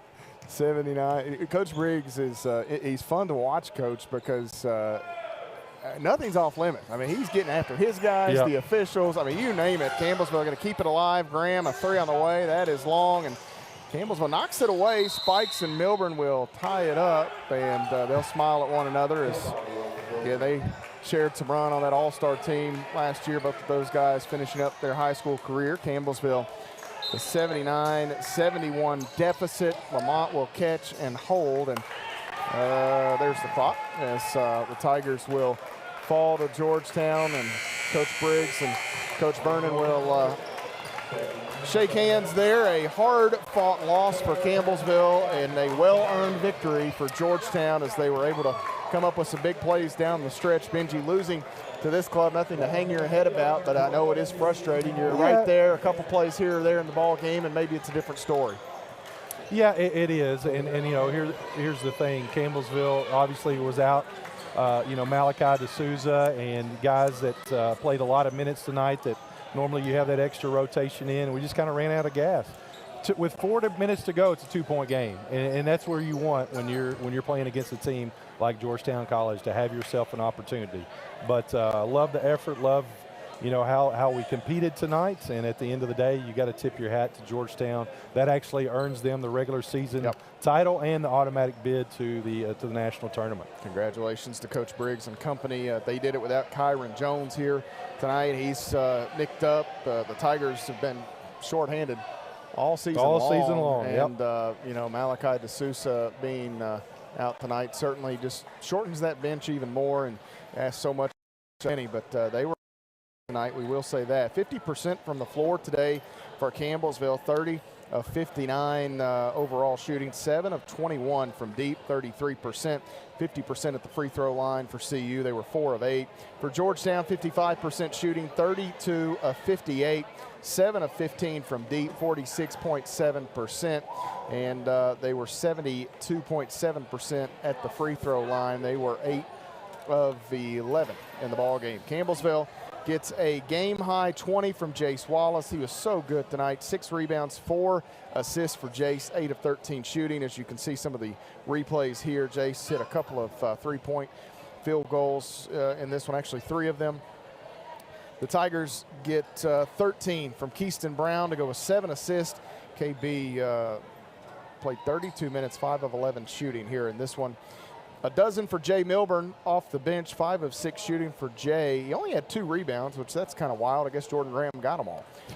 11 for Javon Smith, 3 boards, 2 assists. Smith had the toughest assignment all night long. Jake Omer or whomever else Georgetown had out there, Jaquay Wales at times, and big credit to Javon for the effort. We'll be sure to talk to the head coach about him and his performance. 8 points for Jordan Graham, 8 points, 9 rebounds for JG. He, as Coach Vernon, Mark Vernon mentioned, the best player on the floor at times tonight. Yes. In this one, Benji, keeping plays alive, offensive rebounds, and making those heads-up plays to help you win ball games. Yeah, you got to credit his effort. You've seen him over the last 4 or 5 games just really, it's kind of slowed down for him. He's able to get in here in 26 solid minutes, but I just want to tip my hat to Javon Smith.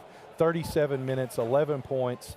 You knocked Jake Omer, kept him to 0 points. I mean, you will take that each and every night. You just got to love the effort for this young man. But all in all, 4 minutes to go, we had our opportunities, and just a couple of possessions, and next thing you know, they got it out to 3 possessions, and we were just unable to capitalize from then on. Campbellsville gets 4 from Chandler Clements to go with 3 rebounds, 3 from Malik Muhammad. Malik kind of had some foul troubles here and there, and credit to Georgetown. They've done what a lot of teams have done this season. They just work on really Double digging team, yep. and sagging down and just make it so hard to get They it do. to Malik. Even though the Tigers from 3 shot it decent tonight, still they make it so difficult at times with some of that. Well, they do, and when they're able to kind of dive down and double team, a couple times Malik turned it over, and just that disruption that takes place. And but at the end of the day, you just got to tip your hat to Georgetown. They played a little better down the stretch. Tommy Thomas led Georgetown 18 points today. I don't know if that's a career best for him, but averages just 7 points a game, 13 minutes a game. He was terrific for them this evening, 7 of 10 from the field, and a real difference maker off the bench for Coach Briggs. Cam Brooks-Harris was perfect from the floor, 6 of 6. He hit 4 3-point field goals, 4 rebounds, 2 assists, 2 steals, en route to 16 points. They got 11 from Rashad Bishop, 10 more from Tay Dozier. 8 points each for Drew Lamont, Jaquay Wales, and Jabrion Spikes.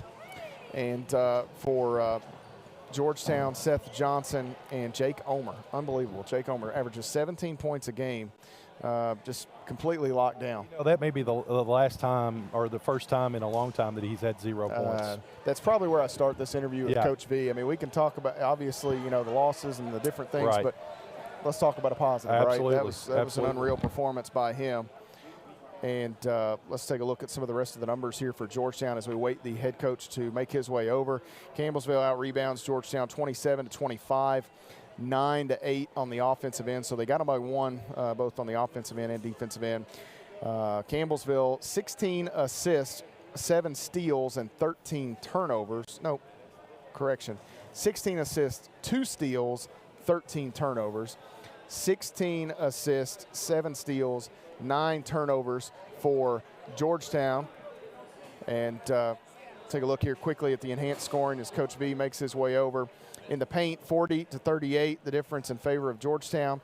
15 apiece off turnovers, second chance points, 15-14 in favor of CU, and bench points, 37-20. Score was tied 3 times. The lead changed hands 11 times. And Campbellsville's largest advantage, 11. Georgetown's was 10. As Coach V joins me, Coach, punch, counter punch here tonight. And those last few minutes, just run out a little bit of gas. And we can start, obviously the score not quite what you wanted, but I'm going to start, we're going to talk about the highlight here for me. And this is something we've talked about.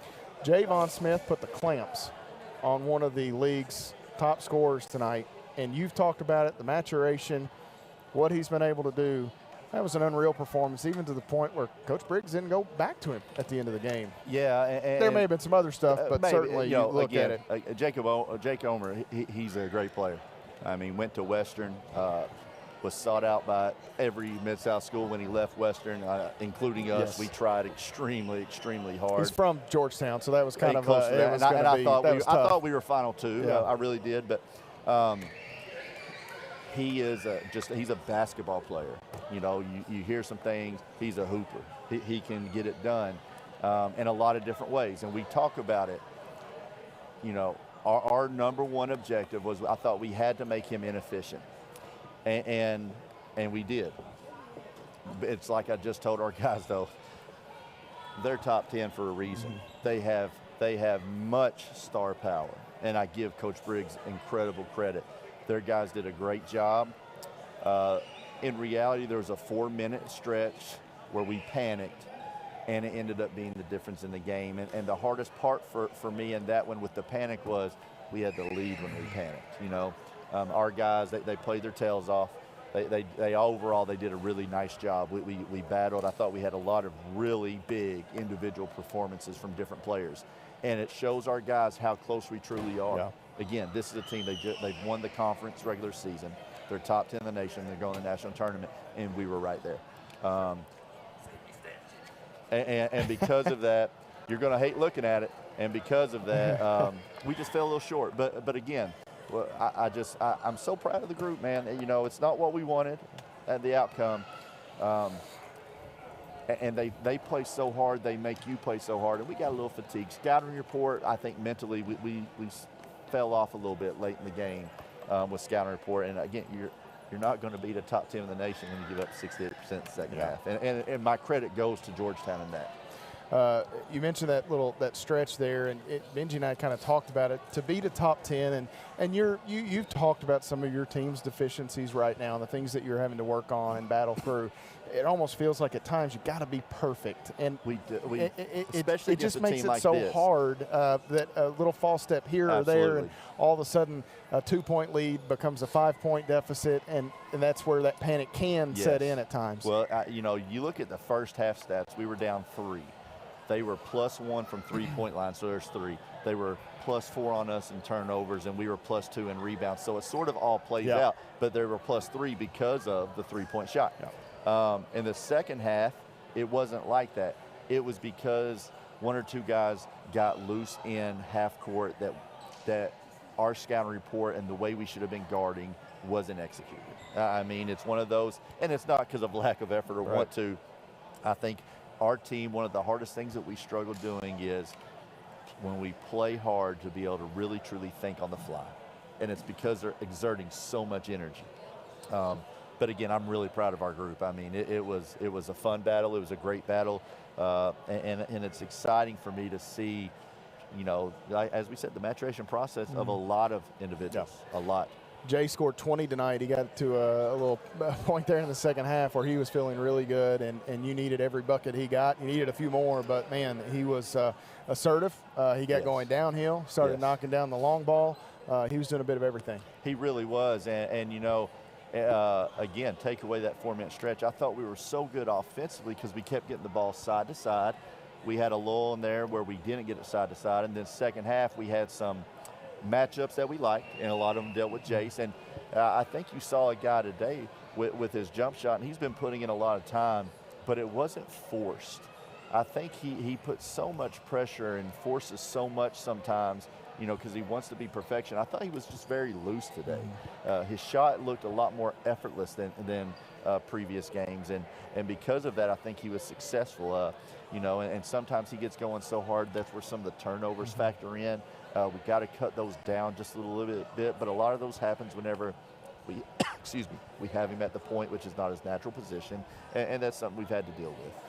Jordan Graham I'm glad you're bringing him up. Yeah, we had to. I'm so glad you're talking about him. Well, it was funny.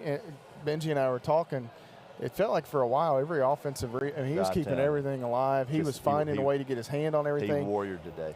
And Mark at one point said, you can take out anybody, but you can't take out Jordan Graham. He's the best player on the floor. And we've talked about this before earlier in the year.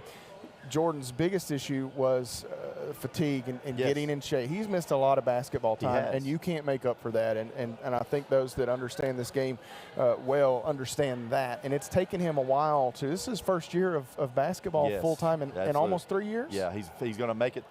Make it through the season. There, we got a couple weeks left, but he's going to make it through the season, and that's huge for him. He was terrific today. Yeah, he was, and he's been getting better and better, and I think a lot of it is because of just the year and the conditioning and stuff like that.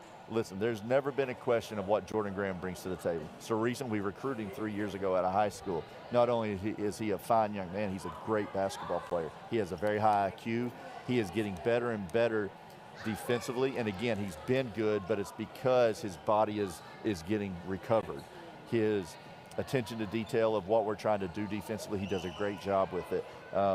I think, again, the biggest thing for him will come from the end of March until August. Just continue to work. Again, we've talked, Matt. What we have right now is exciting. We graduate nobody on the perimeter from the guard spot. Hopefully we'll have a healthy Darius Harding. I believe what we have coming back could be something special, especially we'll have to add 1 or 2. You always do. If we can get the right pieces, I'm just so excited about what we have, and it starts with those guys, Jace, Keaston, Jordan. They're great teammates. They're great individuals. They're great leaders, and again, we're so excited of how we're progressing. The key there, and I love it, adding 1 or 2, not 6 Absolutely. or 7. And it's something that it's taken time to get to this point, as a young coach 6-7 years ago, what I knew was, hey, we'll bring as many as we have to every year. And I found out somewhat quick I didn't really like that. Yeah. And COVID it hurt us from a standpoint of we lost a lot, but it helped us because we got guys with 2 and 3 years. And we have been beaten some in the last couple of years because we've been playing these fifth-year COVID seniors. Yeah. And I believe in the next couple of years, we're finally going to be able to take some advantage of what we've been working towards. And again, sometimes it's hard to see the light at the end of the tunnel, but I really, it's shining bright for me right now. And again, just so excited. I love it. Saturday, you get to go home. It's still home. It'll always be home, you know. I mean, I know it's you transition, whatever, and you're a Campbellsvillian. But no, there's no doubt. At one point, you were a Williamsburgite or whatever they call it, whatever they might call it. But you go back to your alma mater, a place that your dad was the one that stole the stat sheet a moment ago, and Brent told him, so you're not going to like it. Always fun to go back there. It'll be pretty cool, and you wrap up the regular season. It'll be a big senior day for them. Huge. And who knows, with the way this thing's shaking out, you may go down there on Saturday. You may go right back on Tuesday. Absolutely, and you know, I don't know how they ended up tonight. They were down by double figures, not quite at halftime with Lindsay. Okay. They're down 15 at half. It's a really big game for them. It's a really, really big game for them. So. You know, we'll see what happens. They're going to come ready. They have 7 or 8 seniors. You know, they'll be circling the wagons, and again, our guys, we have to recover and be ready for that. Coach, tough one here. It was fun. You guys went tooth and nail with top 10 team, and I'll be happy to be with you on Saturday. Appreciate we'll try it again. Thanks, man. Coach Vernon and the Tigers come up short here to Georgetown tonight in the Powell Center. They fall to the Georgetown College Tigers. Final score 79-71. As we put a bow on our broadcast here tonight, we say a special thank you to Campbellsville University President Dr. Joseph Hopkins, Vice President for Athletics Rusty Hollingsworth, and Director of Athletics Jim Hardy. We also say a special thank you to the entire Campbellsville University Sports Information Department. Those who have produced our broadcast back in the studio, Alex Mead here on location, CJ Burgess, Zach Wilson, Colin Sheffield, the entire crew, full-timers, and our terrific students as we conclude our home schedule here in the Powell Center. We thank them for their tireless effort this season, day in and day out, nights, weekends, all of that fun stuff, all of those guys who have gotten us here, as well as Jordan Annell and our students that have helped. There are too many to name, but they have done a terrific job this season bringing you Tiger and Lady Tiger athletics, at least basketball here from the Powell Athletic Center. So we say thank you to all of those who have made these broadcasts possible, especially Tori Cox and Eden Hale, who have produced so many of these ball games back in the Auto Smart studio. Thank you to those young ladies as well. Benji Kelly on color commentary. A special thank you to him, and he'll join me for some postseason play as the Tigers and Lady Tigers continue to move on. All of you who have followed our coverage this season here at home, a special thank you to you as well. One final time from the Powell Athletic Center. Signing off, Matt Payton. You've been following the Tigers on the Campbellsville University Sports Network.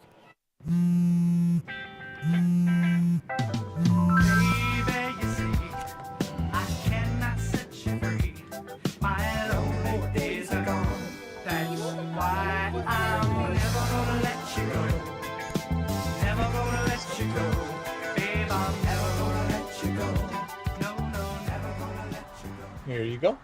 Thank you. Thank you.